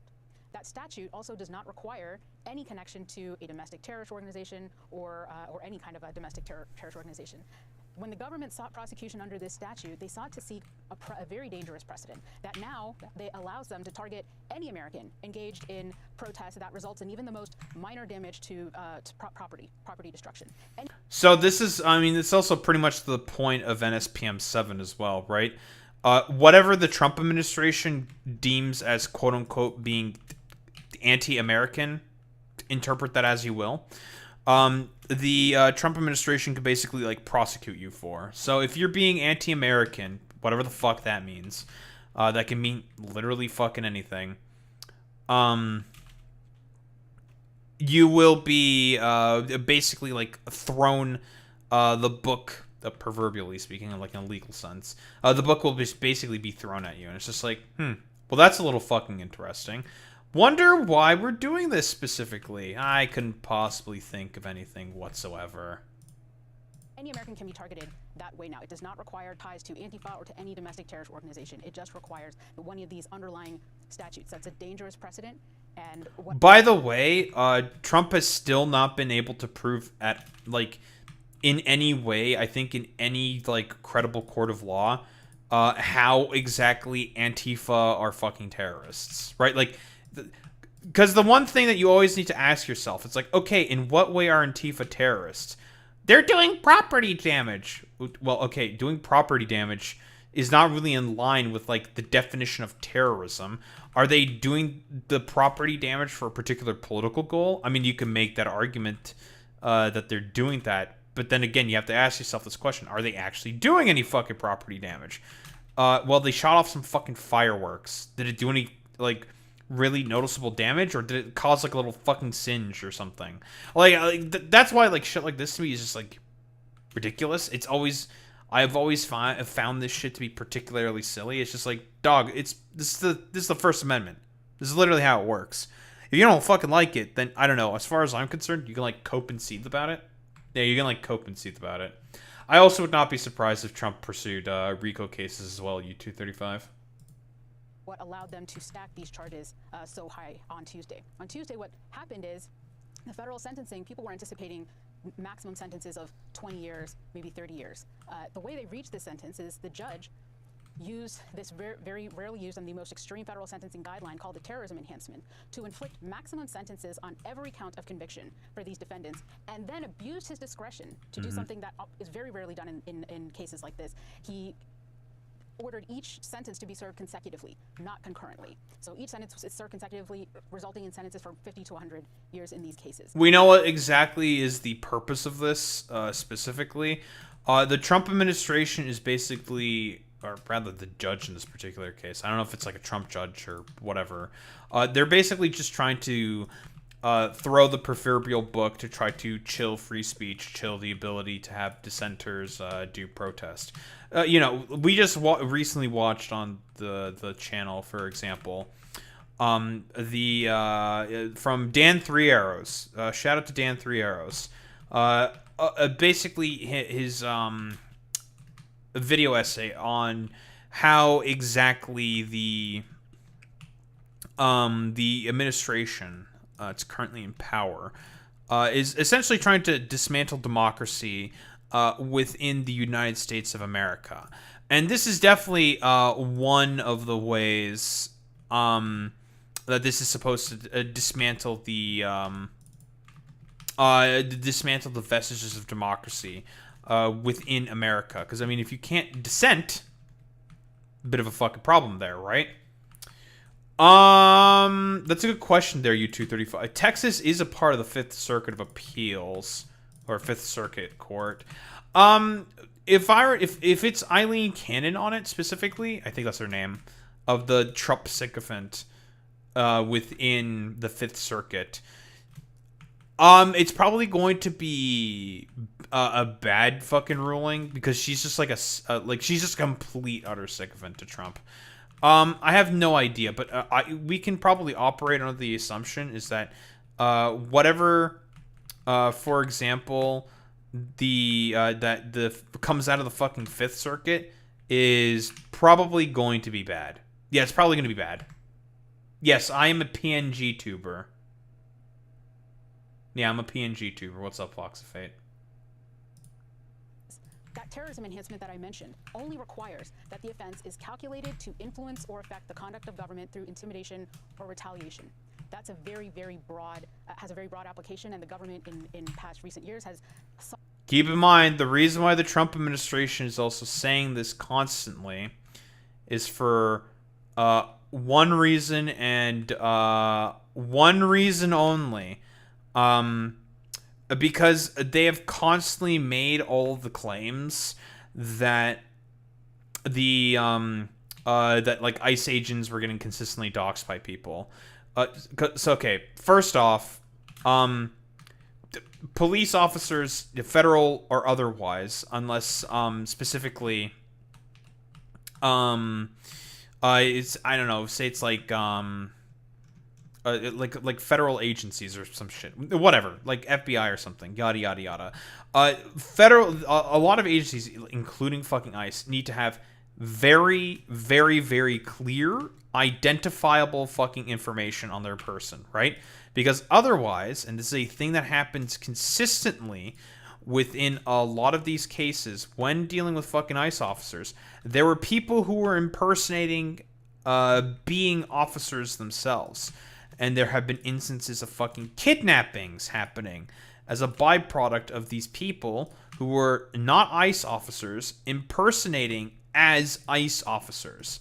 Now, and also doing like robberies and a bunch of other bullshit. Now, personally, now you can call me like a conservacuck or whatever. I don't really care. Personally, I don't think that there should be officers who are tasked with immigration enforcement or whatever,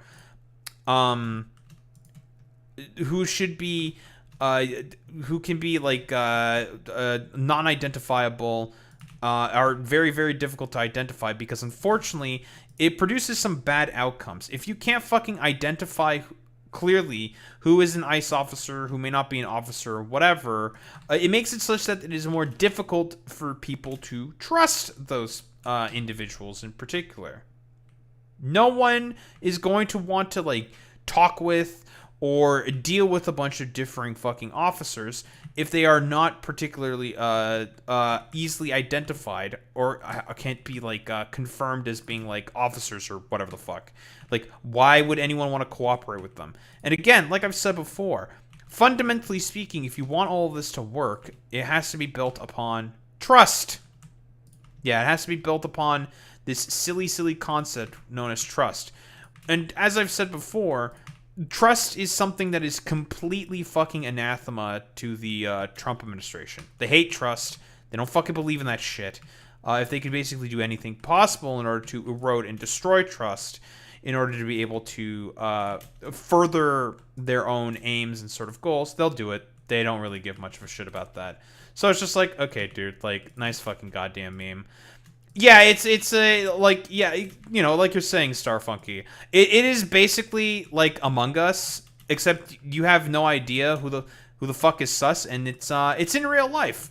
And you are not going to know until, I don't know, you get kidnapped or fucking robbed or some shit. It's not good.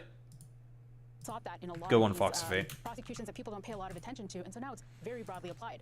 Seeking it in this case meant that the guidelines, you know, this sort of federal sentencing structure that's supposed to tailor a sentence to each defendant. My client, for example, a young mother to a 12-year-old daughter, artist, a poet, never been in trouble with the law, never even missed a parking ticket. The sentences are supposed to account for all of these unique situations. The fact, you know, that she has no criminal history. Mm-hmm. But the terrorism enhancement undoes all of that. It recommends a maximum sentence on every charge for every defendant. That's how it operates, because it automatically designates them as a career offender. If I were to take a guess, this terrorism enhancement bullshit, okay? Okay, Shot in the Dark. Patriot Act. Listen. Listen, you can say I'm correct in the fucking comments. I don't really give a shit. I'm just gonna operate under the assumption it's some random bullshit from the Patriot Act because, again, 2001 is fucking consequences. Particularly abusive in this case, though, because it results in a significantly unwarranted sentencing disparity in the United States amongst defendants that have been convicted of similar conduct. Now, in these kinds of cases where the government is bringing a novel charge under a rarely used statute and terrorism, you may only have a couple or a handful of cases that are relevant to kind of distinguish your client or show where the expected range should be. But in this case, we actually had 1,500 plus very recent federal prosecutions related to similar conduct that should have informed what these sentences should have looked like. And that was of the January 6 defendants. The January 6 defendants were involved. Oh wow, how fucking convenient. Whoa, the same example I also fucking used, specifically of the fucking Jan 6ers. Because again, if we know anything about the fucking Jan 6ers, those motherfuckers should have had the proverbial book thrown at them. But obviously, as we all know, guess who got a bunch of fucking pardons? Oh, it was those, well, honestly, like, take your pick for, like, terrible fucking crimes. Domestic abusers, pedophiles, robbery. They did a lot of robbery as well. Daho, are you essentially saying to me that the majority of the Jan 6ers who got pardoned by Trump ended up being reoffenders? No, what a shock. Rioting, carrying massive attempted traitors, weapons, lots of discussions ahead of time that didn't exist in this case about targeting law enforcement, wanting to kill members of Congress, them actually storming the Capitol. And it resulted in injury of 140 officers in that case. The government in that case could have sought prosecution under this same material support of terrorism statute. They didn't for those defendants. And they could have sought the terrorism enhancement in those cases because it applied. I told you that vague, calculated to influence or affect the conduct of government could have applied it in all of those prosecutions. It's only sought them in a small handful. And well, okay, let's be honest here. Let's keep it $1.50. Considering who was the Attorney General at the time, Merrick fucking Garland, that coward. Yeah, that coward. The fact that the proverbial book was not thrown at the fucking J6ers should really fucking tell you something. Like, those guys should have been, like, locked away in a proverbial sense, lock and key, never to see the fucking light of day. Because what they did was, the video was right there, man. Like, they were fucking cooked. Nothing they could fucking do. But all of a sudden, no, it's fine. Nah. Why throw the book on these, like, dumbass fucking chuds who did obviously something very, very fucking wrong? Yeah, they did treason. Like, obviously, we don't need to mincemeat our fucking words here. I don't tend to do that, right? They were fucking traitors to America. They did seditious fucking conspiracy with the express purpose of keeping Donald Trump in power after he lost the election, when his, like, cockamamie idea of essentially saying, like, well, what if I were to submit this fake slate of electors to do a little bit of trolling folks, Tee, wouldn't that be really funny? It's like, that's not going to work. And when it obviously did not work and the president got very salty about it, then all of a sudden we had, like, all these, like, dumbass fucking chud idiot types come out of the woodwork and just be like, oh, hey, what's up? We're just going to try to be fucking traitors to the country for, like, literally no reason. It's like, oh, wow, that's really great, guys. It's great. It's fantastic. Where they sought the terrorism enhancement, the courts then rightly decided not to apply it in the vast majority of the small selection of cases where they sought it, because they said it was overkill, not representative, and would result in unwarranted sentencing disparity. The average sentence in the Capitol riots, which had far more serious conduct than the Prairie Line 9 defendants, was 26 months. So we have a massive unwarranted sentencing disparity here. Of course. What happened in the court in Fort Worth was unconstitutional and should concern everybody in this country in the direction that it is taking us. Sophia, could you talk about this sentencing in the context of a presidential memo issued by Trump in September 2025, that is to say, the National Security Presidential Memorandum 7, which is titled Countering Domestic Terrorism. Oh, that's what I said as well. Violence. Whoa, well, guys, it all comes back full circle. NSPM 7. Yes, like I've mentioned about this before, but NSPM 7 is, like, very vague. Ken Klobuchar has a very, very good article about NSPM 7. But basically, its shtick is that the Trump administration can basically go after you on the basis of being anti-American. Now, you may be questioning yourself, what the fuck does that mean? And that's the point. It's purposely meant to be that fucking vague. You have a good one, Star Funky. Thanks for stopping by, bud. You have a good one, bud. Yes, that is how we got here. So in that memorandum, the president ordered the DOJ to change the definition of what is a domestic terrorist. When you hear domestic terrorism, when people see Antifa in these headlines, Antifa receives 50 to 100 years, their mind clicks off because you hear domestic terrorism and you assume it must be really serious, it must be violent, it must be... Those Antifa types. That's not what happened here.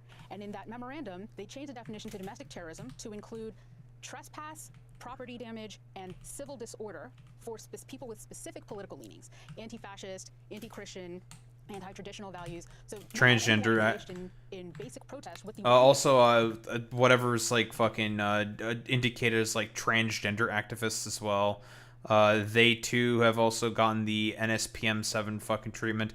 Again, like whatever the fuck that means, it's meant to be purposely vague and very, very much so up to interpretation to essentially just let the Trump administration, in a metaphorical sense, have their way with these individuals, because that's like that's the entirety of the point.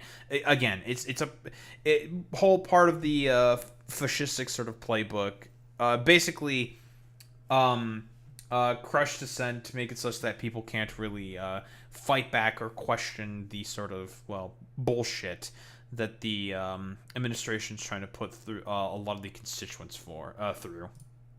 Political beliefs can be labeled a domestic terrorist when they have no intention to violence, not engaged in any violence, not interested in any violence, not what we would typically think of as domestic terrorism. This can be minor trespass, civil disorder, even doxing, reporting somebody online what their identity is. That can all result in this domestic terrorism tab. In that presidential memorandum, they ordered prosecutors to seek the highest charge and seek terrorism charges in these political prosecutions. That's fucking insane, dude. It didn't happen in the January 6 cases, and that was political enough. The courts were right there not to seek the terrorism enhancement or terrorism charges, but it is happening here. And the problem is this precedent lasts. That statute, this is now what the precedent is for what can be charged as domestic terrorism in the United States. The administration changes every 4 years. So this will be applied to both sides. So it concerns every American. If you're left, if you're right, if you're in the middle, this concerns everyone. A government that punishes its nonviolent critics 10 times more harshly, actually in this case 30 times more harshly than its violent insurrectionist supporters, is not a democracy in any meaningful sense. I want to bring Matt Sledge into the conversation, who's been writing some really interesting pieces for The Intercept. Matt, the acting U.S. Attorney General Todd Blanche, who's President Trump is trying to make permanent, welcomed the unusually harsh sentences, writing, quote, yeah, I believe Todd Blanche is currently the permanent fixture of, or he currently is the Attorney General. I believe that's been made official at this point. Terrorists who attack law enforcement and federal facilities will face swift and uncompromising justice. Their violent extremism has no place in our country. The Department of Justice will continue to aggressively investigate, disrupt, and prosecute those who threaten law enforcement officers or undermine the rule of law. Your response to what has taken place? Yeah, man, totally. Damn Antifa terrorists are doing everything possible in order to destroy American democracy. And not the Trump administration with, like, the fucking support that they have of January 6th. Like, I mean, listen, the hypocrisy is not really lost on me, guys. Yeah, I mean, I think you can tell from that statement from the acting Attorney General that a playbook has now been set, and it's going to be pursued in places like Minnesota. A grand jury in Illinois was obviously more skeptical about similar charges, but I think the administration is going to keep pursuing really aggressive charges like this. And they have received a message from these judges now in Fort Worth that they can secure some really harsh sentences from pursuing this playbook. What do you expect, Matt, the precedent that this sets for people participating in protests elsewhere around the country on different issues? Well, it's obviously going to be bad. Oh, Jesus. It's obviously going to be bad. Like, we all know what the exact purpose of this is by the Trump administration basically is. It is meant to just try to destroy dissent within the United States of America. Like, I mean, it's we don't have to be, like, hyperbolic or, like, ridiculous about this. It's part of the fascist playbook. Again, like, 3 hours, Dan 3 Arrows' video on all this, withstanding, of course. The purpose behind the actions the Trump administration is essentially taking is to try to crack down on about as much as they can on dissent as they possibly could, right? It's obvious. that the whole purpose of the behaviors here is to basically just be like, okay, you know what? We don't like the fact that there are a bunch of people out there who don't really like the fact that we are just being a bunch of ridiculous assholes, are not following the broader tenets of the Constitution, and we are wholeheartedly willing to crack down on those that we see as fucking dissidents. Like, it's clear. It's very, very obvious and clear what the point of the actions of the Trump administration is. They hate democracy, they hate the Constitution, and it's very, very obvious and clear that these guys are willing to do anything possible in order to further crack down on people's civil liberties and rights. It's obvious. I mean, I think, you know, some protesters, it will make them think twice about, you know, even going out for, you know, non-violent daytime demonstrations when, you know, conduct can be painted as criminal and, you know, can be so aggressively prosecuted in places like Texas. You note in your piece, Matt, that several defendants received sentences longer than many, of course, of the January 6th defendants. You talk about former U.S. Marine Corps reservist Benjamin Song, convicted of the shooting, receiving a 100-year sentence. He said he fired only because he thought an officer was about to shoot another activist. And he also talked about the collective punishment of all of these defendants, he said, anyone who had relationship with him. Talk more about who Song is, and also the fact that these people on a... Again, like, just the fact, for example, that this dude over here, Benjamin Song, I believe his name is, the fact that he's getting 100 fucking years, man. 100 years. For what exactly? What, because he shot his fucking weapon when he thought a police officer was about to shoot someone? Like, it's insane. Like, you just look at that and it's just like, okay, bro. Totally, man. Yeah, he needs to get... Because normally what? There's no way you would normally get 100 years for that. That's fucking ridiculous. That's nonsensical. It's crazy. It only, like, further cements in my mind pretty much exactly what the point of all of this behavior from the Trump administration is essentially supposed to accomplish. It is meant to be a crackdown on... protests within the United States of America. It is meant to be a crackdown on the First Amendment, which I thought the Trump administration was supposed to be a big fan. Like, what happened? I thought conservatives love the First Amendment of the Constitution. What happened? I thought you guys loved free speech. You know, all these conservatives constantly tell me over and over and over again, oh, we love free speech, we love freedom of expression, we love that, brother, we love it so much, it's like one of the greatest American values. But, you know, as soon as someone decides to express opinions that they may not like all that much, well, all of a sudden now it's a big problem here. That's a little interesting, isn't it? July 4th weekend had fireworks, as they're referred to now, explosives. Yeah, Song is former military and was painted by the prosecutors as kind of a ringleader in this. You know, brought weapons. Sure, man. Many Totally. Of the there did not bring weapons. Some of them brought fireworks, and you know they say that their intention was just to shoot those fireworks off and show solidarity with folks inside the ICE detention facility. You know, several of them spoke at the sentencing on Tuesday and said they never intended to hurt anybody. One person described a festive atmosphere before the police came. Many of the people who showed up that night were gone by the time the shooting. By the way, like, literally, this is all the exact same stuff that happened to the Broadview Six, Catawba and the associated others as well. Well, I mean, there's a reason why they're using the same naming convention for these guys. The Prairie Land 9. Yeah, we listen, we know what's going on here. These guys aren't slick. We know what exactly is up here. Yeah, we all know that the point of all of this is to further the sort of like crackdown on free speech rights and civil rights, broadly speaking, throughout the United States of America. I mean, you know, same point consistently fucking stands here. Actually started, but you know, this incident between the responding police and Song, which results in one of the police officers wounded, is really the spark for a very wide-reaching manhunt in the Dallas-Fort Worth area that rolled up a bunch of people associated with Song, and is you know, just a huge chunk of the kind of left-wing activist cohort in the Dallas-Fort Worth area. In this last minute we have, Matt Sledge, what struck you most? I mean, you're referring to all these cases that, of course, we've been covering in Chicago, a first grand jury going after anti-ICE protesters, had voted not to indict, and now everything has come out and everything has been put aside, the charges, once the judge started to read the grand jury transcripts. You've got a case in Tacoma. What are you concluding at this point? What do you think is most important to follow?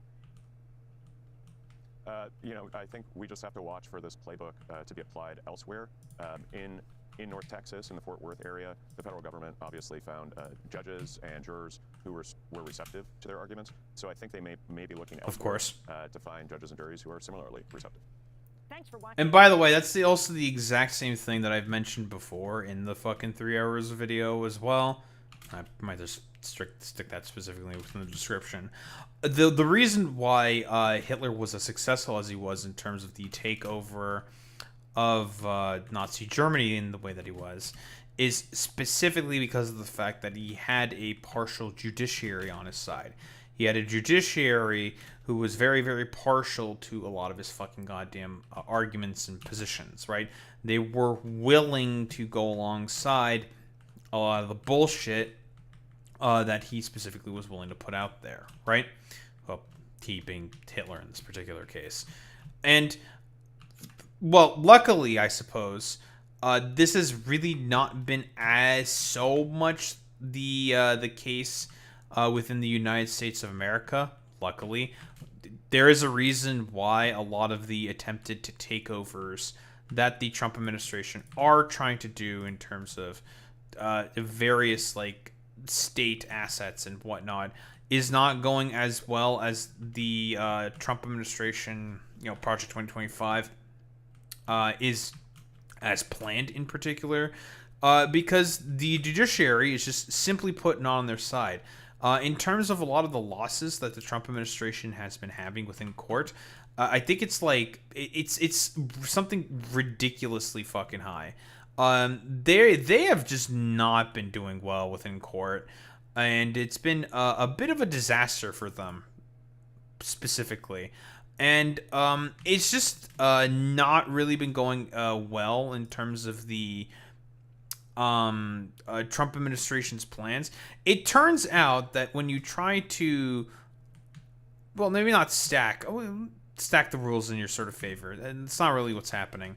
When you're essentially just trying to do everything possible to do things that are pretty blatantly unconstitutional and illegal, and it's being proven over and over again to be as unconstitutional and illegal as it is, and there have been constant fucking court cases that have seen this, made the argument saying like, yeah, this is bad, this is illegal, yada, yada, yada, you can't fucking do any of this.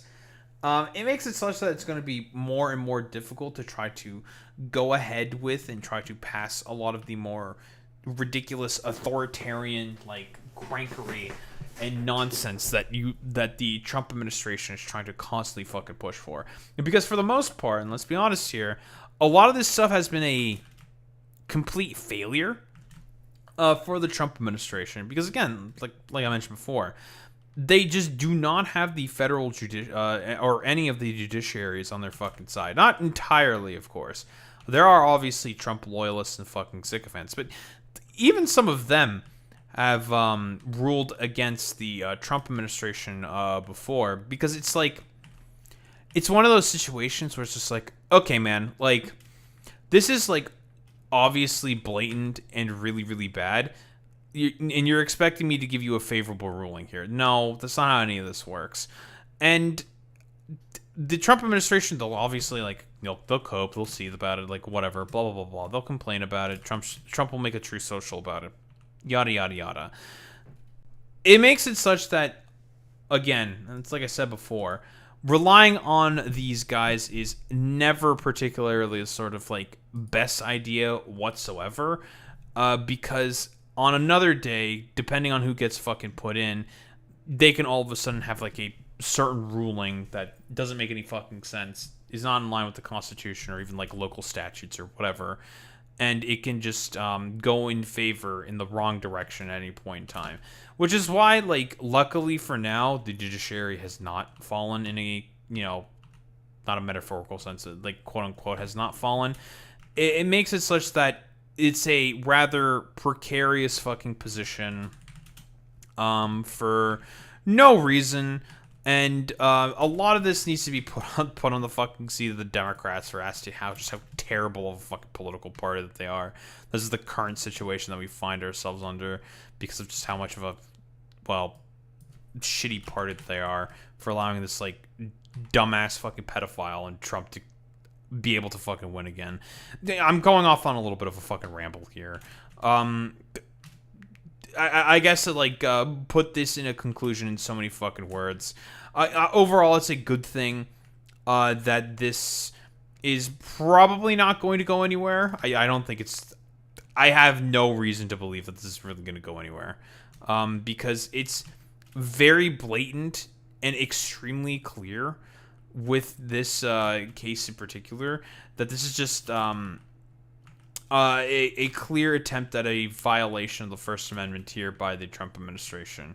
And more than likely, this is not going to play out in the way that they would want to. So, you know, hooray for democracy, hooray for free speech rights and protesting rights within America, that the Trump administration is probably not going to get the outcome that he really, really wants in terms of this whole fiasco in Prairie Land with a bunch of people rightfully protesting the actions of ICE, because guess what, guys? ICE, pretty fucking bad. A lot of those facilities, pretty fucking bad, it turns out. So yeah, I mean, we'll see ultimately what happens. Something can always fucking change for the worst all of a sudden. Personally, I kind of doubt it, but, you know, it's always good to be fucking skeptical or something. Well, not something. Yeah, it's always good to be fucking skeptical, especially when it comes to a lot of the courts, because it really just depends on who the fucking judge is, how they're feeling that day, yada yada yada. But yeah, don't think there's like really much else to say besides personally, the Prairie Land 9 should be freed, and this will probably be the exact same outcome as the Broadview 6. I don't think that the Trump administration's really going to get a beneficial ruling or outcome when it comes to this case whatsoever. Yeah, I can't believe I'm saying ICE bad. That's true, Fox of Fate. It's a very controversial position. X fucking D. Alright, lovely. Okay, well, now that I became self-conscious about it because of you, AJ, there will be no more feet. No more. Fuck you, AJ. I'm self-conscious now. Bastard. Bastard.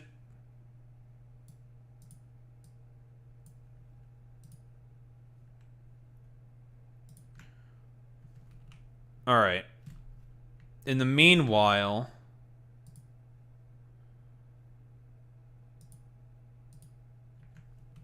the screw factory. Now, I do not have the throughput for this. No, that's a lot of screws. Nah, I'm just giving you a hard time. It's okay. Don't worry about it. I'm now self-conscious because of you. SMH my head.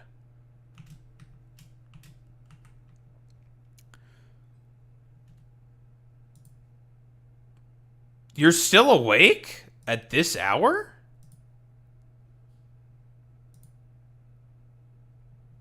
Oh, shit. Okay, thank you. Thank you, Putis. You just want to see if it works? Well, we might as well give it a shot and see if it does.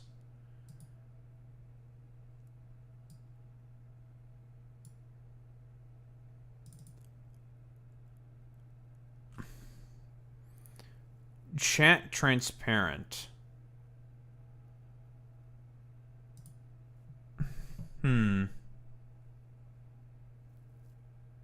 Now you're gonna see.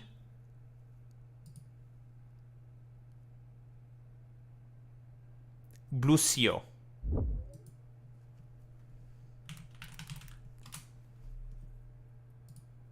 Well, it's only one way to find out.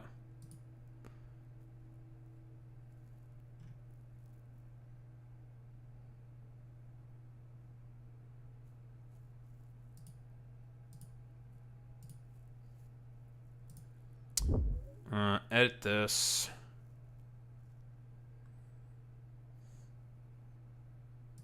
true.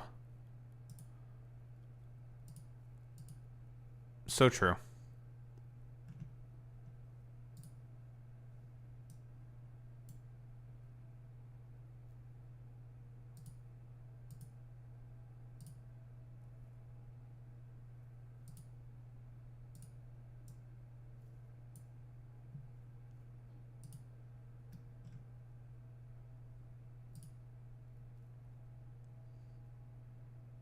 Well, okay.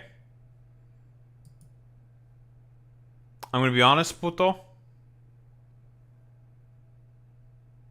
I don't think that really works.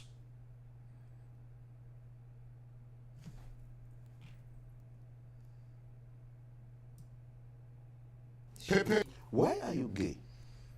Listen, puto, just get rid of the outside, the black on the outside. That's all you gotta do. Easy.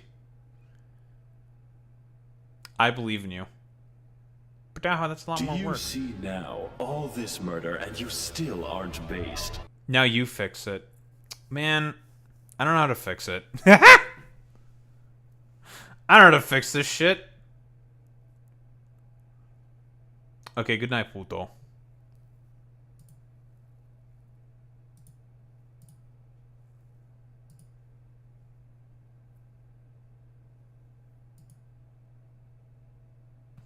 Now you can't see at all.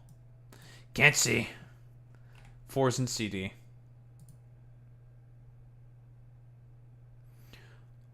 Okay. Basically, Boy Meets Mini, all I need is just for the outside. The inside of the fucking chat box is fine. Same with like the inside bits in the like, you know, animation itself. It's just the fucking outside. That's it. You know what I mean? Boy Meets Mini is masking. It's over. He's gonna say something edgy and controversial now. It's over. It's so over, bros. He's masking.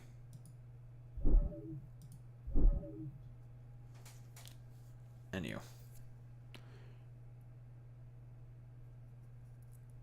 Well, good for. Why are we still here? Just to suffer. Ford, you're the one who said you're going to bed. No, you're about to go to bed. You're just trolling. You're just fucking trolling right now, bud. Also, Legends Zaza? You playing with the Zaza? What the heck? That's crazy.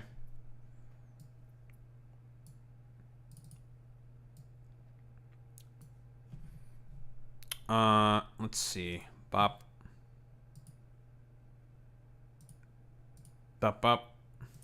Bop, bop. Alright, there you go, Boy Meets Mini. Have at it.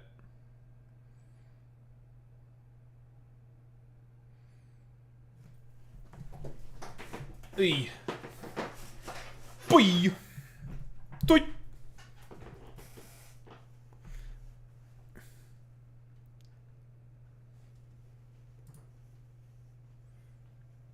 Alright, lovely.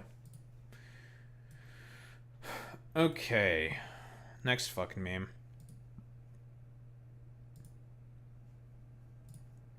It's time. Hello, Ethan Klein. You are my best friend. Something, something, something. I don't remember the lyrics.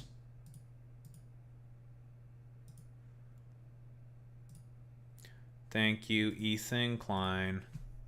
You are my best friend. You are the legend. Something. I don't remember.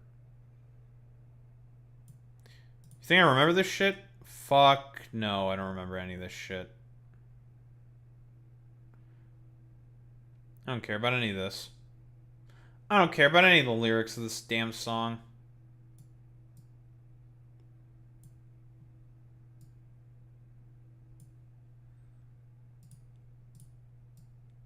Actually, I should put my dumb ass over here. There we go. Cool. Lovely.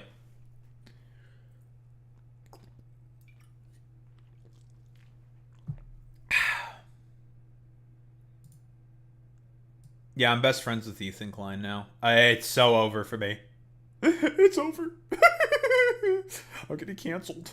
No, it's over. I'm cooked, bros. I'm gonna make myself a little bigger. I'm a little bigger now. I'm a little bigger. With my finger on the trigger.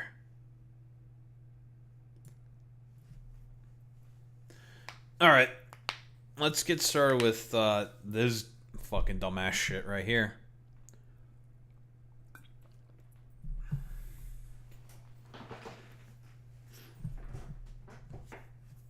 What happened? What happened?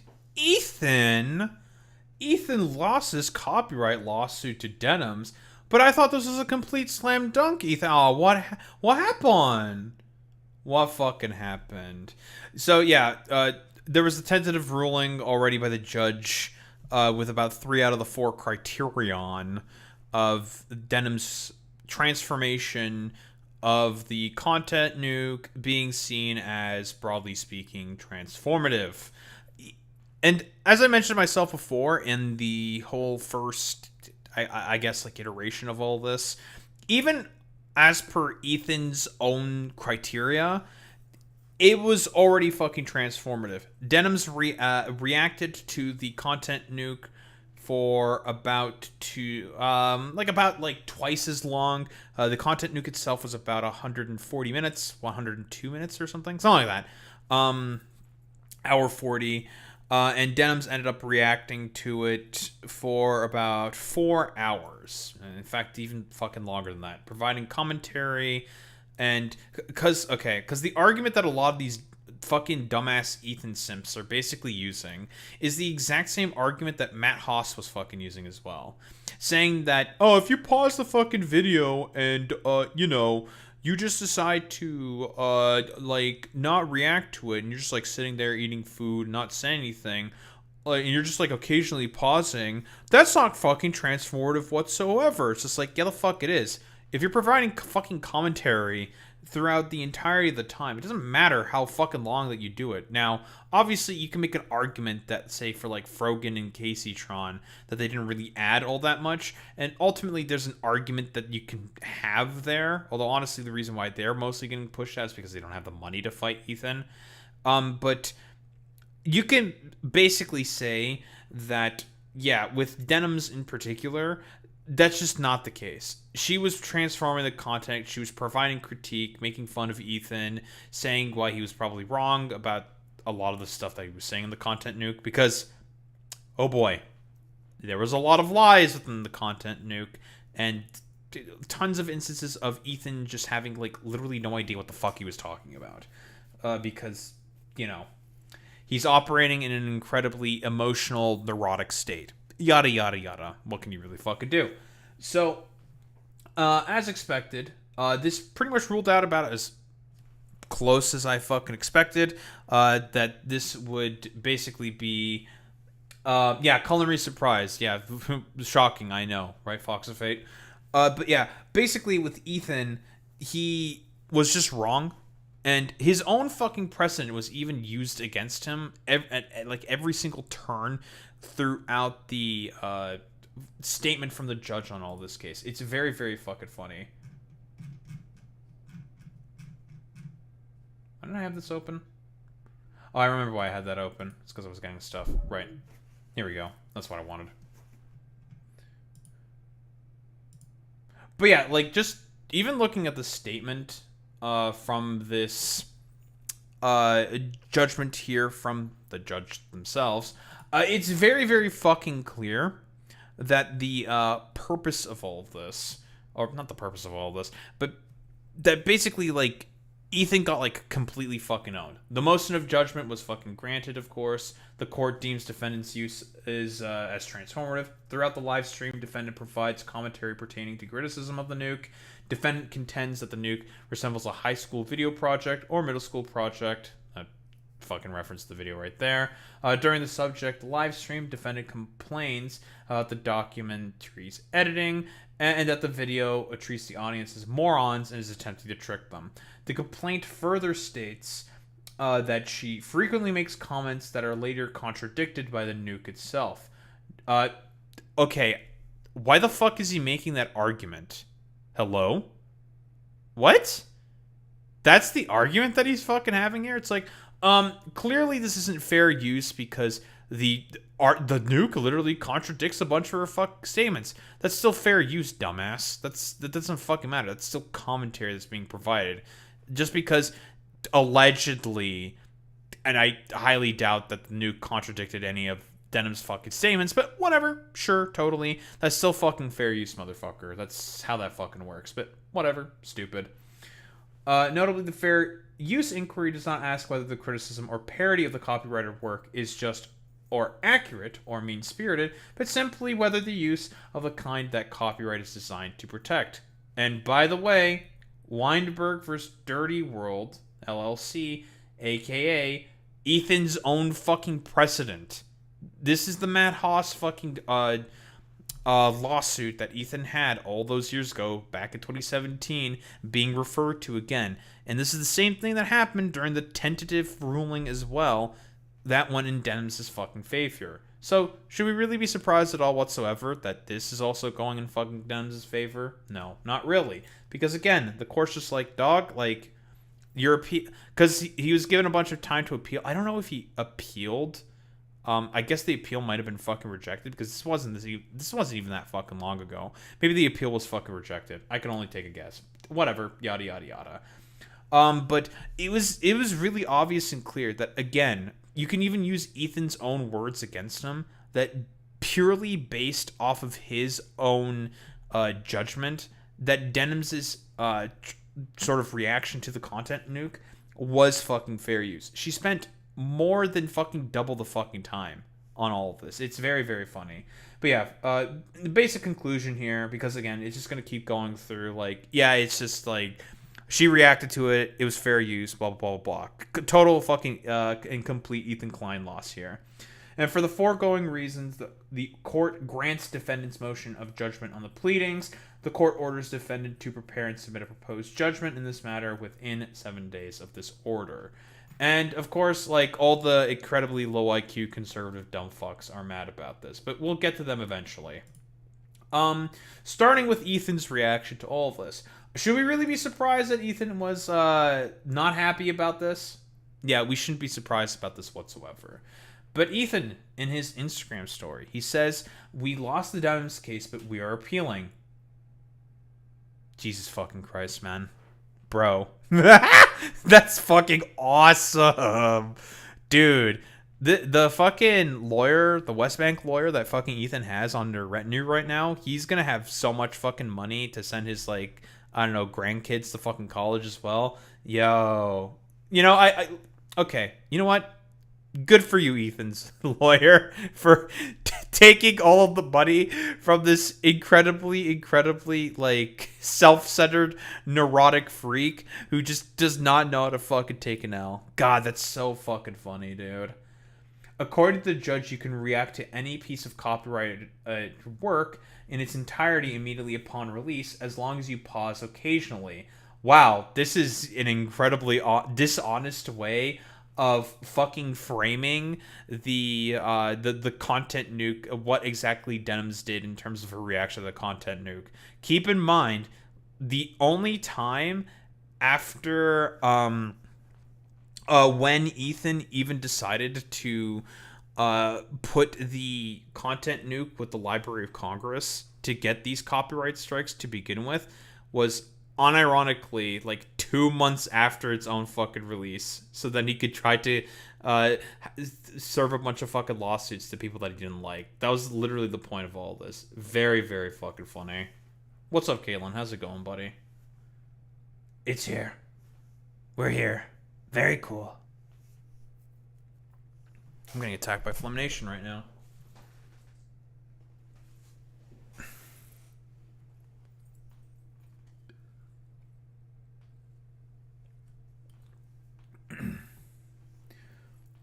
You can even explicitly state your intention is to steal money and traffic from the original source. So, okay, what this is specifically in reference to was when Denham's, at the end of the video, specifically said, if you were, I'm paraphrasing the quote. I don't remember the exact quote here, but basically the quote was, if you are happy with not giving that dog shit fucking video a view, please like, comment, and fucking subscribe, and bring that notification bell. It was something along those lines. Now, again, the argument from Ethan here is he's saying that this was malicious intent to try to steal money away from the content nuke itself. Now, there's two ways to basically deconstruct this. First way is the point that Kilotonics himself brought up in terms in his fucking video deconstructing all of Ethan's nonsense. So when Denims is saying that sort of statement here is that the purpose is not to say that she is trying to steal from any revenue or views from Ethan's video. It is an acknowledgement, and this is the assumption we can broadly speaking operate off of. It is an assumption that the people who are watching Denims' stream, that is the purpose of them being there, or even like the snarker people as well, for example, right? So to say that this is like necessarily malicious is at best, like you can make that argument, like that can be fucking true, but at worst is completely and utterly fucking malicious and just a lie. And from what I understand, in terms of Denims' viewership on that stream specifically, I think she got about 40,000 concurrents during that stream, something like that, right? I don't know if the stream itself like garnered millions of views, maybe like a couple 100,000 or something. Maybe that would have to be double checked. I'm not sure if we can ascertain that information necessarily at this point right now. Now, the content nuke itself, I think, garnered about 2.5 million views, something like that. Can you really make the fucking argument that Denims, who decided to react to the content nuke and provide transformative commentary to the nuke itself, is necessarily going to be taking away from the revenue and the views away from the original work itself? I mean, sure, but it's a bit of a fucking stretch. And the reason why I say it's a bit of a fucking stretch is because XQC also reacted to the exact same video, and by reacted, and because he literally said this himself, he said that he watched the video, being explicitly malicious and wanting to take away views and potential for fucking ad revenue from that fucking video. And XQC's video reaction on the content nuke garnered millions of views in comparison to how much Denim's probably garnered with their like 40,000 fucking concurrents. XQC probably had more, and the hundreds of thousands of views in comparison to the millions that XQC had. So if we want to talk about malicious intent to not have any transformative like market replacement sort of content, then you sue XQC. Or you sue fucking Asmongold, who literally did the exact same shit. But he decided to go after Denims, and also Caseytron and fucking Frogan, which is the second part of my fucking position here, right? Caseytron and fucking Frogan have a fraction of the fucking viewership in comparison to that of what Denims had on that day. In comparison to what fucking Ethan had. They probably have like maybe 10,000 views on those fucking VODs. Maybe. That's being generous, right? And their audiences are just nowhere near as big. Caseytron garners like maybe a couple hundred viewers concurrently. Frogan probably like a couple dozen. If we want to make the argument that this is supposed to be market type replacement content, and it was meant to take away from the views and the revenue of the fucking video itself, that's a fucking stretch, and you should be suing XQC and Asmongold, not Denims, Frogan, and Caseytron instead. But then again, Ethan Klein wants to go after specific small fries that are associated with the Hassan orbit because, again, they're easier targets. And also, we know what the purpose of this, and Kilotonics goes into this in his video quite well. The purpose of this was to try to go after Hassan with copyright strikes that would be pretty much fucking unavoidable through the when he decided to attach this shit to the fucking Library of Congress. The intended target was Hassan, but Hassan never fucking fell for it, which, again, that's a failure of Ethan here. So he decided to go after some small fries instead. Women, specifically. So, you know, sprinkle in a little bit of misogyny in there as well. Very, very fucking cool. This judgment is also in total contradiction to the other judges' ruling in the same district regarding the snark mods. I don't see why the fuck this really matters whatsoever in terms of snark mods. He's basically trying to fucking dox the snark mods. If I were to put in so many words, he's just trying to dox the snark mods. I don't really give a shit, dude. I'm extremely confident this will be overruled by the appellate courts. Good luck with that. And we will be proceeding with the appeal immediately. Bro just does not know how to take the fucking L. Bro, you've lost. It's fucking over, man. Like, it's obviously fucking transformative. Like, what, you want the appellate courts to also confirm to your dumbass face that this shit was fucking transformative as well? Like, I don't know, like, cope and fucking seethe? Yeah, cope and fucking seethe. And listen, we're just gonna do a little bit of trolling. You know what? 'Cause fuck you, Ethan. So this, to us, is a total flawless victory. No motion to dismiss, no counterclaims. Oops. No case even set forth in the complaint. Lazy, horrible, dog shit. Straight L's all around, guys. Guys, what happened? What happened? What happened to the slam dunk case you had here, Ethan? Aww. Poor little fucking Bubby, dude. Poor Bubby. I'll be honest. Me and my lawyer were both pretty floored when we saw this, because we were accepting these guys to go to war. They were talking a big game. Denims was just raising money a few months ago to sue me for defamation. What happened? I don't know, man. I mean, you lost your dumbass fucking lawsuit. I don't know. Fucking cope and seethe, Jack. Take the L. Like, you're literally trying to take this to the appellate courts right now. Fucking cope about it. What is this? Yeah. Cope. He can't. He just can't accept. He can't. He's just coping. This is true. This is true. He's malding. He's just mad. Stay mad.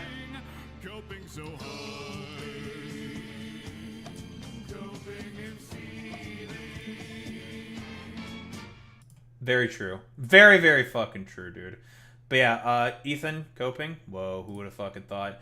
Like, I don't know. Like, it's just really, really funny to be that bro just can't fucking take the L. It's like, take the L, man. Like, accept the loss gracefully. It would make you look way better in the long run. Let's be honest here, because everyone is coming out against this shit. For example, well, not everyone. There's a lot of fucking sycophants specifically around Ethan, who are still going along with this. We'll get to them eventually. But I just find it really, really, really fucking funny that Ethan thought this was like a whole slam dunk. This is going to be a really, really easy fucking case. And then, oh, we'll win this, guys. Totally. We got this. Nah, bro. Like, take the fucking L. Your own precedent is being used against you. Like, it's over, man. It was referred to, I think, like 5 or 6 times in the motion for judgment here. Like, it's done. You're cooked. And, okay. Is he really going to fucking learn anything from this? Nah. What happened? You were so tough. You were talking all kinds of shit. You started to GoFundMe. What happened to this? You had a chance and you didn't even write in a counterclaim. What a coward loser you are. What a coward loser you are, Denims. No counterclaim, no motion to dismiss. Fat L's, cringe, you lose. I win. Yeah. Listen, insert fucking insert the music here. Blah blah blah blah blah. Cope and fucking seethe. I don't know. Let's get to some of the fucking reactions to this. Obviously, Ethan Klein's subreddit reacted to this about as what you would expect. They just got fucking mad about it. Coping and seething about the fucking judge. Again, this is the correct fucking ruling here. It's obvious and clear that even by Ethan's own criterion, Denims fulfills the sort of what Ethan wanted and reacting about twice as long as required for the fucking video, but whatever. These guys don't care about it. Oh, Lus. Lus is like some fucking law YouTuber. All the law YouTubers also in complete fucking shambles. Mostly the ones that are like floating around Ethan for whatever fucking reason. In complete shambles. People like Lus and fucking Legal Mindset. These fucking freaks. Who probably either A, don't have actual fucking licenses to practice law, or should have them taken away because, wow, Jesus Christ. Like, the fact that you guys were just willing to put everything on the line to simp that hard for Ethan, very, very fucking cool. Again, like, they're all just coping, they're all seething, they're just mad about it. Like, dude, so basically the judge thinks copyright isn't real and shouldn't be enforced? Wow.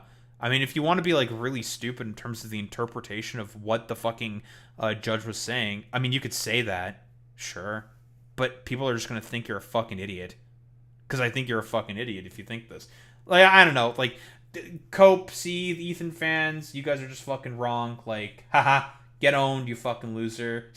You deserve to, I don't know, deal with the fact that your favorite content creator is like a neurotic freak and is just like fucking coping and seething about the fact that he lost in this a very obvious instance of, well, shall we say, a very, very clear instance of transformative content, and that Ethan is just doing this because he's just salty about it. Now, again, this isn't the only lawsuit that Denims has. There is also the lawsuit that she's currently on the hook for, specifically the for the reaction to the countdown stream that Ethan also decided to put as a part of the Library of Congress. That one is probably more of a toss-up. Maybe not a toss-up. I have not seen Denims' fucking reaction to that in particular. She might be cooked on that one in particular, but this was like the whole main enchilada right here. The fucking for the case of the countdown stream, that one does not matter as much, because if Ethan won on this one specifically, it probably would have had a chilling effect on criticism and also fucking commentary in the whole fucking YouTube environment, which was, I guess, more or less what Ethan wanted to go for. As much as he says that he doesn't want to have a chilling effect, brother, this was exactly what it was going to have, because he was attempting to set the precedent of, hey, if you're fucking rich and you don't like what someone is saying, just fucking sue the fuck out of them, making it such that if you're a smaller content creator looking to criticisms of Ethan Klein's positions, like I am doing right now, you have to basically always look with your head over your fucking shoulder to make sure that, man, I hope I don't get fucking sued for a lot of the stuff that I'm saying here. Like, that would be really fucking stupid and ridiculous. But, you know, does Ethan care about that? No, not really.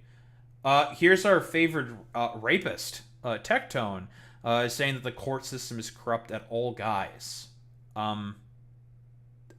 Well, might want to work on your sentence structure there a little bit, Tectone.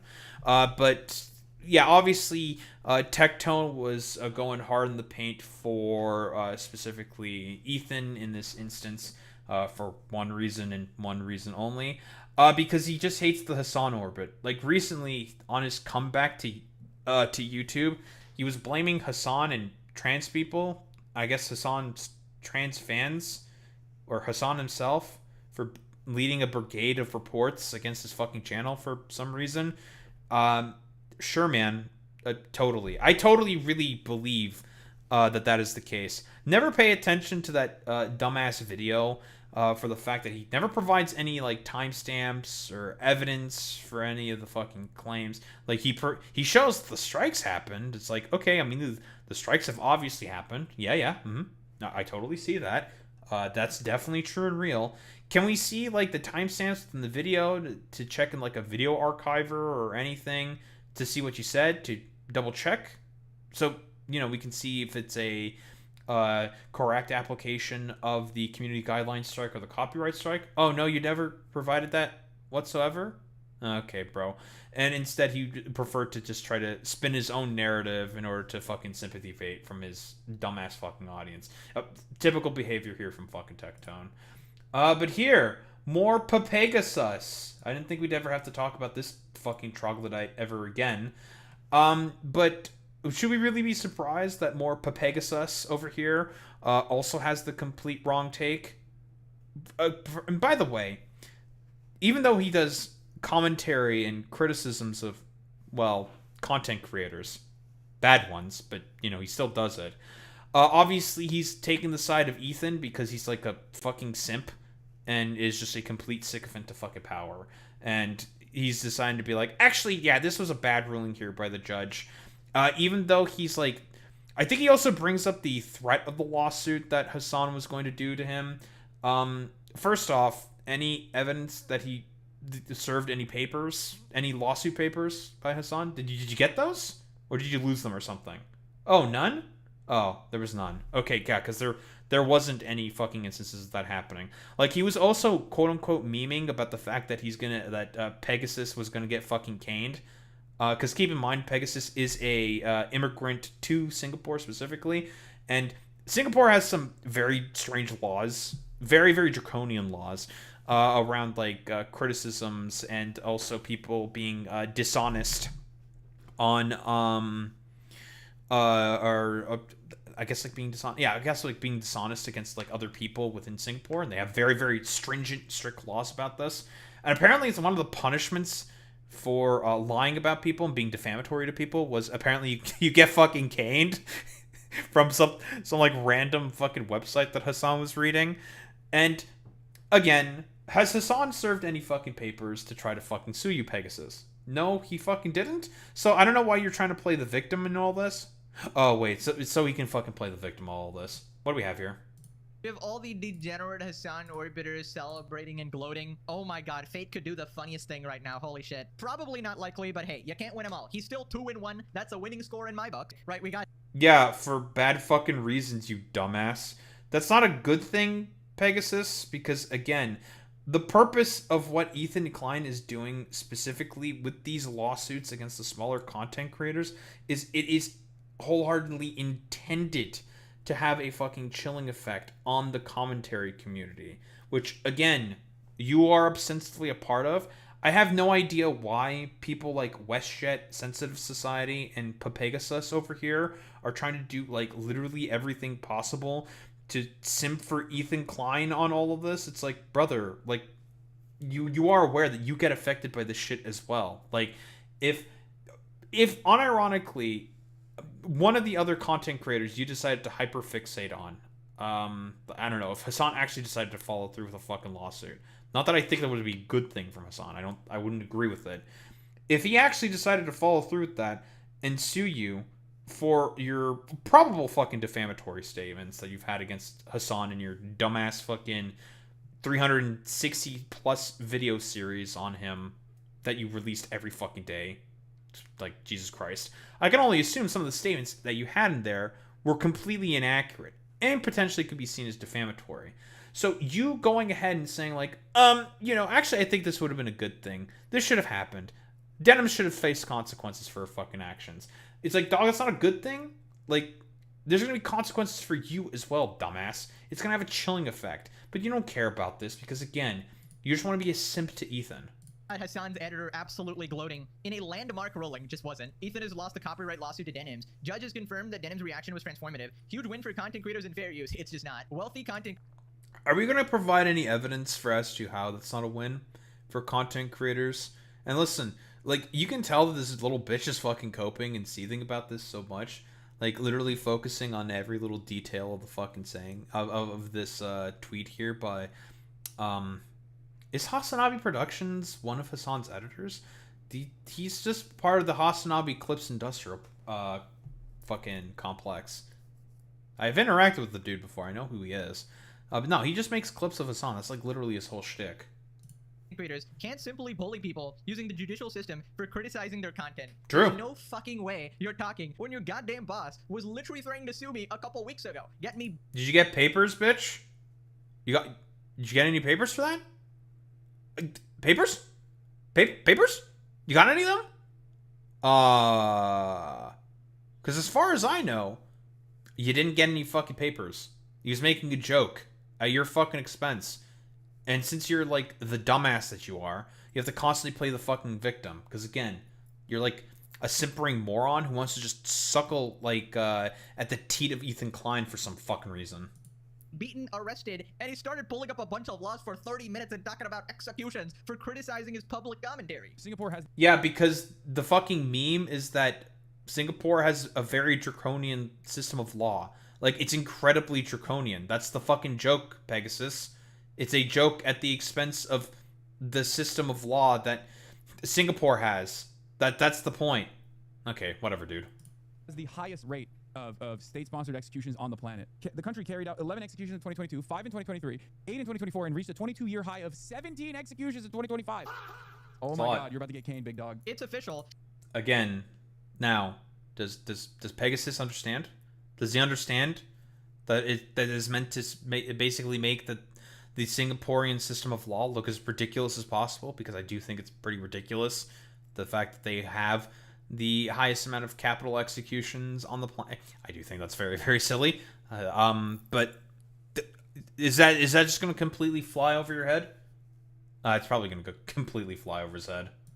Surely all the right-wing slaptubers will cover this huge win for denims and not simply ignore it and move on, right? True. Oh my god, this guy is more insufferable than ever, dude. Right-wing slaptubers, dude, what the hell is wrong with you? People that disagree with you are not automatically right-wing, you fucking lobotomite. By the way, if... That's not the fucking argument, you dumbass. Wait, I have a question. If I were to go through more Pegasus's fucking content catalog, how many fucking videos of him going after and criticizing Asmongold will there be? Question. Actually, you know what? We're gonna do an experiment right now. How many fucking videos are there about Asmongold are there on more Pegasus's fucking channel? Why don't we take a fucking look, dude? Alright. Here is Pegasus' fucking goddamn channel. We go to videos, sure. Just go to search. We'll type in Asmongold. Fuck it. Why not? Let's see. Asmongold's situation is insane, which is a part of the quote-unquote legendary series. Bro, fucking nice thumbnail shit. Okay, bro. Totally. Now, what is the likelihood if I were to fucking click on these videos here? So there's like a couple with Asmongold in the fucking thumbnail. And some of them who probably have Asmongold in the fucking references. Blah, blah, blah, blah. Wait, this shit was 378 videos? Okay, Jesus Christ. Whatever. Not paying attention to how many fucking goddamn videos he's made about specifically Hassan. So, Hassan just got badly exposed. Well, that seems to be pro-Asmongold there. Asmongold actually fucking humiliated them. Well, that seems to also be pro-Asmongold. That's a little interesting. The same video title right here. Pro-Asmongold again. Just fucking embarrassed them. Another pro-Asmongold video. He just got caught in 4K. Whatever the fuck this exactly means. Whatever. Probably stupid. Probably still pro-Asmongold. The point is that, Pegasus, you have no fucking place to basically complain about right-wing fucking slop tubers when you constantly have positive coverage for them over and over and over again. So again, like, buddy, calling you a fucking right-wing slop tuber is absolutely fucking correct because of your indignance towards them. Or to be honest, the fact that you just only care about audience retention. I don't think fucking Pegasus really has any ideological predilections. Probably not. I think he's too stupid to have any. But in reality, the only thing that Pegasus cares about is appealing to a really stupid fucking audience and grifting. Because again, this is someone who fundamentally believes in nothing. If it wasn't obvious already, we're not disingenuous scumbags like you. You literally get caught completely lying on Twitter routinely. You get community noted, and then you move on like nothing happened with no corrections at all. You lie on... Are we gonna have like a specific reference to this? Also, like, people make dishonest community notes all the time. If you use community notes as the sort of bastion of fucking accountability, brother, that's a massive fucking goddamn problem on your side. Like, what the fuck is wrong with you? You're stupid, man. On a near daily basis, cover for your disgusting terrorist supporting boss, and manipulate stories all the time. How the fuck are you? Who's the terrorist support? Oh, he's talking about the Hassan. Again, Kilotonic's talking about the terrorism claims. It's just unsubstantiated. Like, in what way does Hassan support terrorism? Because he quote-unquote interviewed a Houthi that was not a part of the terrorist watch list in 2024 when Hassan interviewed Hassan. I I forget his name. Assad al-Radad. No, that's not his name. Whatever. Interviewed Tim Houthi Chalamet, okay? Because he thought that he was a Houthi because of the fucking meme name that he had. Yeah, okay, buddy. Like, if that's the standard that we're going with, holy shit, you are 10 times fucking worse, Jabrodi. But yeah, I mean, like, listen, Pegasus being a stupid idiot, wow, who would have fucking thought? And finally, oh man, our favorite fucking roach guy, Asmongold, obviously was in support of all this. Why? Because he's stupid, doesn't care about free speech, and wanted Ethan to be the main guy, who would try to take down the stinky mean Hassan Orbit, who's been stinky and mean to him all the time for all the, well, terrible shit he constantly fucking says. What do we have here?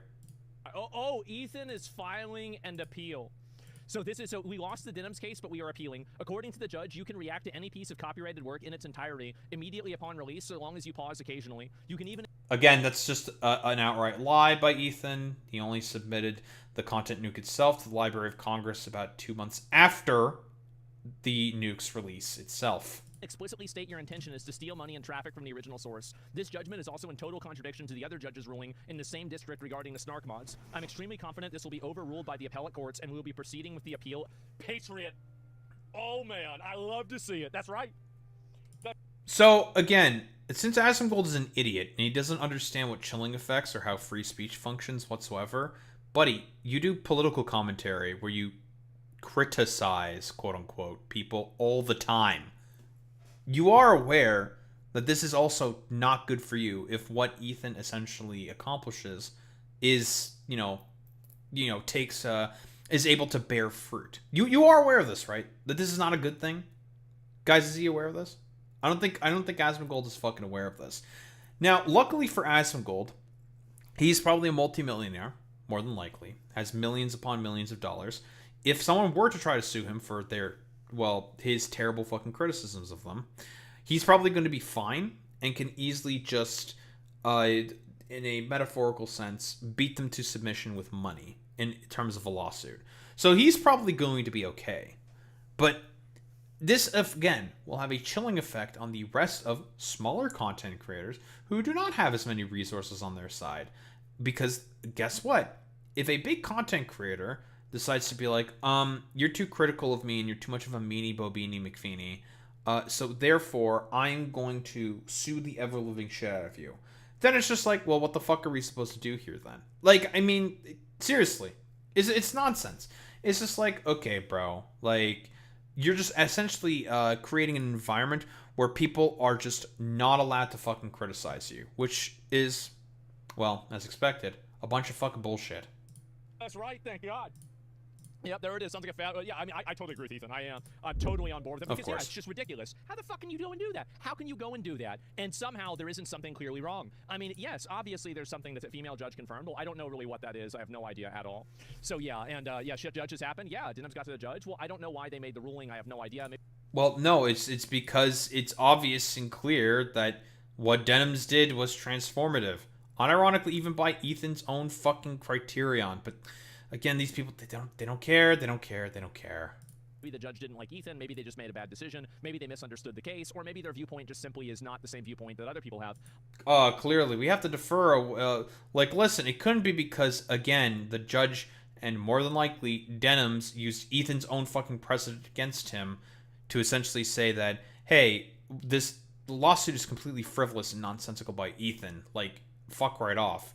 And the judge was just like, well, yeah, given the criterion that was established, 3 out of the 4 criterion that was established by Ethan's own case, established within 2019, Denham's video fulfills all of that. Her stream fulfills all of that. And as a byproduct, we are ruling that this is fair fucking use. Again, like, cope about it, bitch.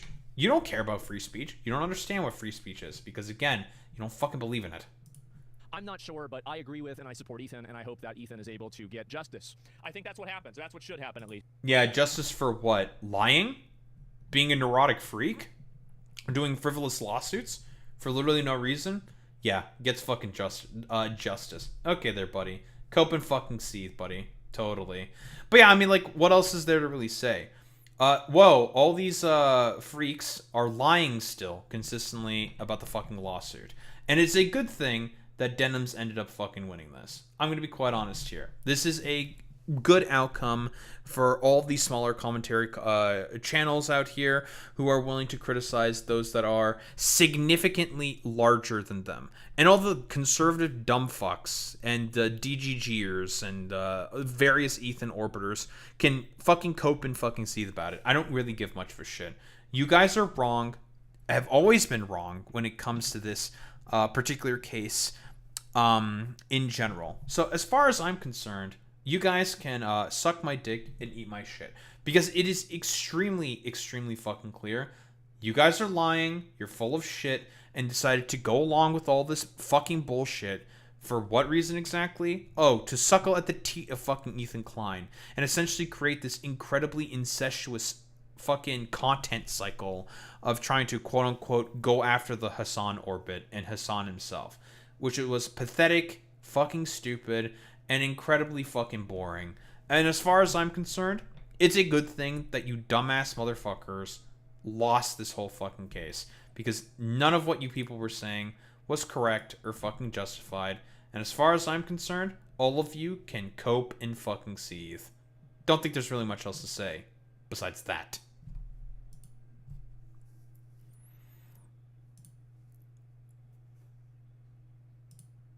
Wicked.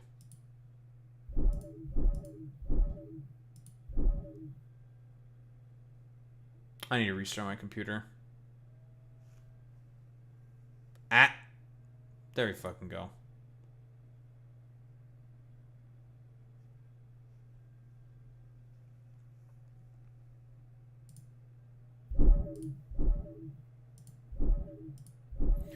More Papegasus. My computer? No, sometimes it'll just fucking hang sometimes. I don't know what it is exactly. It'll just like hang randomly when I open things every now and again. I'm not sure if it could be my CPU is dying or if something is dying or if my fucking memory is dying. I hope that's not the case because that's gonna fucking suck. I don't think it's not an OS I don't think it's an OS problem. It's probably a hardware issue. And I think the issue is specifically RAM.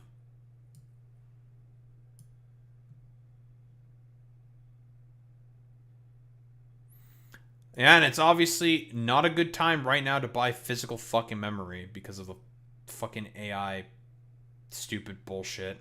Yeah, I would rather not have my RAM be the main thing that's dying right now. Please no. Anything else? Like, how many is like... Okay, I'm just going to look this up. If I go on Canon Computers and I look up RAM, right? How expensive is that shit? Because I would just go to, like, Canada Computers, grab some shit real quick.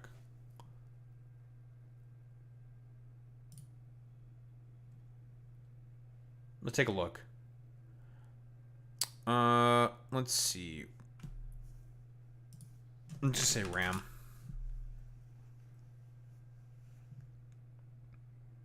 Bro. Yeah, looking at some DDR5... Fucking $700 for DDR5. For 2 sticks. $700, bro. DDR4 is $370. This is insane. That's so much fucking goddamn money. It's a ripoff. Unironically, this is insanity. The amount of money that is. But it's all for the AI data center fucking dog shit, dude. Oh, but it's okay. You can get 2 sticks of 8 gigs for fucking $210. Like, okay, bro. Like, nice meme. Genuinely fucking insane.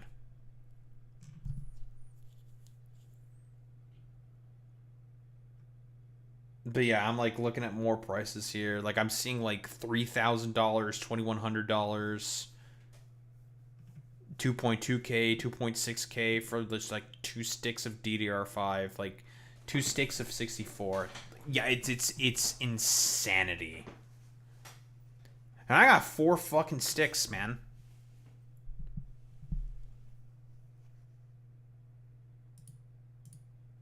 RAM manufacturers sued for price fixing. Though this doesn't surprise me whatsoever, right? Because of all the AI data, it's the same thing that happened during the global inflation crisis, right? Same fucking pattern of behavior, right? They all the prices for everyday goods went up significantly for one reason and one reason only, because of not only COVID, but because of also inflation.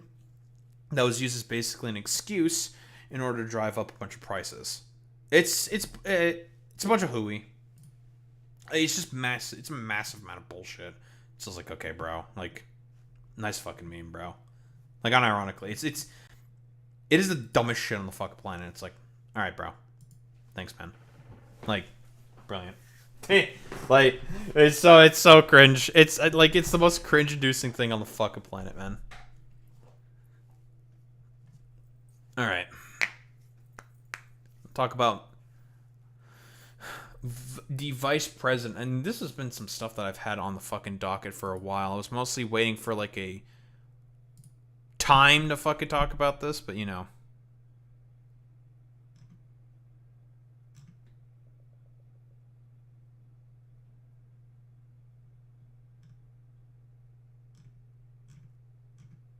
Anywho, let's get fucking started with this.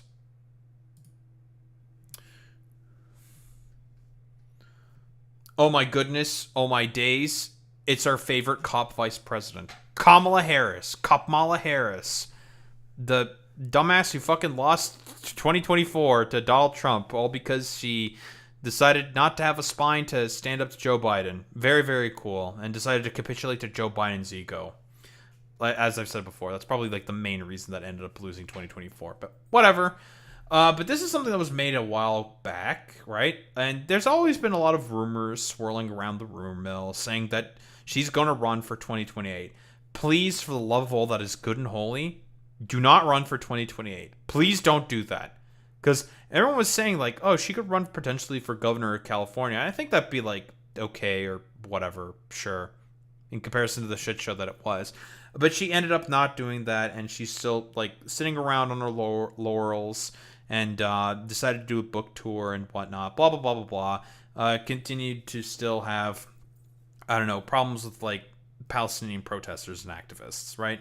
Even though, like I said before, I gave Kamala Harris credit for being one of the solemn voices early on, because, again, during the onset of the genocide that was happening within Gaza, there was a speech that Kamala Harris gave in front of the Washington Monument on January of 2024, where she was talking about, like, yeah, we should probably get a ceasefire. Now, obviously, you can talk about it and say, like, oh, she was just doing that to look politically good. Oh, she was just doing that to, I don't know, like, set herself up for the presidency, blah, blah, blah, blah, blah. I mean, listen, there could be a whole bunch of various differing reasons for as to why she ended up giving that fucking speech, right?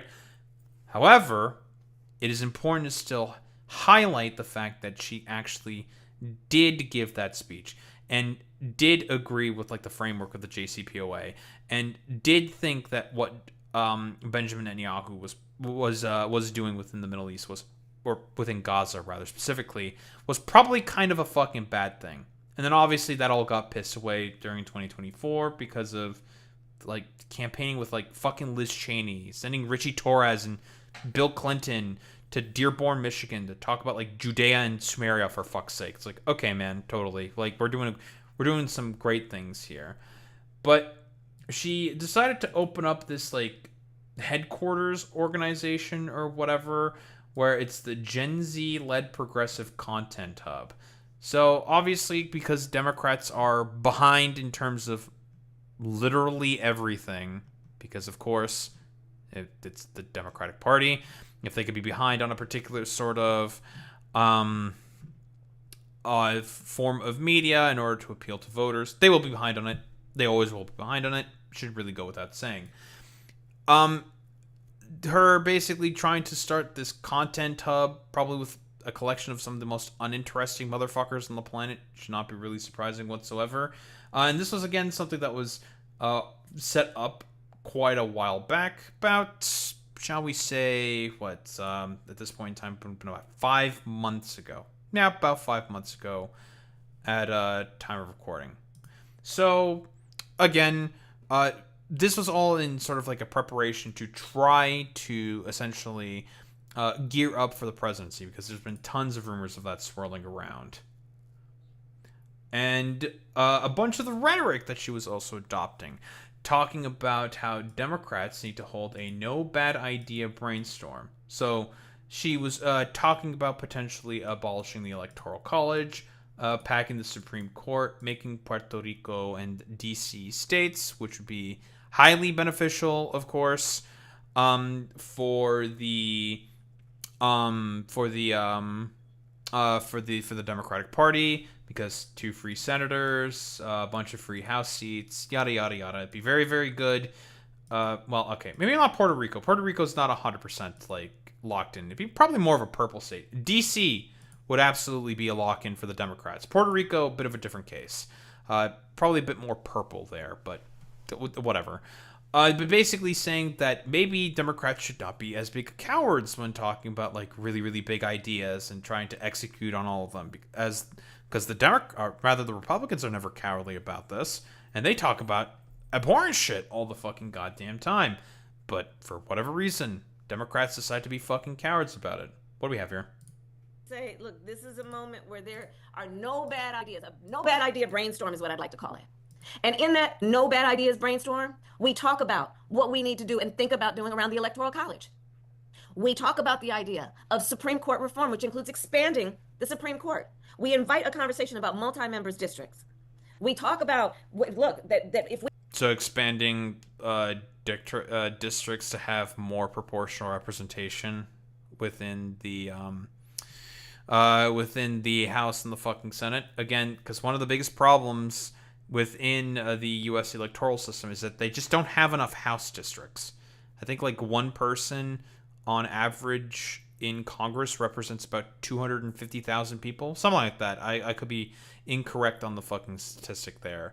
Yeah, that's way too fucking much, man. Just, bro, get some more House districts in there. But then again, that would mean actually caring about the democratic will of the people, of which the Republicans do not care about. If we win the Senate, which we should and we will, then the Senate Judiciary Committee should have rules that they put in place so when these people come before as nominees to the Supreme Court and lie, that they are held to account and consequence. Not just that somebody goes on cable news and says they lied, but that there are rules in place to actually penalize people for lying to a Senate Judiciary Committee. That we agree that it is right to have ethics rules for Supreme Court justices. And let's put those in place. Let's talk about statehood for Puerto Rico and DC. These are the things I think that we've got to do. We've got to neutralize these red states from cheating, including blue states expanding their maps. And all of this, I think, is look, we got to fight fire with fire. These folks are playing to win. We got to play. So, okay, here's the thing. What she's saying here is correct in a technical sense. We can't be really fucking dishonest here. She's not wrong. She's certainly talking the talk. Problem is that's Kamala Harris. She's good at talking the talk. But walking the walk? Not so fucking much. She will basically say well, not really do anything, but she will say anything in order to get into power. And this is the biggest problem with a lot of these centrist neoliberal fucking Democrats. Very often, based off of whatever consultants are in their ears, they will just go along with the fucking consultancy brain, consultancy speak and whatnot. Obviously, she didn't really provide any fucking details in there. I mean, she was like more concrete on certain things, not necessarily abolishing the Electoral College. She wasn't very concrete on that whatsoever, but pretty clear on the packing the Supreme Court, making beneficial maps for the Democrats in comparison to that of the Republicans, and the fact that they are cheating. You know, she's been more explicit about that, which is fine and all, but is she really saying this because of the fact that she believes in this? Or is it because she's trying to gear up for another presidential race and she wants to make it look like she's more of a fighter in comparison to the current anemic leadership and Democrats that are currently in position right now? And I am more than likely to believe the latter rather than the fucking former. And yeah, in terms of the fucking rumor mills, Kamala Harris has apparently been starting to quietly start hiring fucking staffers. So if we're talking about people who are gearing up for some form of a presidential bid, you are going to want to start hiring staffers, building out a fucking infrastructure, and getting people out there to have, or rather, preparing people to get you out there to get your name in the sort of metaphorical fucking conversation, right? These are a lot of the prerequisites that are required in order to be able to be successful as a presidential candidate. I do think she might potentially try to announce, because again, like, in terms of the timeline of all this sort of like attempt to try to make a progressive social media hub or whatever for Democrats. This happened in February. A lot of this like rhetoric about like big bold ideas. This is in May. Her starting to hire some fucking campaign staffers, also in Maine. So she may have been working on this for about like a month and a half at this point in time, right? Gearing up for some form of a move forward in terms of another bid at the presidency. This would be, I think, her third time, right? Did she do it in 2016 as well? I don't remember exactly. It's either the third or fourth time that she did this. Who really knows exactly, right? Like, that doesn't necessarily matter all that much. I really do think that it's like her name is fucking completely tainted and the brand is just like wallahi fucking cooked, bros. Like, I do really think that if she were to run, she would basically stand absolutely no fucking chance. And she would absolutely get fucking cooked. I don't think it's going to really happen whatsoever. But the latest development in all of this, which is the funniest thing about this, and the thing that she did not really do in 2024, was reach out to fucking pro-Palestinian activists in a run-up to 2028. And also reaching out to Zoran Mamdani. I've said this before, and I'll say it again, but Zoran Mamdani is the future of the Democratic Party. If you want to be successful in the Democratic Party, you emulate Zoran Mamdani. Now, obviously, Kamala Harris is very, very good at emulating people. Very, very fucking good at it. And she will never sort of have really any convictions in of herself in terms of being able to implement any of the main beneficial policies that make a Zoran Mamdani successful in the way that he is. And here's the thing with the pro-Palestinian activists. Obviously, she did not listen to them whatsoever because more than likely, whatever Biden advisors she started absorbing into her campaign after Joe Biden left, more than likely told her, hey, don't fucking talk with any of those Palestinian activists. If I were to make a bet. I'm pretty good at fucking making bets when it comes to a lot of this stuff. And that's why she didn't listen to anyone from the uncommitted movement. Like, for fuck's sake, she didn't even listen to Rura Rahman, who's a state representative within Georgia, allowing her to have like a 3-minute speech on Palestine within the DNC. Didn't even fucking allow any of that shit whatsoever. And that's part of the reason, as we all know from the fucking the DNC autopsy, which never really came out because that shit was really bad, and wholeheartedly was not interested whatsoever in any of the fucking reflection necessary to talk about, hey, here's why we actually lost, blah, blah, blah, blah, blah. No. Obviously none of that fucking happened. What happened instead was, all the exact same woe is me, like, neoliberal fucking bullshit. Shouldn't be really surprising whatsoever. And wanting to defer any blame to anyone else except themselves. The consultancy class fucking dumbasses. But it's been made very, very clear that the main things that ended up losing the Democrats in 2024 were Israel and the response to the actions they had in Gaza, and also Joe Biden's fucking ego. Joe Biden had a massive fucking was a massive reason in particular for as to why Kamala Harris ended up losing. And she decided to fucking keep that albatross around her neck for literally no reason. And I do think that if she just rejected Joe Biden, she probably would have won the fucking presidency. I really do think that. And didn't listen to any of the Biden fucking sycophants and fucking weirdos. All those, like, lackeys that he had around him with his own fucking, like, ego and whatnot. And because we all know that's why he ended up fucking staying in the race. Blah blah blah blah blah. I've talked about my whole positions on 2024. I don't need to fucking relitigate all that stuff. Joe Biden's ego is probably the main reason what lost Democrats 2024. Besides like Kamala Harris's lack of a spine, but whatever. Should we really be surprised about the fact that now she's starting to contact the pro-Palestinian activists and Zoran Mamdani? No, because it's very clear that this is the future of the fucking party. A further left-leaning populist sort of flank.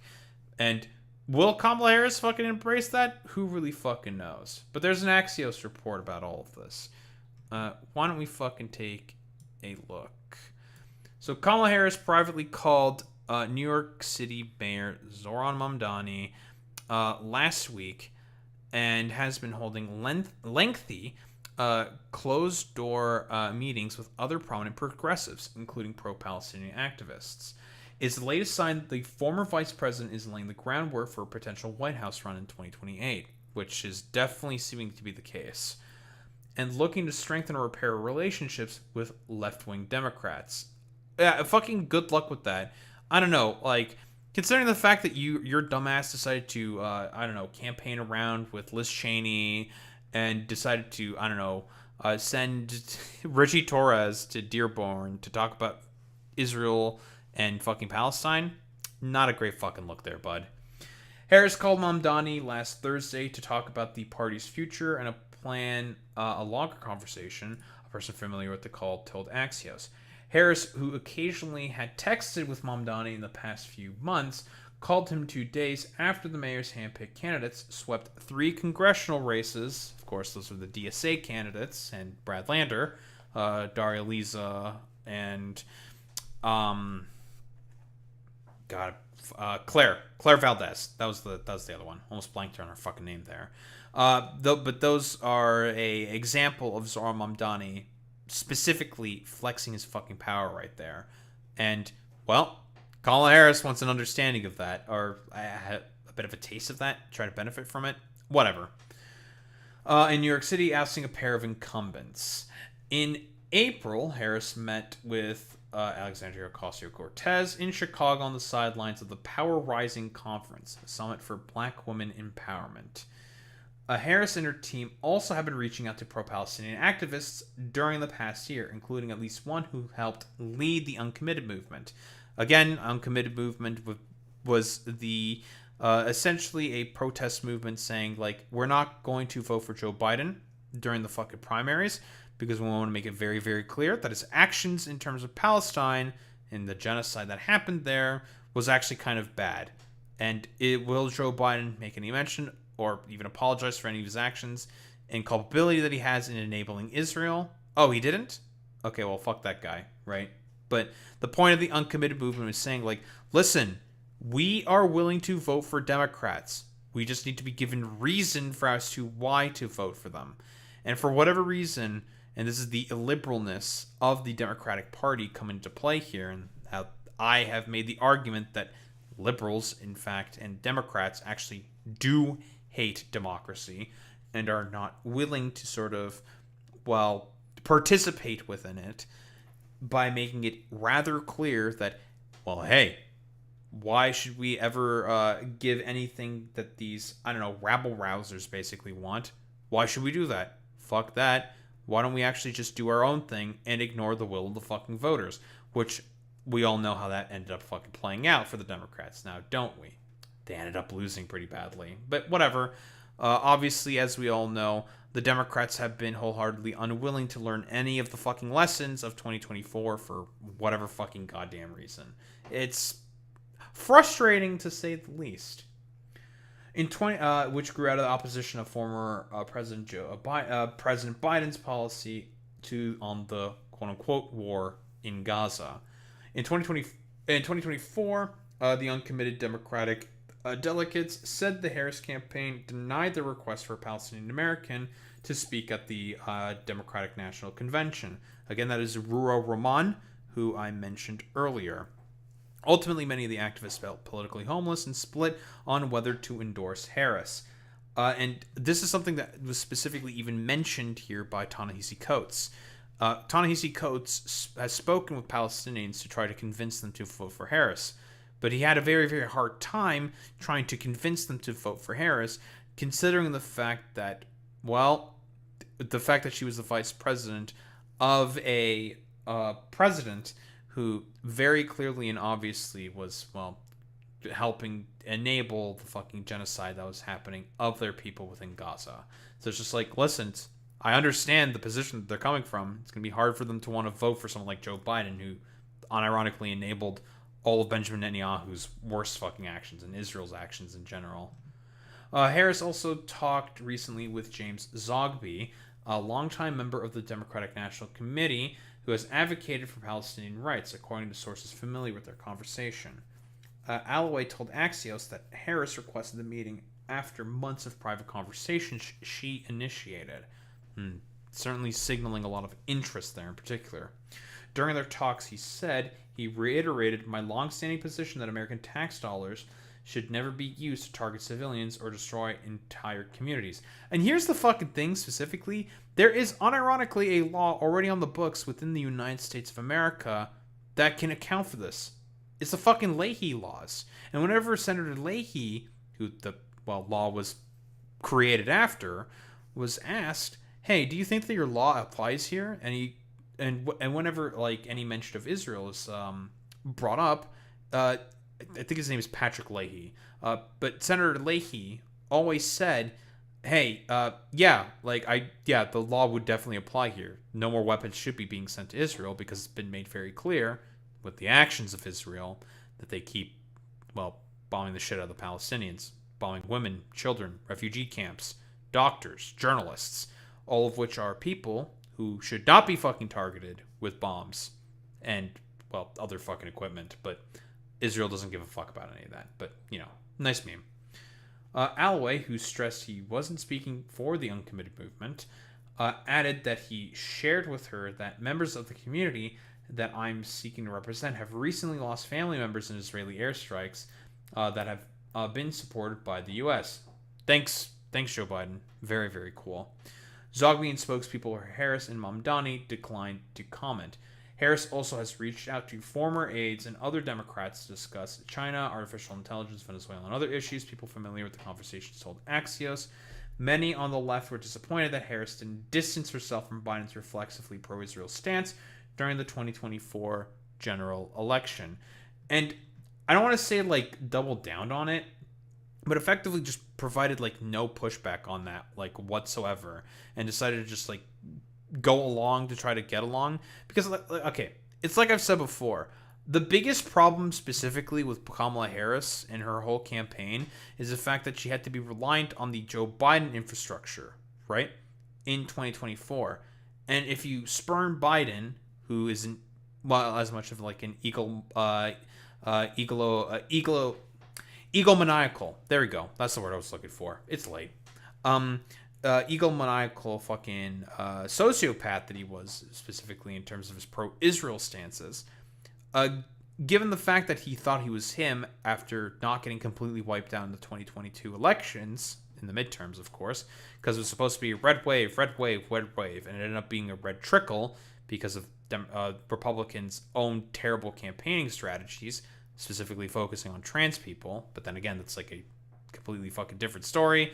Joe Biden thought he was him. He got an ego trip and decided, oh, actually, I'm actually really popular. And since he had a bunch of yes men around him mostly, similar to Trump in that particular respect, no one was saying actually, no, you're not him. You're shit.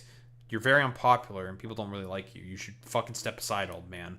And he decided to be spite-filled after that terrible debate where he looked lost the whole time, throwing Kamala Harris in there instead because of the fact that he just got salty about the fact that Nancy Pelosi was correctly saying, you should drop the fuck out. And as a result, this is probably one of the main reasons as to why the election was fucking lost in 2024. I mean, it was just I don't know. That election just had so much go wrong for the Democrats. When Trump was at his weakest and he campaigned like shit as well, it was so easy for the fucking Democrats to win that election, and they just pissed it all away for what exactly? I don't know, for some old man's on popular old man's fucking ego. I mean, it's just very, very fucking annoying to see, man. It really, really fucking is. In Biden's White House, Harris had considered herself an advocate for on-the-ground activists, including those worried about Palestinians in Gaza.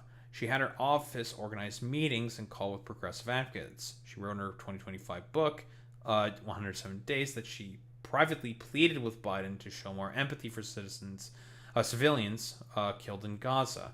He couldn't do it. While Biden could compassionately state, "I am a Zionist," his remarks about innocent Palestinians came off as inadequate and forced. Well, it's because Biden himself is it's because he's racist.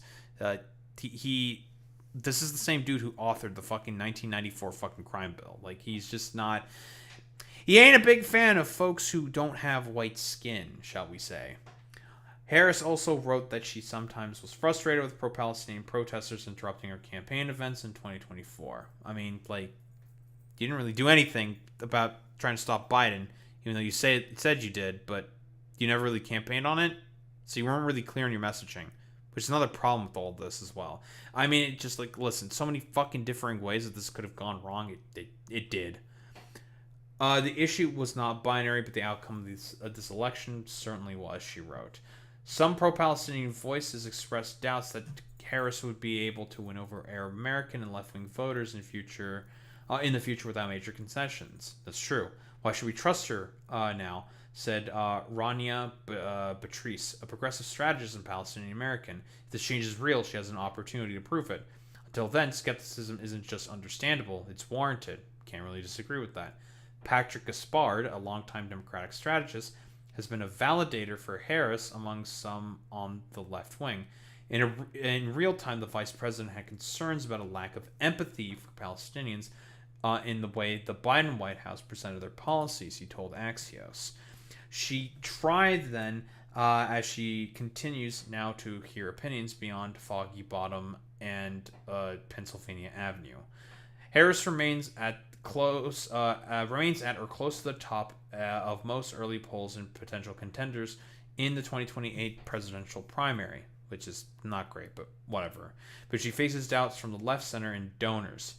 Harris' policy record is a muddle. She ran as a progressive in the 2020 Democratic primary, even though she really wasn't, but whatever, including being one of the first contenders to embrace Senator Bernie Sanders' Medicare for All bill, but then distanced herself from several of those proposals in 2024. Because again, like a lot of these other fucking neoliberal dipshits, she's a fucking chameleon. She doesn't actually believe in much of anything. She'll do anything in order to get into power. In 2020, what was especially popular to fucking talk about at that time was Medicare for All, which is why people fucking talked about it. Like, it's one of those things where it's just like, it's kind of doy, obviously. Mostly because Bernie Sanders was the main individual who brought that shit into conversation. And she latched onto it because, again, it was popular at the time. That's why. If she runs, she wouldn't clear the Democratic field for president. Probably not. And many in the party doubt her ability to win a general election after 2024. Even so, in many parts of the country, especially the South, which is critical in any Democratic primary, Harris is often greeted as a rock star, which, it's because she's black. That's mostly the main reason why. But whatever. I don't really think that she's a particularly great candidate, especially given 2024.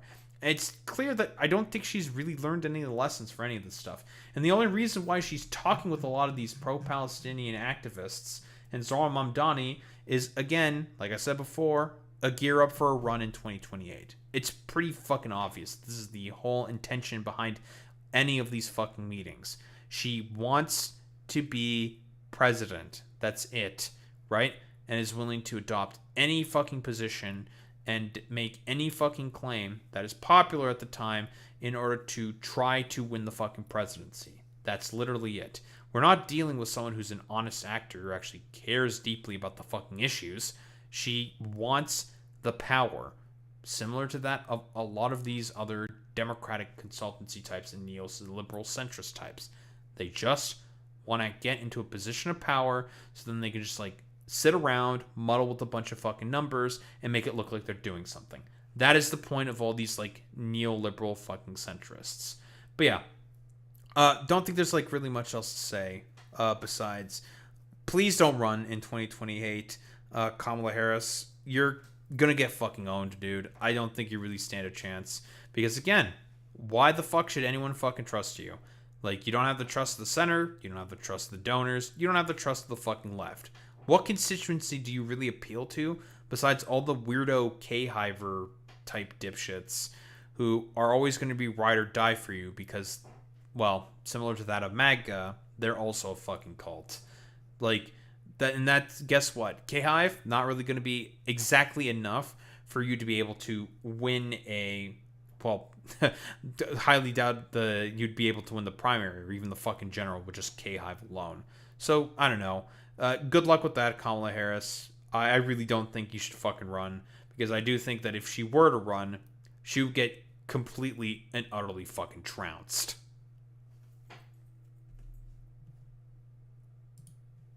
Okay, cool. It's late. Now we've talked about all the topics du jour. Wow, it's because you spent too much time building a factory. Shut up. Who are we reading out to today?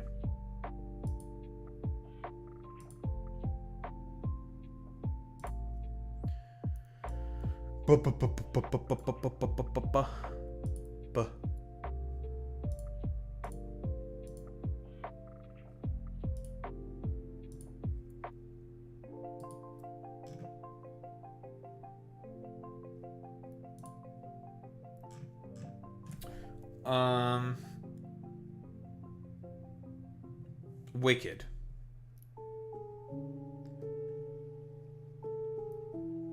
Very cool, Boy Meets Mini. Alright. Let's raid out to Neurodetergent.